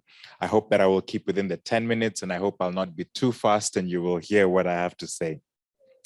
So I'll explore key policies and practices and questions as to whether governments struggle to maintain their arms and ammunition because they bite off too much to eat, whether they encounter unforeseen circumstances that lead to the exposure and diversion of weaponry. You've heard some of our colleagues here speak about diversion, or they're just negligent.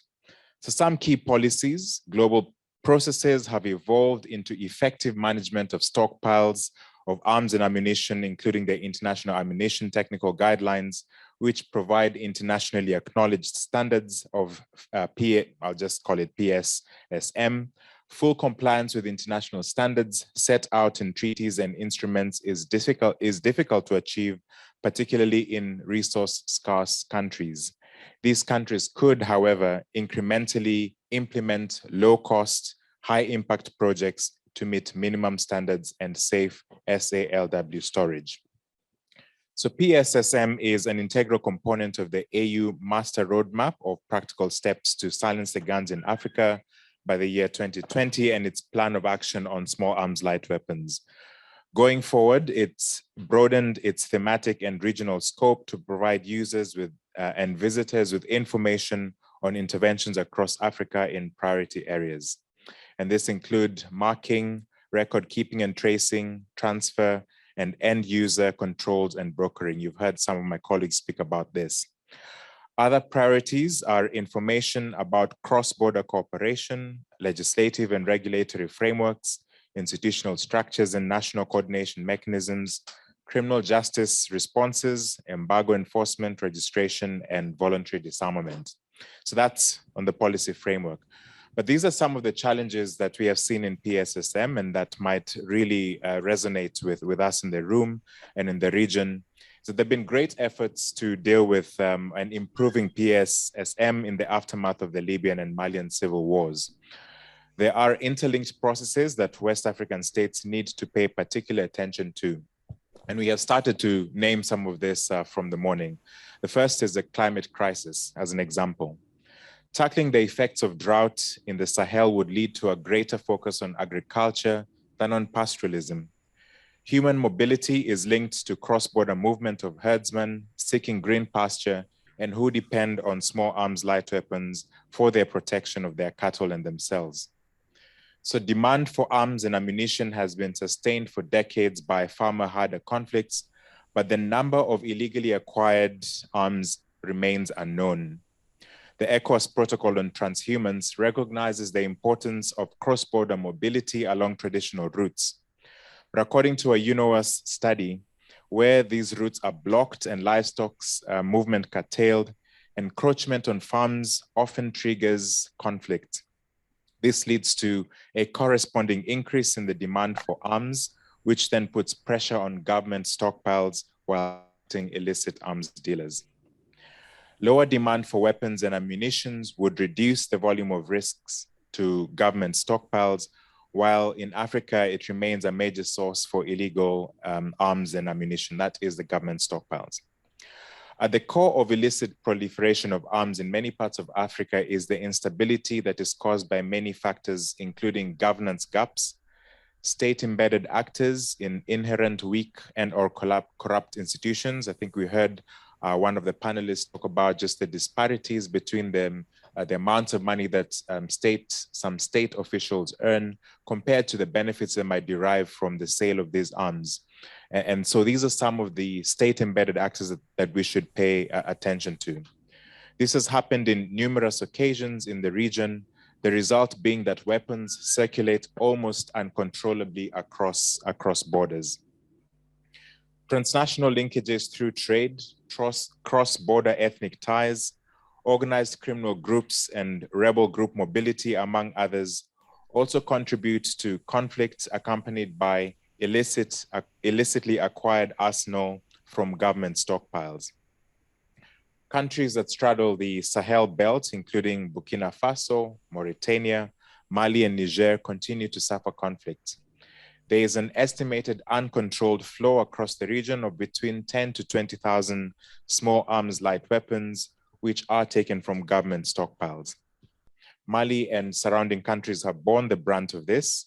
Several initiatives have been established. We've heard some of them this morning, but the recurrence of violence in the region, the coup d'etats, for example, that in Sudan in 2019, and we must also just see the way in which that whole belt of the Sahel actually is affected. So the Sudan coup in 2019 does have an effect in the Sahel region in West Africa.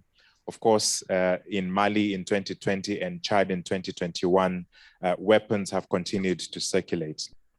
Other processes are also affected. According to Mali's NATCOM, a source there, the country's suspension from ECOWAS ended its access to activities such as the crucial PSSM planning in late 2021. This has derailed the country's fight against the illegal proliferation of small arms light weapons. Another handicap of the PSSM project in the region is a tendency to differentiate between regional and national projects, making projects appear as two different entities. But whatever PSSM project is seen and implemented regionally, in reality, it translates into a national project because the implementation occurs at national and eventually also decentralized into the village and local levels. But it's perhaps the diabolical nexus between organized crime and violent extremism that has spurred the spread and use of small arms light weapons in the region. The growing power of non-state armed groups and terrorist networks, as well as the deteriorating social and political stability, has exacerbated this. To cause fear and maximum damage, antagonists seek more lethal weapons, which prompts them to penetrate state stockpiles, particularly in countries in conflict with compromised state security. Most weapons in the hands of extremist groups originate from stockpiles from Libya from as far back as 2011. According to the UN panel of experts on Mali, the Libyan civil war caused an outflow of weapons from government stockpiles into West Africa.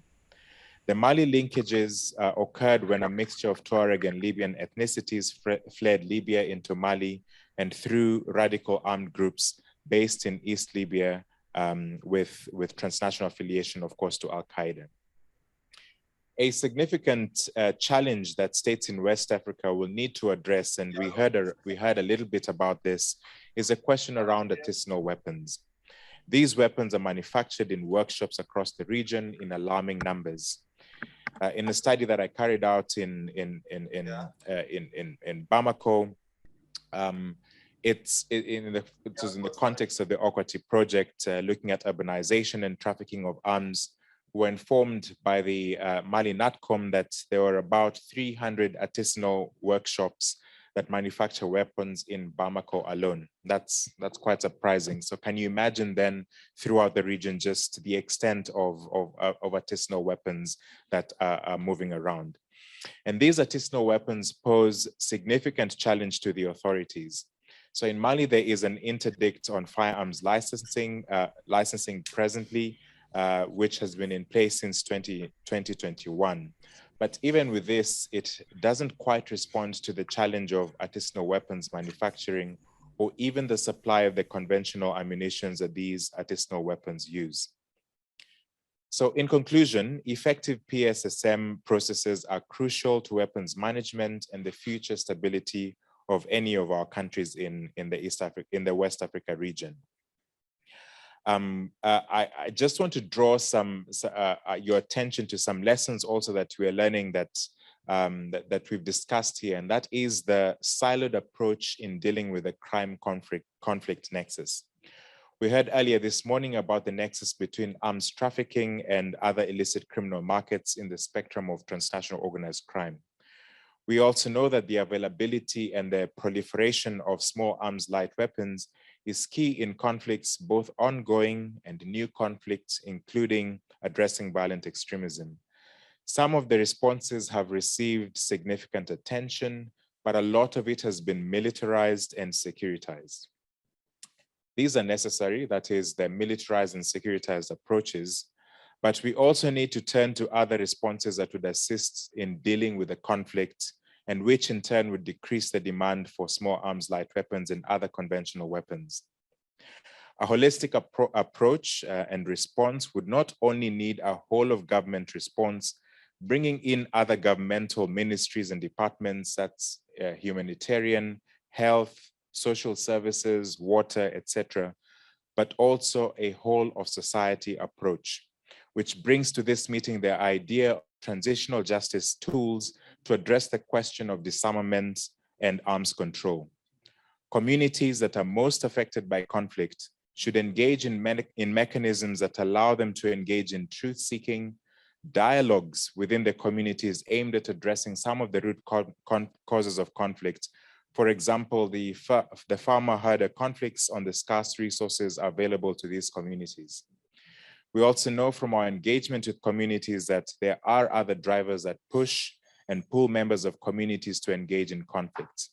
An aspect that we often do not discuss is in such fora is, for example, the mental health and psychosocial support and aspects that are necessary within the rehabilitation and reintegration discussions. And we had a little bit of the discussion this morning around the importance of trauma and addressing trauma, and in the context of youth that was described this morning. But also just as a whole, we are a traumatized people as a whole. And if we do not handle that aspect of the mental health and psychosocial support, unfortunately, we'll have a recurrence of conflict, and this conflict is what is pushing the proliferation of small arms and light weapons. But I must admit, and in conclusion, that some more work needs to be done to show the connections of how these different fields really need to complement each other. So how do transitional justice tools help in addressing disarmament and arms control? And with that, I thank you very much. Over to you.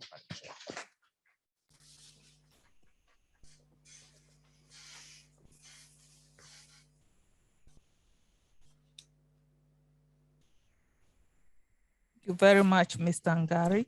Do we have Maxwell on the line? Hey, Matthias. Yes, I'm on the line. Can you hear me? Yes, please. Wonderful. Matthias, can we have you, please? Yes, thanks a lot. And thanks a lot for having me in this important meeting. Yeah, my name is Matthias Steimerbach. I'm the project manager of the Aqua-T project. Some of the speakers already have made reference to this project. Maybe before I really start, I give you a little bit of an input what actually Aqua-T is for those who do not know us. The organized crime West African Response to Trafficking project, or in brief Aqua-T, is an ECOWAS project that is implemented in a consortium with 7 partners, and it's jointly funded by the European Union and by the German Federal Foreign Office, with the objective to strengthen structures and capacities on national and regional level to more effectively combat transnational organized crime, and thereby contribute to strengthening the regional efforts to prevent and manage conflicts and security threats in the region. My picture seems to be frozen, so I'm not sure whether you can still hear me. Can you hear me? Yeah, so those online... We can hear you online. Yes, we can hear you online. So those online can hear me, but I'm not sure whether the event room can still hear me.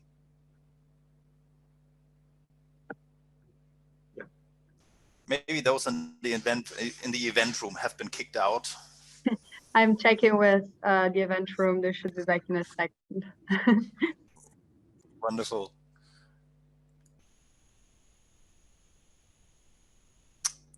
Here they are again, so I can see at least the picture.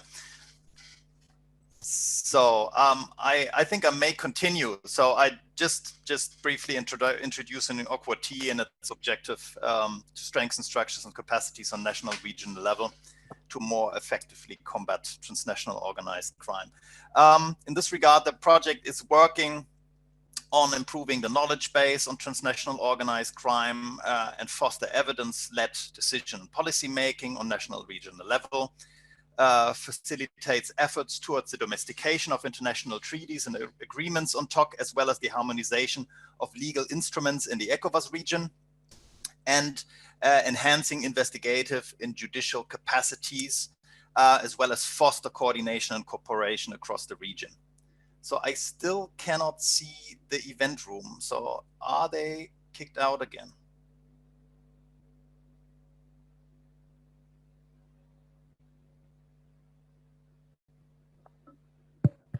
Yes, we can hear you. We can see you. Hello? Oh, yes, fantastic, fantastic. Yes. So I'm a bit confused because I couldn't see the room anymore. So sorry for not continuing. So in particular, as I said, apart from that, the project has a specific focus on arms and ammunition trafficking due to their important role in organized crime and conflict dynamics. So actually, illicit arms and ammunition link conflict to crime and crime to conflict. Illicit arms can enable, fuel, prolong, and even protract armed conflict, while at the same time trafficking of illicit arms can become a significant source of revenue, enable criminal pursuits, for instance, kidnapping, extortion, but also poaching, and protect other forms of illicit trafficking, particularly of drugs and humans.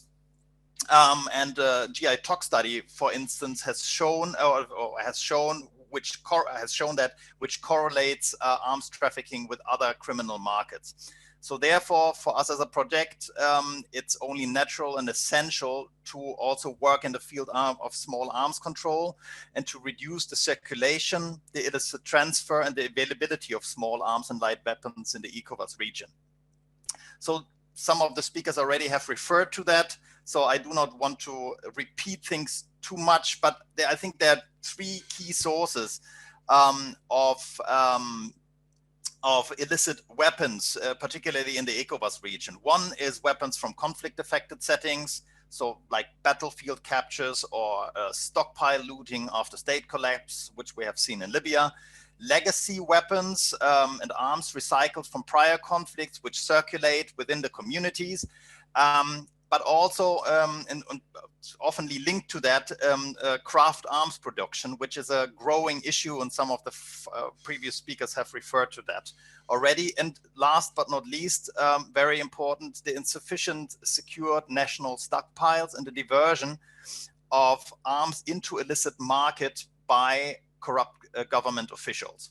So now I'm intending to come a little bit to what, from our point of view, needs to be done. And this is also a bit mixed with lessons learned, because we have a kind of a circular approach, as the lessons we are getting from our implementation, we directly feed into our work again. And for instance, just in the next weeks, we will have a lessons learned workshop of the project with all our national small arms commission partners to actually learn from the implementation and feed it back into the implementation of the project. So what is needed and what is actually AQUA 2 doing?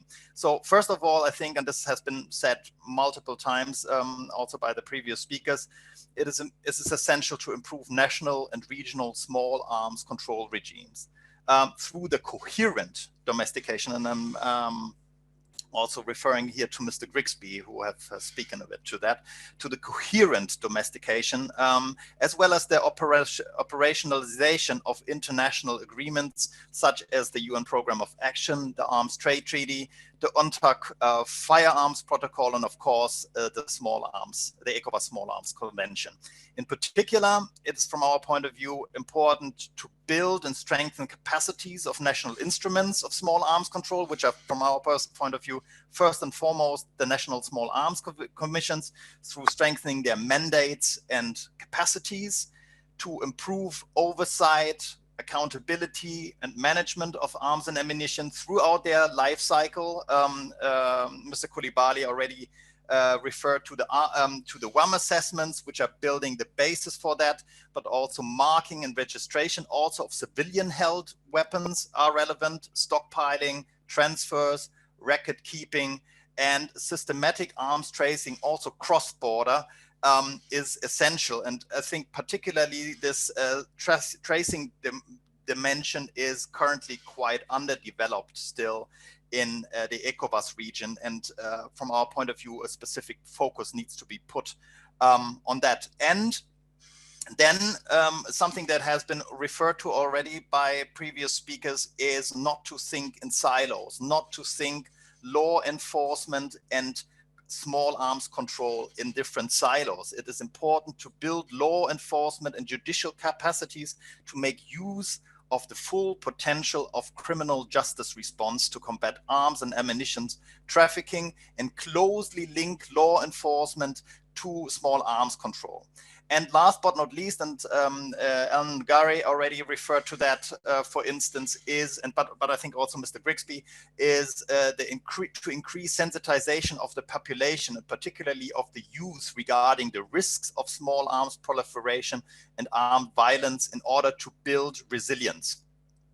So I think we already doing quite a lot of that, but we of course have to improve, particularly in establishing also for a future project a even more coherent approach where we actually tackle these different dimensions in a more coherent, even more coherent manner.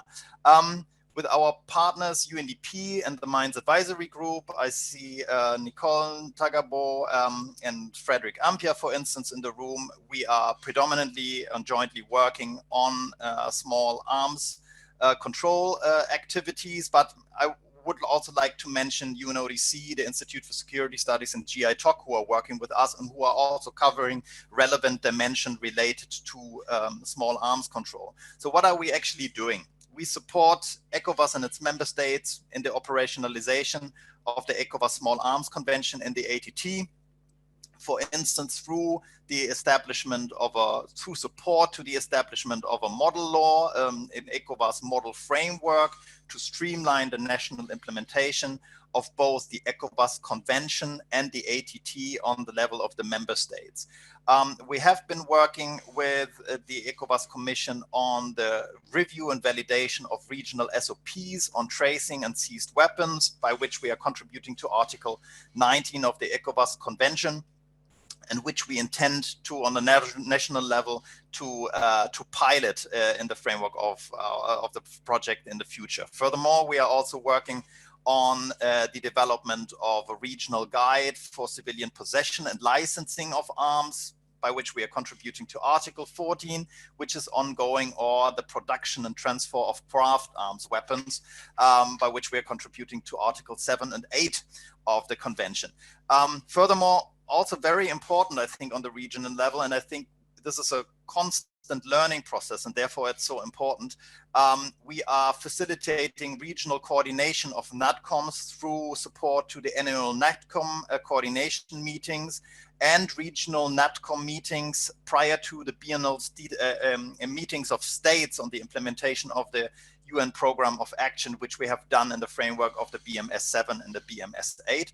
And we are also, this is also an ongoing process, and that links actually the trafficking, the organized crime dimension to small arms, is that we support ECOWAS in developing an ECOWAS Supplementary Act and a regional action plan against transnational organized crime, which is in line with the stipulations of the UNTOC, and which will also reflect the requirements of law enforcement response to arms trafficking. Maybe a bit also what we are doing on the national level, because this is equally important, of course. The regional level is providing important framework conditions, but the hands-on work on the national level is essential. We are strengthening the capacities of the NATCOMs, particularly supporting the NATCOMs organizational capacities in relation to their administrative, to their financial and technical capacities. We are supporting the increase of their outreach to remote and border areas, which will help them to reinforce collaboration between NATCOM security agencies and communities in the border areas, and strengthen cross-border cooperation, which is, I think, a very essential element to also have this kind of cross-border cooperation on the ground. And provide or support the NatComs in terms of advocacy into the national security architecture of the countries, because, and that's what Mr. Brixby referred to, it is very important that also from the ECOWAS level and from the outside, support is provided on putting these issues higher on the agenda. Then a very important field, and it has been referred a lot to this, is physical security and stockpile management for security sector agencies. So particularly our partner MAC has conducted joint assessments of armories and has provided equipment and accessories as a result of these assessments, for instance, containerized armories. Furthermore, we are providing advisory to more effectively manage these arms and stockpiles.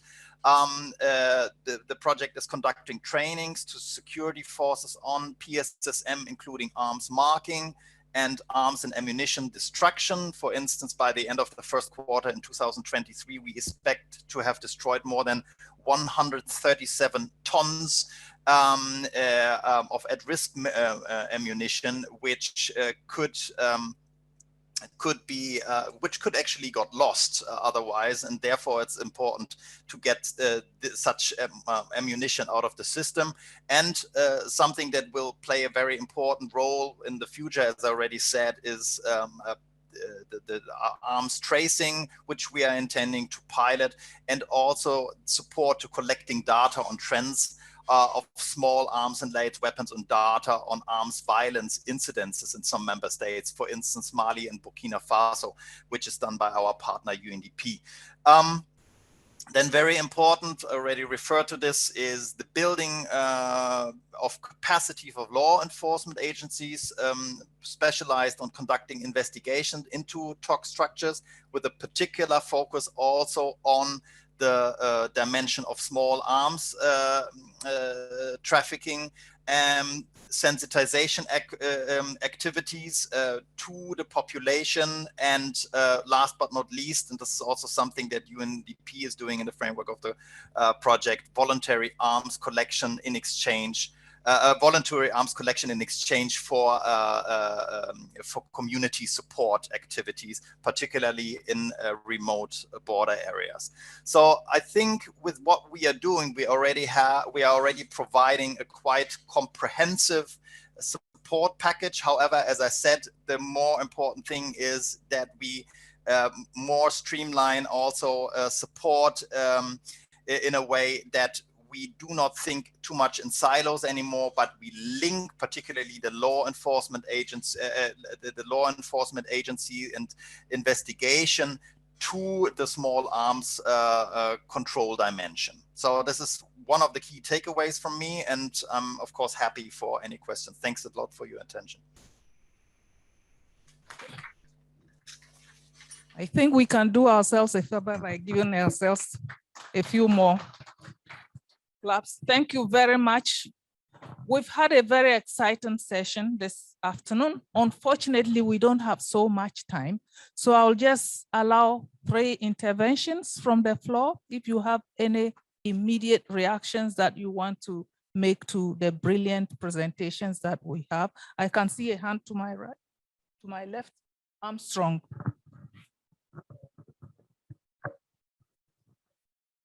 Sorry.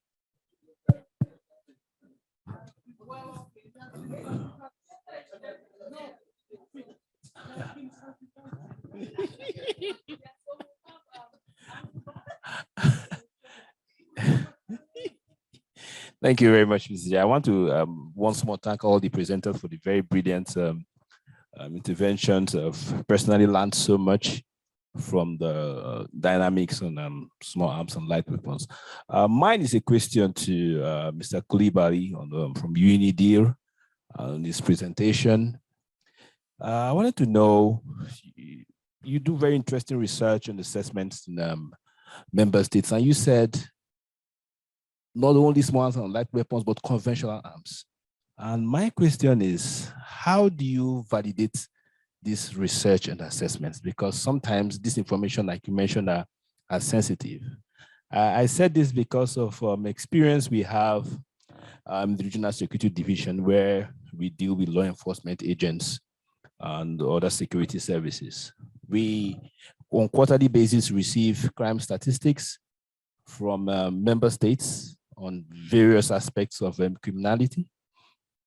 In the past, when we seek to get some of these reports, they send it to us, and we present it at maybe the forum of the chiefs of police in the region. And what we were getting was a refusal, or say denial of the figures that are coming out. And they're asking, you know, where did you get these figures from? It's not from us. Meanwhile, it was coming from the member states. So what we now started doing after that experience was to ensure that as they send it, they endorse the reports. They sign the reports with names on it and the agencies.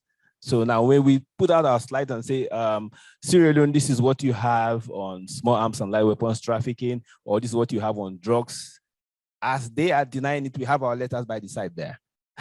And that reduced it because everybody was saying, no, this is not from us. So I want to know, what measures do you people put in place to ensure that your research, your assessment is validated by these countries? Thank you, sir. Oh, let's have you then, Beatrice.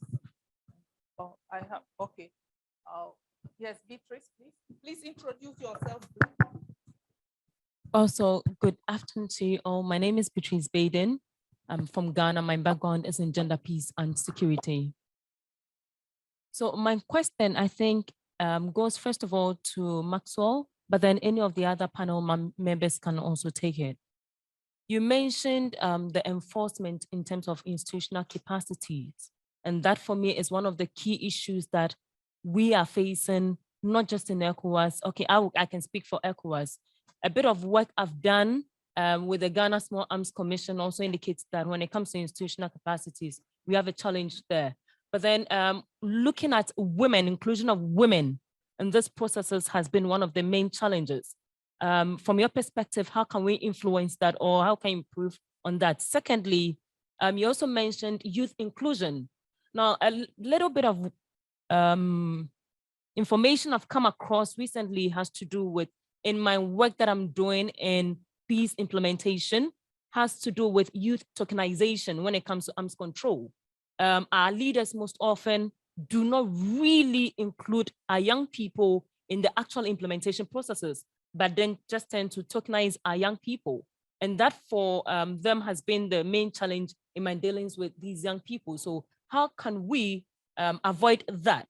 Looking at the fact that our leaders most often don't really think about, I'm using think in quote, don't really think about arms management because they are more, their priority is on their term of office that they spend. So they just come in and then they just sign the arms treaties and all that just as a blueprint, but then on the ground, implementation-wise and inclusion of young people, it becomes a challenge.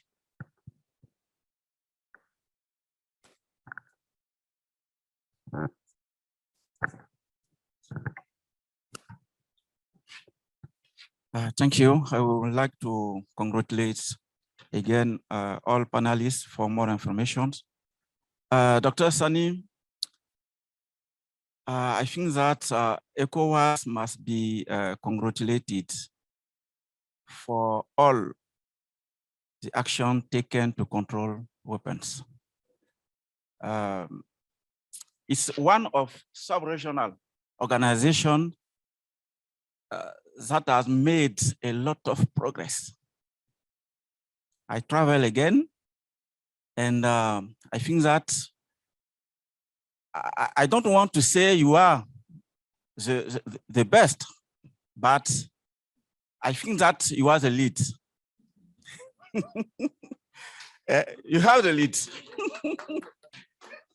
So I encourage you to continue, but especially in the implementation monitoring mechanism.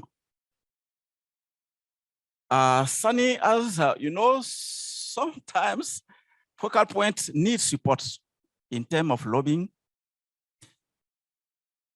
And sometimes it's just information that does not reach politicians to allow them to decide. For example, at the legislative level, if we don't have a text, politicians cannot decide. But who should prepare this text? I think that it is the focal point, so National Commission. But if you don't support them to prepare, it is not possible to politicians to decide. And all of West African countries, I think that the problem is this. They don't have have a draft, no drafting test. No drafting test.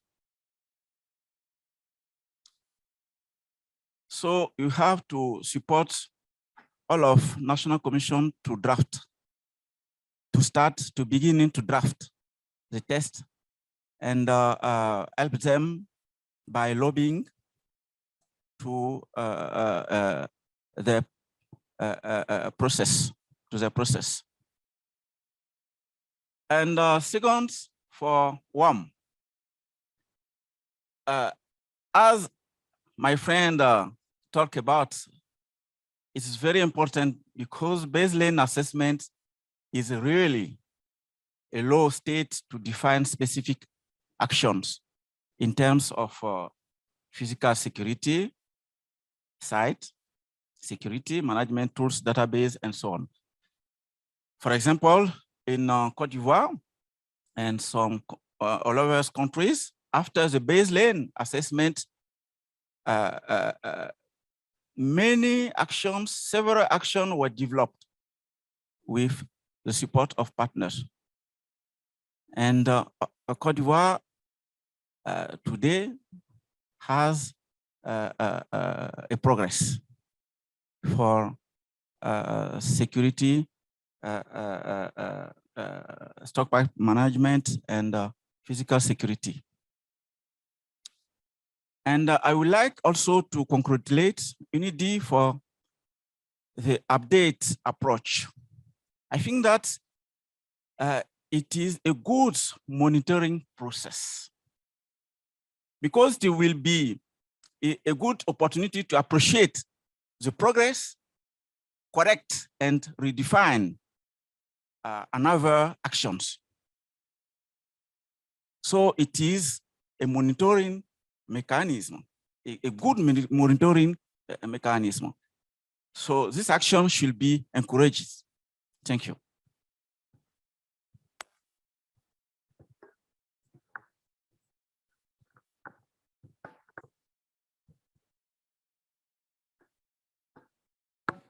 Yeah, my name is Wilfred Samuel Taylor. I'm the program officer of the Sierra Leone National Commission on Small Arms.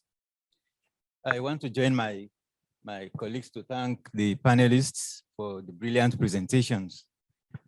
I want to throw my support to what my learned colleague, the chairman of the Liberian Arms Commission, regarding the challenges that we are facing with our legal frameworks. Of course, our national law, the Sierra Leone National, the Arms and Ammunition Act of Sierra Leone stipulates that nobody should manufacture arms without a license. And of course, we derive that from the ECOWAS Commission, the ECOWAS Convention on Small Arms and Light Weapons. But we are having a challenge. It's like a conflict of interest between the Commission and the Ministry of Local Government and Rural Development. Whereas we claim that we are the sole institution, that should control or that should issue licenses to local gun manufacturers. The Ministry of Local Government is saying that they also have the right to some extent. Well, under the guise of business licenses. As far as they are concerned, the act of manufacturing local guns is business. you know. So there are times when the police officers, you know, let me say they intercept somebody who is a local gun manufacturer and they ask him for a license. That person will produce a license from the Ministry of Local Government. And they will say they have the right to do that because as far as they are concerned, that is business. But for us, as long as it is something that has to do with arms, it is only the commission, you know, that should give license to somebody to do that. You know, so we have that legal challenge. It's like a conflict of interest. Like when I said earlier on, it's like a conflict of interest. We are saying it is our own right. You know, it is our own authority. We have the authority to do that. But Minister of Local Government, they also are saying that they have the right to do that because as far as they are concerned, it is business. You know, but we are working on that since our bill is with the Law Officer Department. It will soon be sent to the Government Printing Department, you know, to have it printed and submitted to Parliament for enactment. So we are working on that with them to ensure that at least let them put, if it is a phrase in their own law that with the exception, you know, of anything that has to do with arms, then they can go ahead and pass their law, you know, to ensure that they continue to, as far as they are concerned, they are making business, they are getting revenue, you know, from issuing licenses to people who are manufacturing guns. So that is just what I wanted to say. So all too soon, we've come to the end. I'm sorry, I've seen a few more hands, but unfortunately our time is spent. And so I would give 3 minutes to each panelist to respond to the interventions.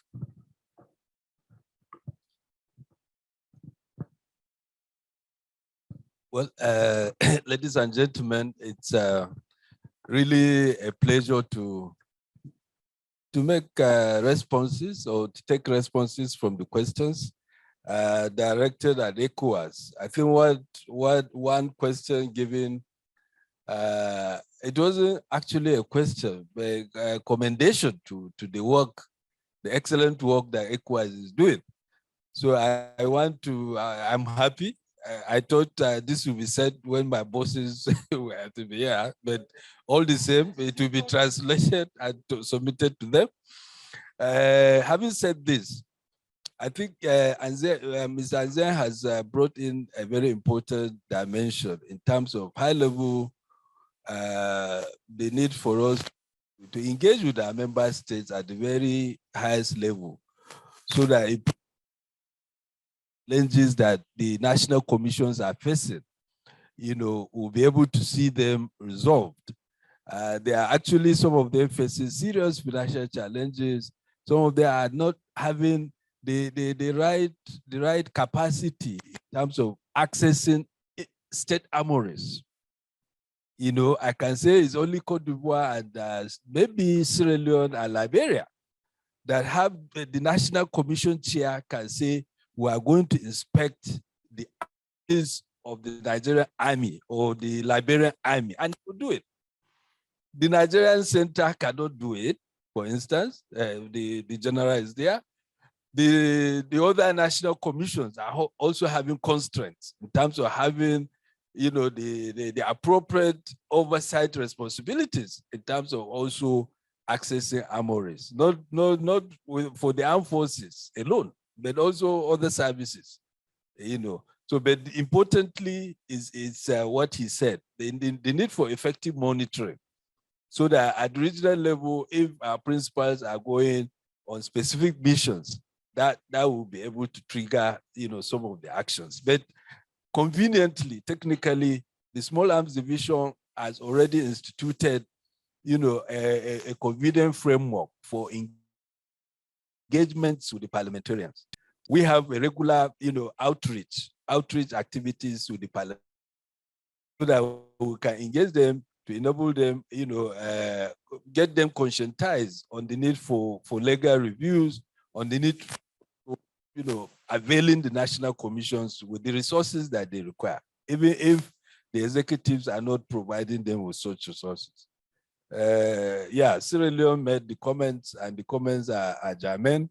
This is an internal processes. I know it's only in Sierra Leone that the government has has given the National Commission the responsibility of issuing licensing to civilians who are interested in possessing arms, including local manufacturers.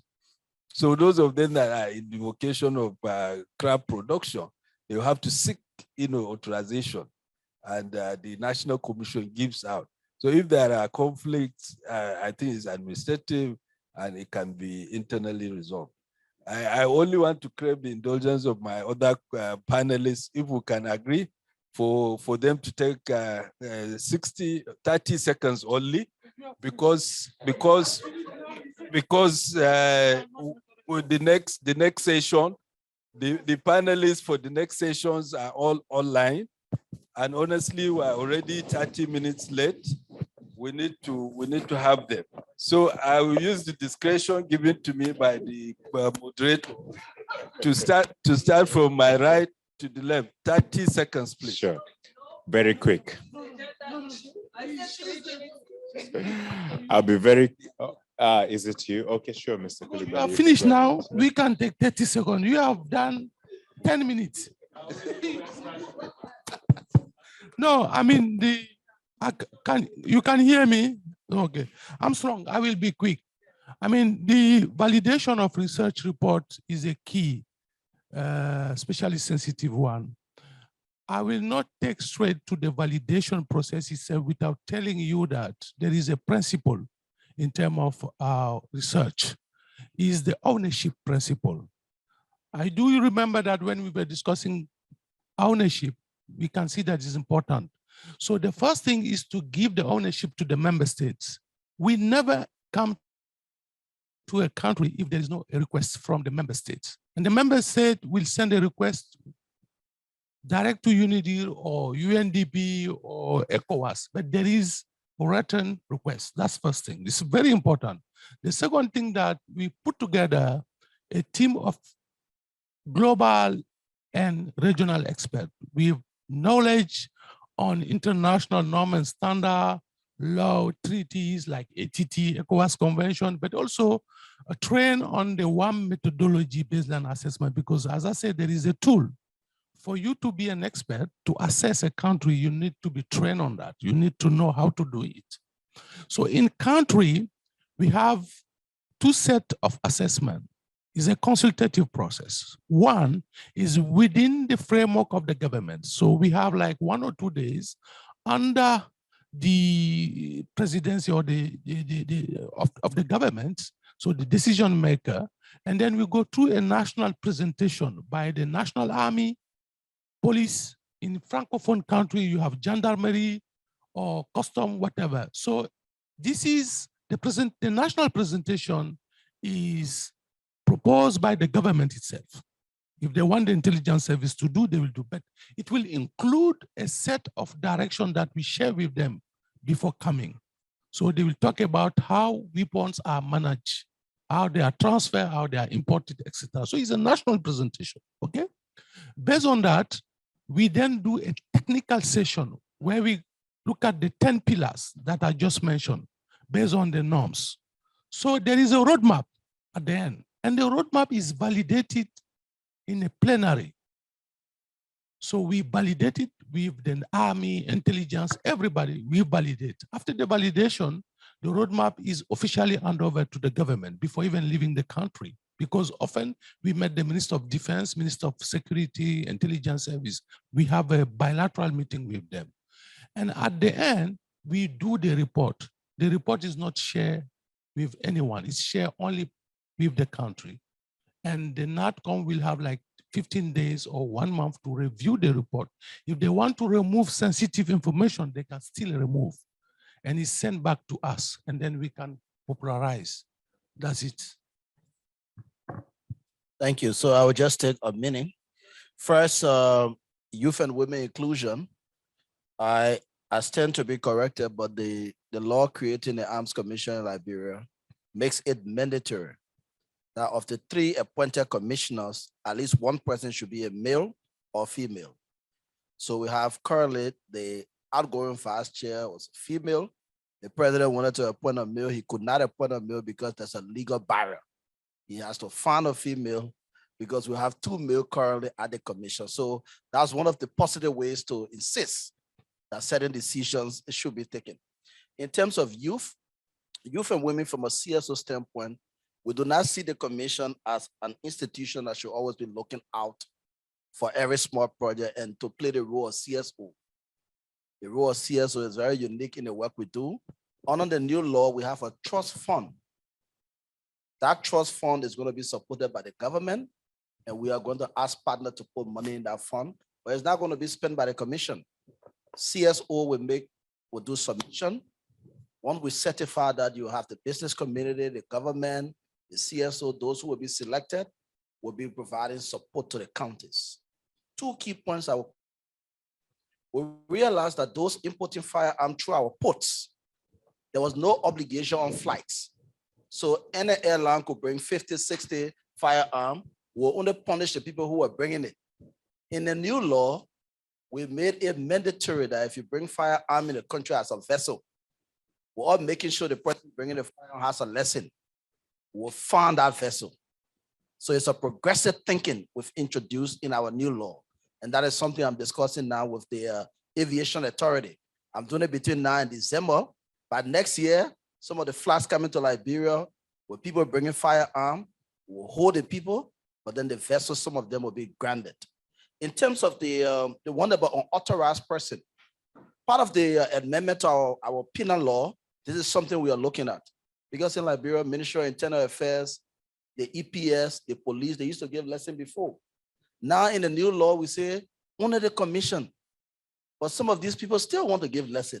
So in the penal law, we are making unauthorized issuance of lesson a felonious crime, 2nd-degree felony.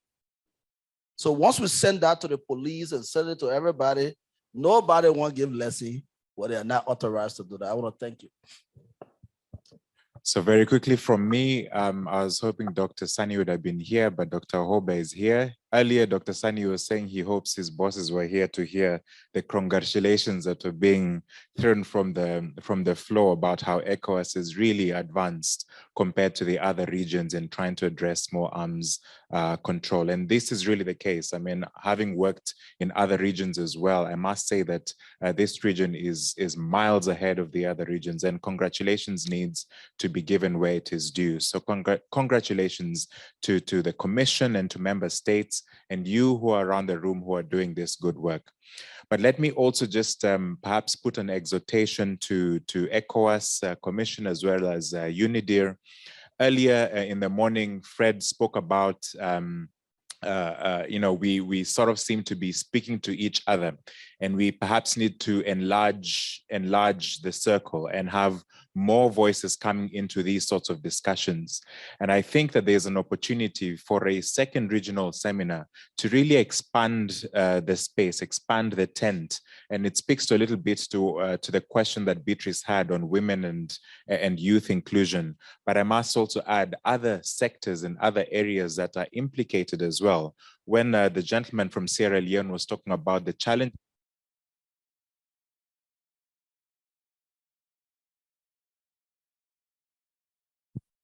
of a whole of government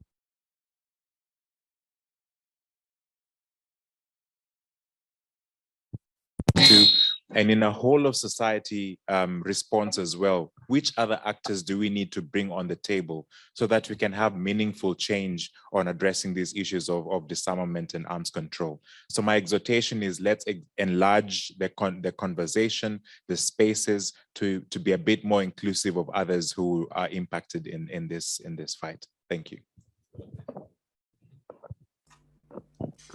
Do we have Matthias still on the line? Yes, Matthias? I'm still there. Yes, So sorry. I would like to adhere a bit to what Dr. Sani has asked us for to look at a little bit at the time, particularly with regard to the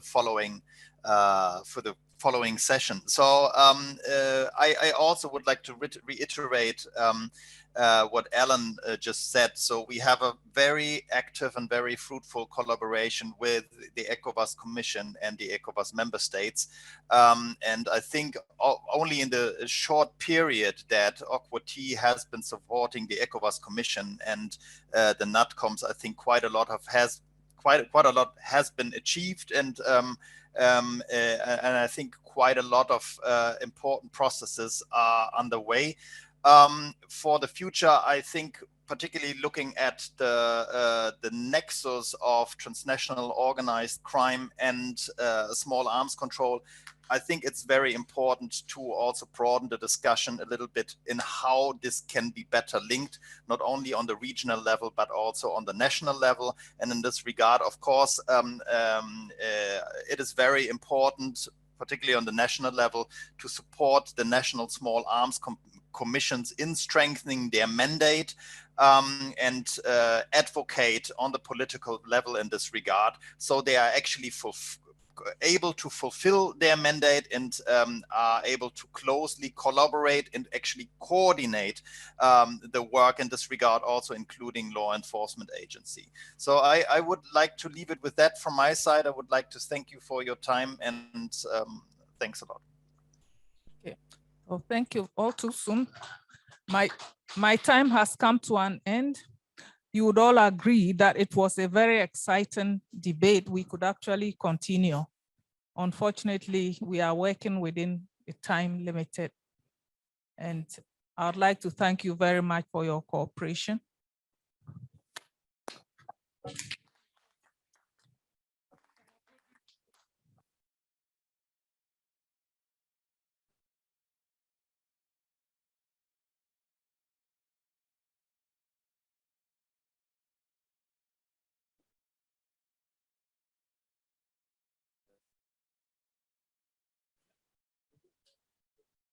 So much. I know. Given the time, I propose we go straight to the online session, which will be led by my colleague, James Revel. We only have a few speakers. So given the time, we propose that we'll move straight ahead, and we'll then aim to finish around 4:30. So apologies, it'll be slightly delayed compared with what we had in the agenda. But James, I'll pass over to you for the final session of today. Thank you all for your patience and energy. I'm sure there's some coffee or a biscuit outside that'll help. Over to you, James. Thank you very much, Paul, and good afternoon and welcome to this space security session of the ECOWAS-UNIDIR Regional Seminar on Disarmament. My name is James Revel. I'm head of the Space Security and WMD programs at UNIDIR, and I'm delighted to be able to moderate this online panel, albeit virtually. In order for the discussion to move forward today, we are joined by two excellent speakers who will be able to touch upon space security issues from quite different, yet I hope complementary and important perspectives. We had a plan in the original agenda which would begin with some opening comments from myself before turning to Sarah and then Dr. Alel, but we have overrun considerably, so I suggest we change the order of speakers in order to be able to accommodate Dr. Alel. And if I may, I'd like to suggest we go straight to you, Abimbola. To provide a little bit of context, Dr. Abimbola Alel is the Managing Director and Chief Operating Officer of the Nigerian Communications Satellite Limited. And please, Abimbola, the floor is yours, and thank you so much for your patience. Thank you very much, James, and good afternoon, participants. And yes, we wish we had started this session earlier, but very interesting discussions all through the day. Can you hear me, please? Am I audible? Yes, we can hear you and see you. Okay, so yeah, space security, it's not like all the other issues has been discussed about earlier on about the small arm proliferation, and some disarmament and all that. We're talking of outer space. And well, when we talk of space security, we're talking of, you know, an environment where you have, you know, risk-free access to outer space and the ability to actually freely exploit outer space for various purposes. Space, as we know it, where you launch satellites, satellite for communication, satellite for Earth observation, I mean, for you know, various diverse of things, navigation, monitoring of resources from space, weather satellites. And because these days we have access, you know, to space because it's becoming cheaper, advancements in space, miniaturization of technologies, that's nanotechnology, has made access to space, very, very much more accessible than before. When we talk of the weaponization of space, we can't really say that space has been weaponized. However, we can say space has been militarized, because since the advent of launch of satellites since the 60s, where communication satellite monitor other countries, where you have Russia and the USA, monitoring each other, it's become like a sort of subtle, some kind of warfare from space. And that's the advent for cyber, all the space war movies, cyber war and all that. We have all the cyber war right now because you can't have a space war without, it occurs in cyberspace. It's not what we see. Cyber is this physical environment that you have to, where that is a place where you control, your satellites, and you need to actually know how to actually provide more or less guidance to it. So there are different, we have, for space security, we only have, I've listened to other people talking of regulations and all that. But for us, I would say in space, we only have two major laws, which are actually very outdated regulations guiding space security, which is the Article 4 of the Outer Space Treaty of 1967, which is more or less, which talks more or less of non-weaponization of space.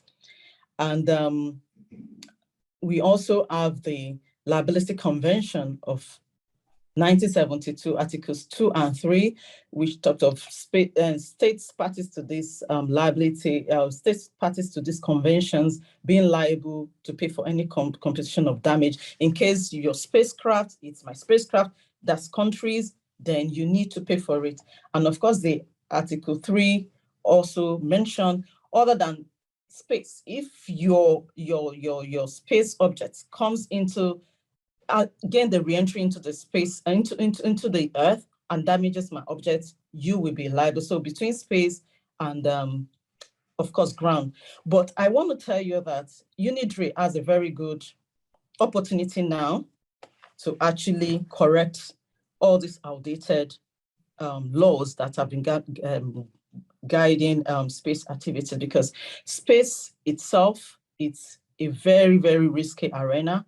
And with what is going on right now in the world, where you have, everybody knows the Ukraine war, the Russia war, and the tension between China, USA, North Korea, most of the wars are going to actually, be controlled from outer space. And that is why I'm sure UNIDIR is talking about space security right now, because it goes beyond just the space, jamming of all these, jamming of space objects and all that, because there will be resulting effects on human activities. That's where I'm going to talk about. But before then, because the issue of conflict in space is very, very what am I going to say? It's very, even though it is critical, but it's also very professional, highly technical. So I would be advising in my conclusion, I'm going to be calling on UNIDIR to invite the United Nations Security Council, the United Nations Office of Outer Space Affairs, and every stakeholders, the operators of satellites, the users, to come for and bring them together the way you've been bringing that where you've coordinated ECOWAS and different regions in all this arms control. UNIDIR needs to actually take, because we've been dragging this, Office of Outer Space Affairs has been dragging on, reassessing all these outdated regulations. But I think it is high time that UNIDIR takes control or helps us to actually go ahead and do this, because the next slide talks of the risk of uncoordinated activities in space. Like I said, other than damaging our space objects and all that, we have, because we have different kinds of satellite now, sizes. Low Earth orbit is almost, filled with space debris now because you have several satellites, you have different operators launching. Our plans to launch hundreds of satellites to actually provide services. And when you have that, you have a situation where you have close approaches, and that could impact on the revenue of operations of those satellite operators. And remember that they also employ human beings. You have listened to some of the presenters earlier in the day when they talk about the fact that poverty, it's one of the major causes of this arms proliferation, especially in West Africa. And you don't want people who are already fully engaged now to also now lose, their resources, their means of livelihood, because if you have loss of revenue, of course, it's also going to result in, manpower. You're going to reduce manpower in order for you to sustain your operations. Then, of course, impacts on telecommunications sector. If those objects approach each other and there's jamming, if there's no uncoordinated space activities. So beyond making laws, UNIDRI must also think of actually having, making sure that space traffic management is one of the regulations you think about. So you also have, high-risk activities which will result in loss of space assets. Those are all, economic impacts, and of course, impact on data gathering. UNIDRIL, many organizations work on, facts and figures, and how do you gather data? Satellites are very major, infrastructure that contributes to data gathering. And of course, if there's any loss of those assets, even weather, forecasting weather is going to maybe catastrophic. Many of the things that is being diverted right now, the climate warning, climate change, all those data were gotten from satellite. So you don't want to lose any infrastructure that's going to help us in data gathering. So because of time, quickly, I would just say in conclusion, like I mentioned earlier in my opening, talks, we generally have most of the rules governing the space industry activities. I said that just focus on the policy direction. And I can tell you, many people, many countries, the major actors who put down all these regulations and laws, as the US, Russia, and Europe, UK, they do not follow. They are not even parties to the Moon Treaties, which actually, it's one of the things that is more likely to be like weaponization or militarization of space. They are not party to the Moon Treaty of 1968. So we have major issues going, to deal with. And UNIDRI, like I called on you earlier, you need to, bring together United Nations Security Council, United Nations Office of Outer Space Affairs, all stakeholders to work on new rules, regulations, technical and legal standards governing all the high-risk activities in space, and especially militarization or weaponization, because we are moving towards that because of technology, because now you have anti-satellite missiles destroying one satellite or the other, and you do not know, you can't foresee, you can't forecast how the country that is being affected will react. USA will not take kindly to China destroying its satellites with the anti-missile technology. US will retaliate, and that is why you talk of, space war starting, and we don't want all those things to go on. So, of course, maybe space object traffic management should also be considered as a necessity, because those are the issues that we have right now surrounding space activities. And for us not to make sure that UNIDRI does not have the matter, another issue of controlling weaponization of space, I think this is the right time to actually start, going in that direction, calling us stakeholders and actors to start debating new rules and regulations for space, for the peaceful use of space. Thank you. Over to you, James.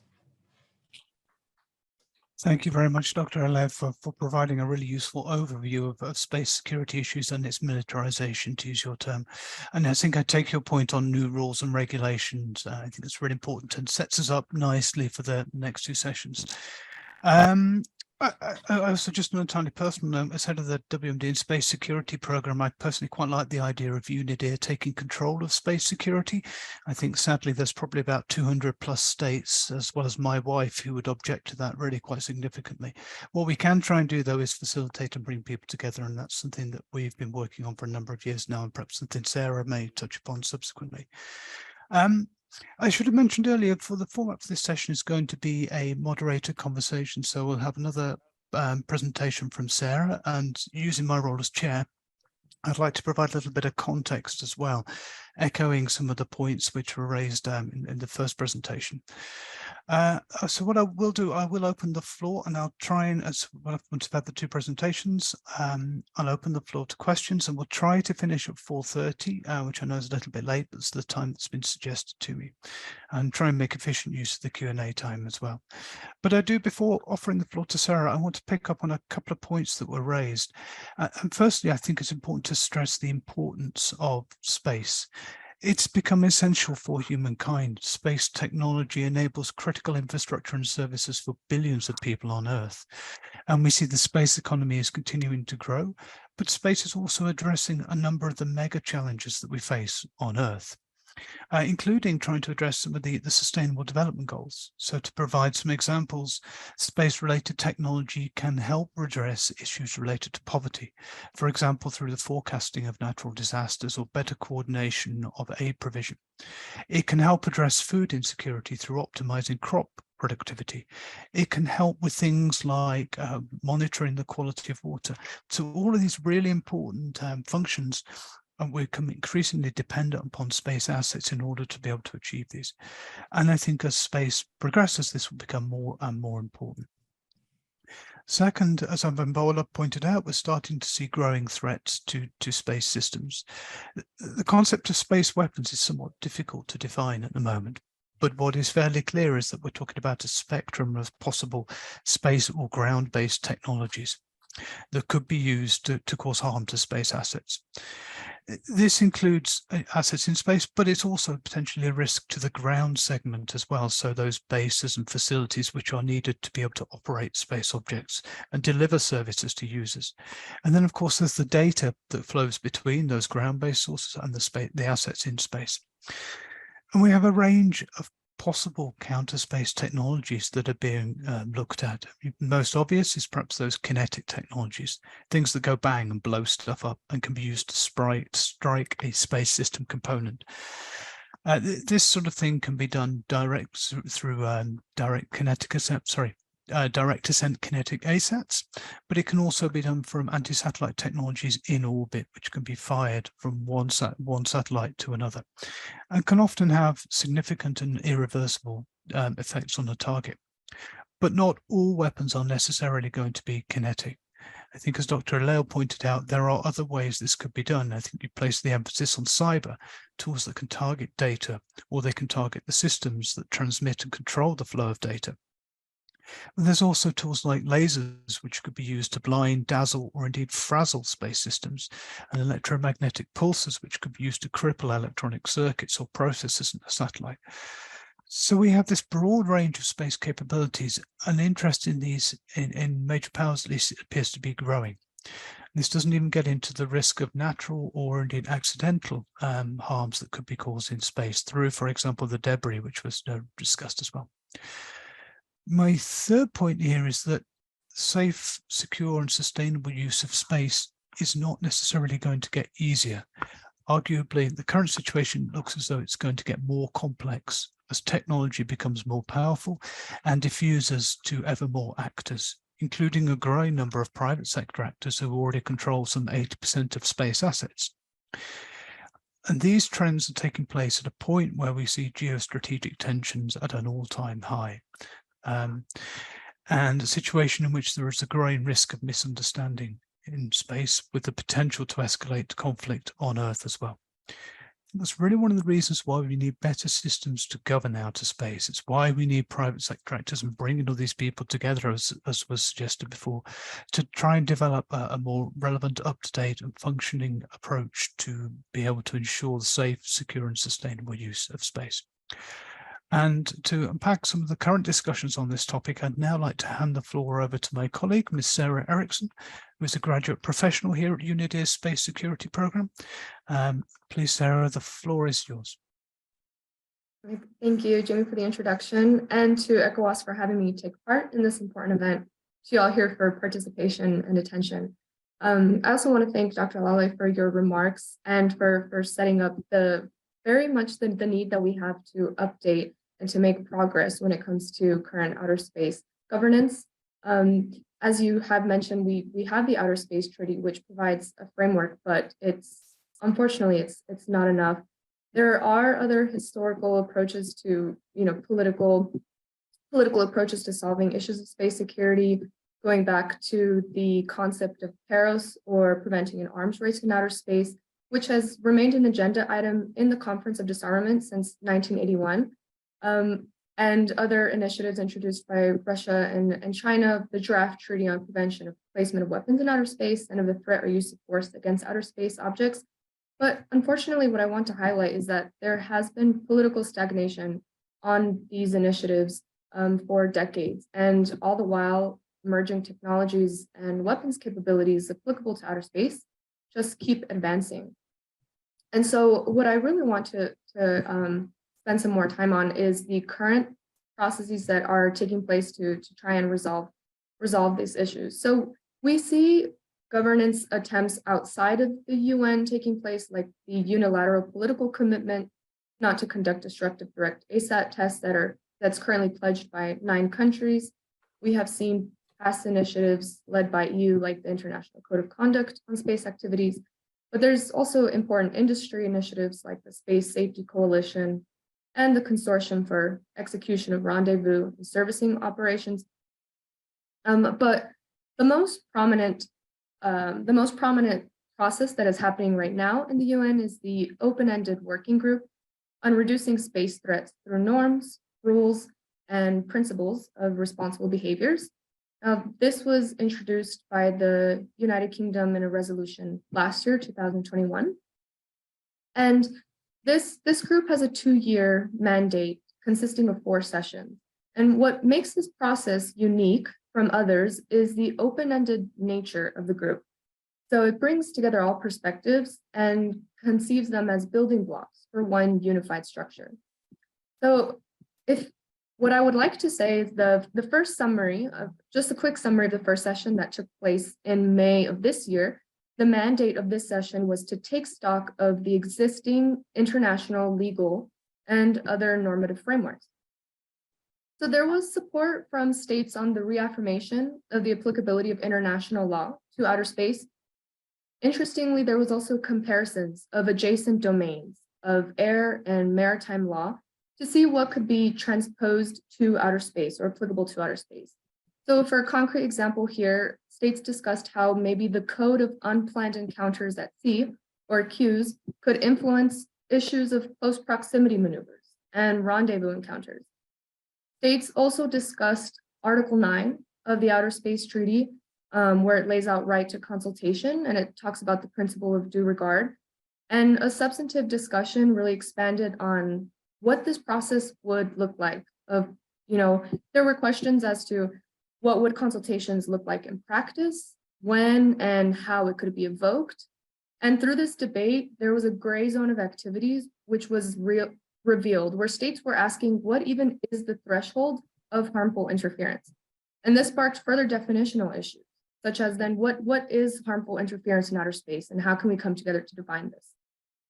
But besides just definitional issues, there were also linguistic challenges that were revealed, specifically by those states who pointed out that the conversation of space security is more conducive to the English language, showcasing there are nuanced concepts such as space safety and space security, which are 2 concepts that are handled by different fora in the UN and in the community at large. But the nuance is not present in all languages. So certain states gave the example of Spanish, where these concepts are both translated as the same. And so this really points to the need to foster more diversity and explore new ways to navigate the conversation of space security in a way that it's considerate to multilingualism. But at the end of this session, there were also considerations for what responsible behavior would mean. So for example, there were some concrete examples of states saying that responsible behaviors, they avoid surprise, they respect security of others, they avoid provocation of tensions, they are predictable, they avoid raising tensions and miscalculations, whereas they said that irresponsible behaviors, they do not meet the above expectations and they create debris, or they require that things be maneuvered to reduce collision in order to interfere with normal operations of space objects. But there were also more theoretical considerations for what responsible behavior means. So some states put forward things like calling for traditional superpower states to commit not to seek hegemony and dominance in outer space, or assure that the security of their own or a small group of countries is secured by undermining the security interests of other countries. And so this was kind of development of that first session. And we recently had the second session of the OEWG in September of this year. And the mandate of this session was to consider current and future threats by states to space systems and actions, activities, and omissions that could be considered irresponsible. So this session was organized according to different threat vectors: Earth to space, risks or threats, space to Earth, space to space, and Earth to Earth. And this methodological approach of threat vectors enabled a constructive and systematic way for states to consider different threats to space systems. One of the main threats that was highlighted by numerous states was the intentional creation of debris through testing of ASAP. However, space threats in the context of the Ukrainian conflict also arose, specifically so that in some states shared the perspective that the use of components of civilian space infrastructure were what they considered quasi-civilian, and that these activities are direct participation in armed conflict, therefore stating their belief that quasi-civilian infrastructure can be a legitimate target for a retaliation strike. But we also saw in the context of the Ukrainian conflict that states brought up the concrete example of the Viasat attack and saying that the attack on satellite communications was significant, first and foremost, because it affected many civilian users, but other states and peoples were also affected. And the concrete example was shared that there was connectivity to wind turbines in the North Sea that were lost, and that attacks on these satellite systems therefore meant there was an effect on the resilience of a country. So it fed into the larger conversation of threats that include the data link segments of space systems. There was also, I think it's also important to note that many states spoke about not being held hostage by the legally binding and non-legally binding norms debate. And as one state poignantly remarked, if we cannot agree on what is voluntary, we will not be able to agree on what is mandatory, which is an interesting perspective. The idea that a war in space cannot be won and should never be fought was highlighted and repeated. And importantly, some states also highlighted that there is a threat that arises from policy and doctrine, which is also really important to consider in this conversation. One of the fascinating things I found was there was international cooperation between spacefaring and space nascent nations. An example of the working paper between Germany and the Philippines, which brought forward great ideas. And I think that it is that the open-ended nature of this group really is conducive to having more of this international cooperation, which is needed. So just to close up with some expectations. So there are 2 more sessions of this working group. The next that would take place at the end of January of next year is to make recommendations on possible norms, rules, and principles of responsible behaviors relating to threats by states to space systems, and as appropriate, how they contribute to the negotiation of a legally binding instrument. The final session next year in August is to submit a report to the General Assembly at its 78th session. So I think the success of the next session really depends on how states understand norms. The norms are sometimes described as less than law, but it's important to remember that norms are essential to collective governance because, like law, they drive behavior, and norms often inform and reflect how law is interpreted and applied in practice, and they can even help in resolving conflicting legal rules. And it's important to remember that norms eventually they can become binding laws through codification and legal agreements. So we have seen some examples being put forward, as I mentioned, from more concrete to theoretical of what these responsible behaviors could mean. And we will continue to see how the debate expands if we continue to expand on principles like due regard and consultations.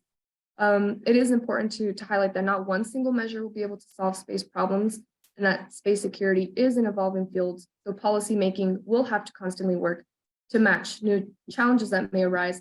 And hopefully, as Dr. Lale had said with UNIDIR's role, we just completed our outer space security conference for 2022. And we're able to bring together a lot of these different stakeholders and perspectives. And we hope that we'll be able to keep expanding in our role as bridge builder between many different important voices to the conversation of space security, not just with flagship events, but also with regional events, more, of the intimate settings where perspectives can really be drawn out and discussed. And so through this, we'll see how things advance. But thank you for your attention. I'm happy to field any questions that may arise. Thank you very much, Sarah. I think some useful insights into the current state of play, if you will, and the work of the OEWG and the role of norms, I think is useful to be aware of. So thank you. I am fully planning on finishing at past, but I did want to offer the floor to any of our participants. If you do wish to take the floor, if you want to let me know, or somebody could communicate that to me from the room. Paul, perhaps you could help. I can't see anything. Sorry, Paul. I was just going to say, I'll ask in the room, Jamie, if any. Okay, but perhaps we can come back to you. Okay, perhaps in the meantime, may I put a question to you, Dr. Alail? I'd be very interested to know if you think there are particular lessons or insights that states could take from activities of the non-governmental entities and also private sector actors in terms of working to ensure safety and security in space. Is there anything particular that states should be aware of from that experience?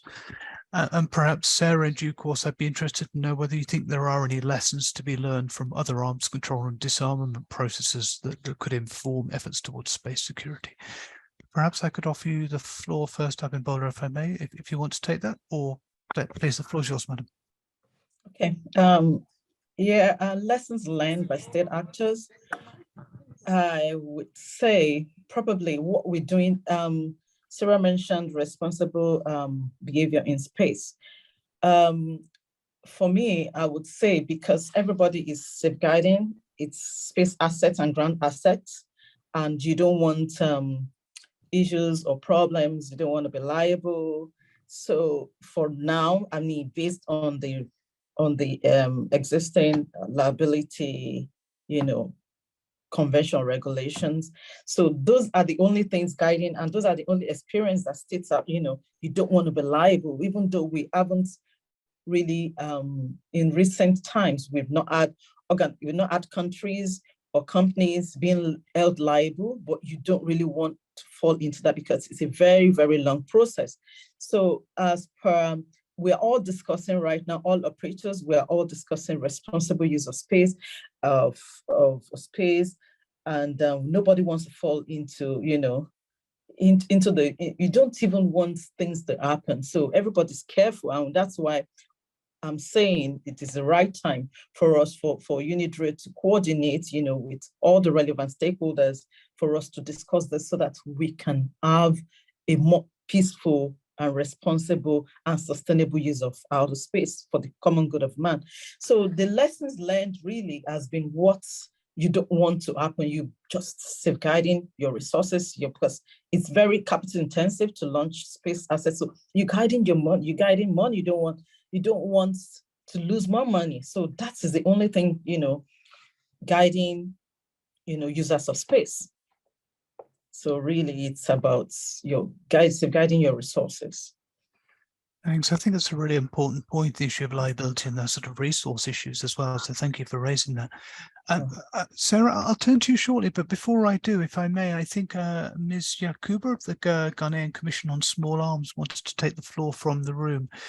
Please, Ms. Yakuba, the floor is yours, madam. Yes, thank you very much. I listened keenly, and a number of questions keep popping up in my head. First and foremost, is the issue of space security inclusive? And what can we do as developing countries to be inclusive, to be counted in the issues of space security? I'm asking these questions because I don't want what is happening to us now in terms of green economy to happen to our great-grandchildren in about 50 years. You know, when they would have to come and address problems that they did not create in the first place. So I think that this discussion is also important because it gives us the opportunity to reflect on what is really happening in outer space, which we all belong to, which is owned by each and every one of us. And so for us in this room and beyond, what can we do to ensure that space security becomes a subject of interest in our schools, in our communities, especially among civil society, so they can also start talking about it and interrogating and engaging the very active participants, active developers of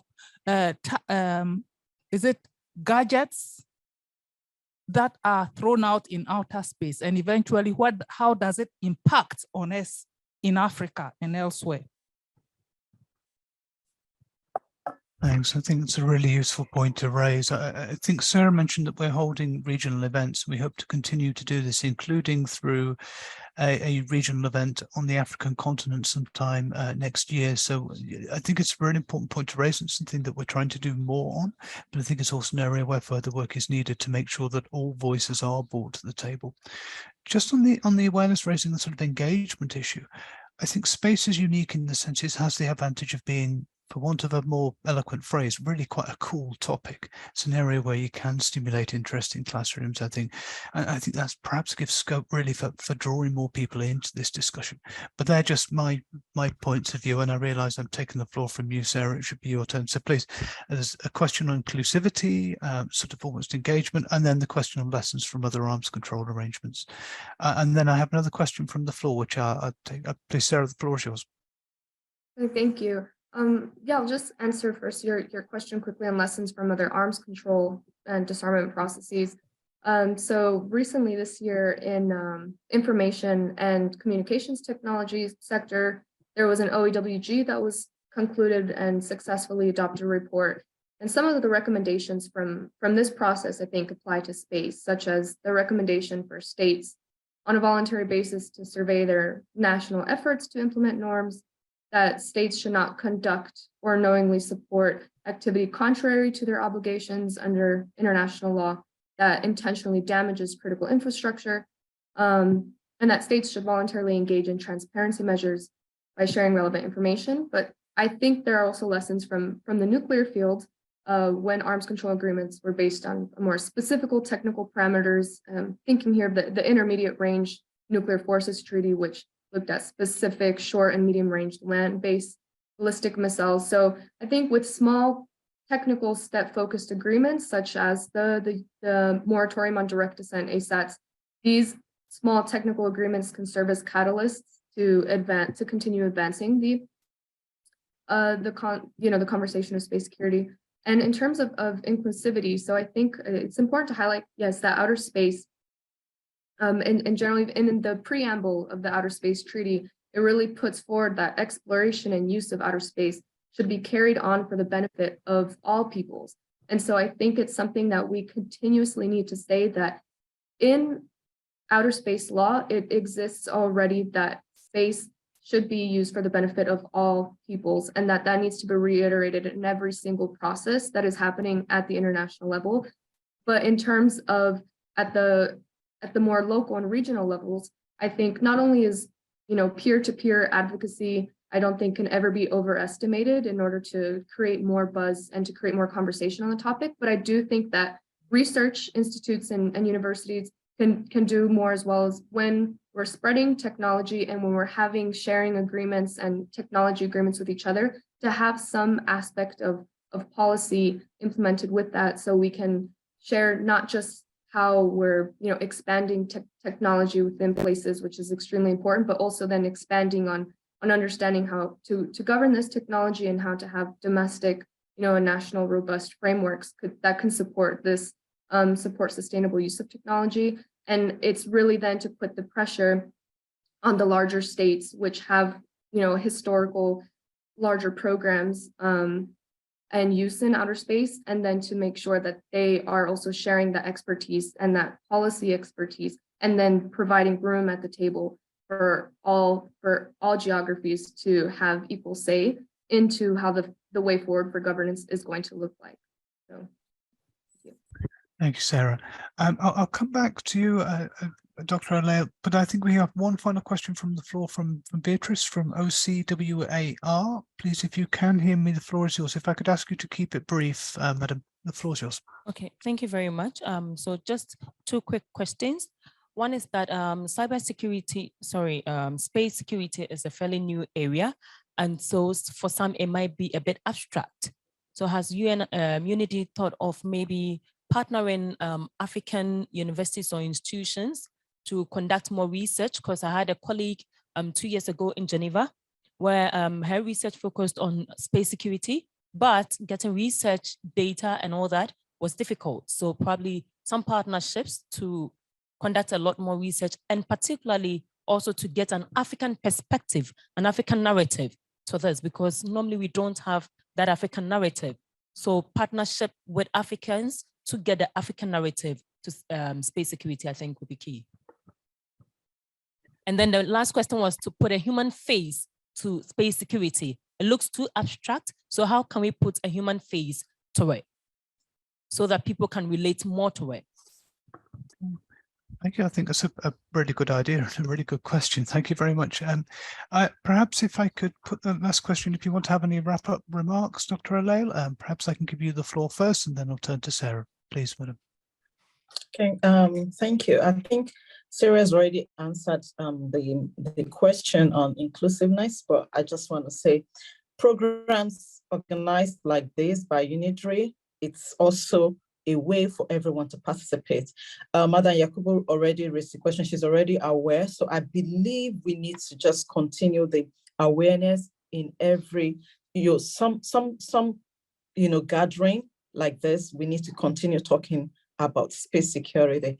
It is not very, very new to those in space arena within us, but I think it's just the awareness around it, because we've not been able to get together to agree on many things. So we continue to have this kind of conversation for everybody to be inclusive. And I think recently, everybody wants to participate in things. And so regional, I think by the time we move a lot of I think if I do have an opportunity, I will also inform United Nations Office of Outer Space Affairs to actually also organize, regional workshops like they used to do in the past when they were trying to create awareness about space programs and the benefits of space, but that has reduced in recent times. I think it's high time they now, involve regions, regions now in a lot of space discussion.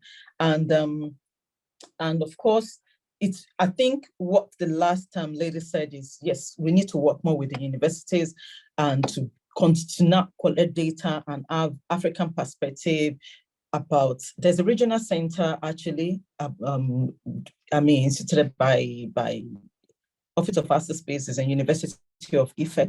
I think whoever is in charge, they need to do more and work more with other universities in ECOWAS region to collect data across, because we do have a number of Africans right now owning satellites and participating in space activities, and more are actually willing to. And Africa is getting more and more interested in space. As I said, access to space is becoming, it's becoming cheaper and it's becoming more affordable for countries to launch satellite, because no matter how small it is, Ghana has put in some study satellites, some research satellites in space, even though they are microsatellites, but Ghana is also considered a launching state.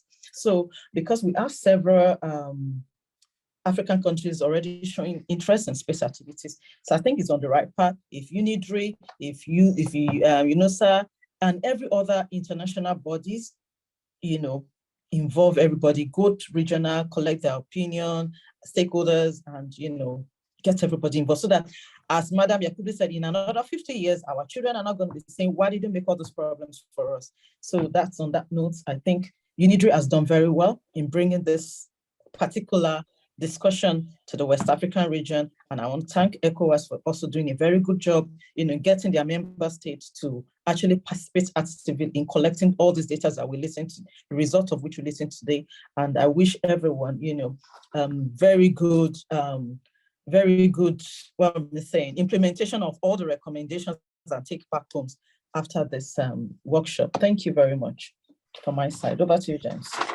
Thank you very much. I think that's a really useful set of points. And if I may, I think it'd be useful to follow up with you and indeed any other interested parties in the room on the possibility of further collaboration moving forward with universities and other actors afterwards. So thank you for raising that. Sarah, I think you now have the final word. So the floor of the screen is yours. Yes, thank you. So I do love the question of how to put that human face to space security, you know, because we often think, you know, space is far removed, but it's very connected to all the terrestrial conflicts and that are happening. And it's not removed from all the geopolitical tensions that are happening. And so I think one of the ways to address this is an angle that we're working towards to help states navigate the fact that space safety and space security aren't always as separate, and they're kind of the same part of a coin of space sustainability, and that there are some areas in like space debris, for example, where where they are connected. And so we should be able to have that conversation even more so. And with that, then we can put the human angle to space. And in particular for getting the African narrative, which is extremely important. That's where I think us working with the African continent of more regional workshops, so we can do localized capacity building. So using this platform as a way to raise the platform of local experts and utilize, Dr. Lala had talked about advocacy of think tanks and also civil society as well. And civil society comes with great network mapping for regional areas for experts there. And so if we utilize civil society of those regions and take advantage of that local network mapping that they already do, then you can give platform to experts in the area to be able to keep advancing that conversation and then take it out of the region as well, so that those voices transcend beyond just the region. And so I think those are the things that we're hoping to continue working on specifically as the bridge builder. And we're excited for those partnerships, and we hope to follow up with you guys more. But yes, thank you for your attention and for listening and being part of this conversation. Thank you, Sarah, for not least for being more articulate than me in sort of expressing these voices on transcending voices and the face for space. I think that's useful. Indeed, I'd like to thank the both of our panelists for sort of been quite a bit rapid, but I think a very insightful panel. I'm really very grateful for you both giving up your time to sort of contribute to this discussion. I'd also like to thank the UNIDIR team and also ECOWAS for making this possible. And thank you, those of you in the audience, for joining us at this event. I'd also encourage you as well, we do have a webpage looking at space security with a number of resources on it. If people are interested, then please do have a look. And if you have questions or ideas, which I think were really useful in the discussion, please do get in touch and reach out to us, because we're always happy to talk. For now, though, I think we've caught up with some time, but I suspect people may want to break. But it just remains for me to say thank you all, and I hope you continue to have a really excellent and useful conference. Thank you and goodbye.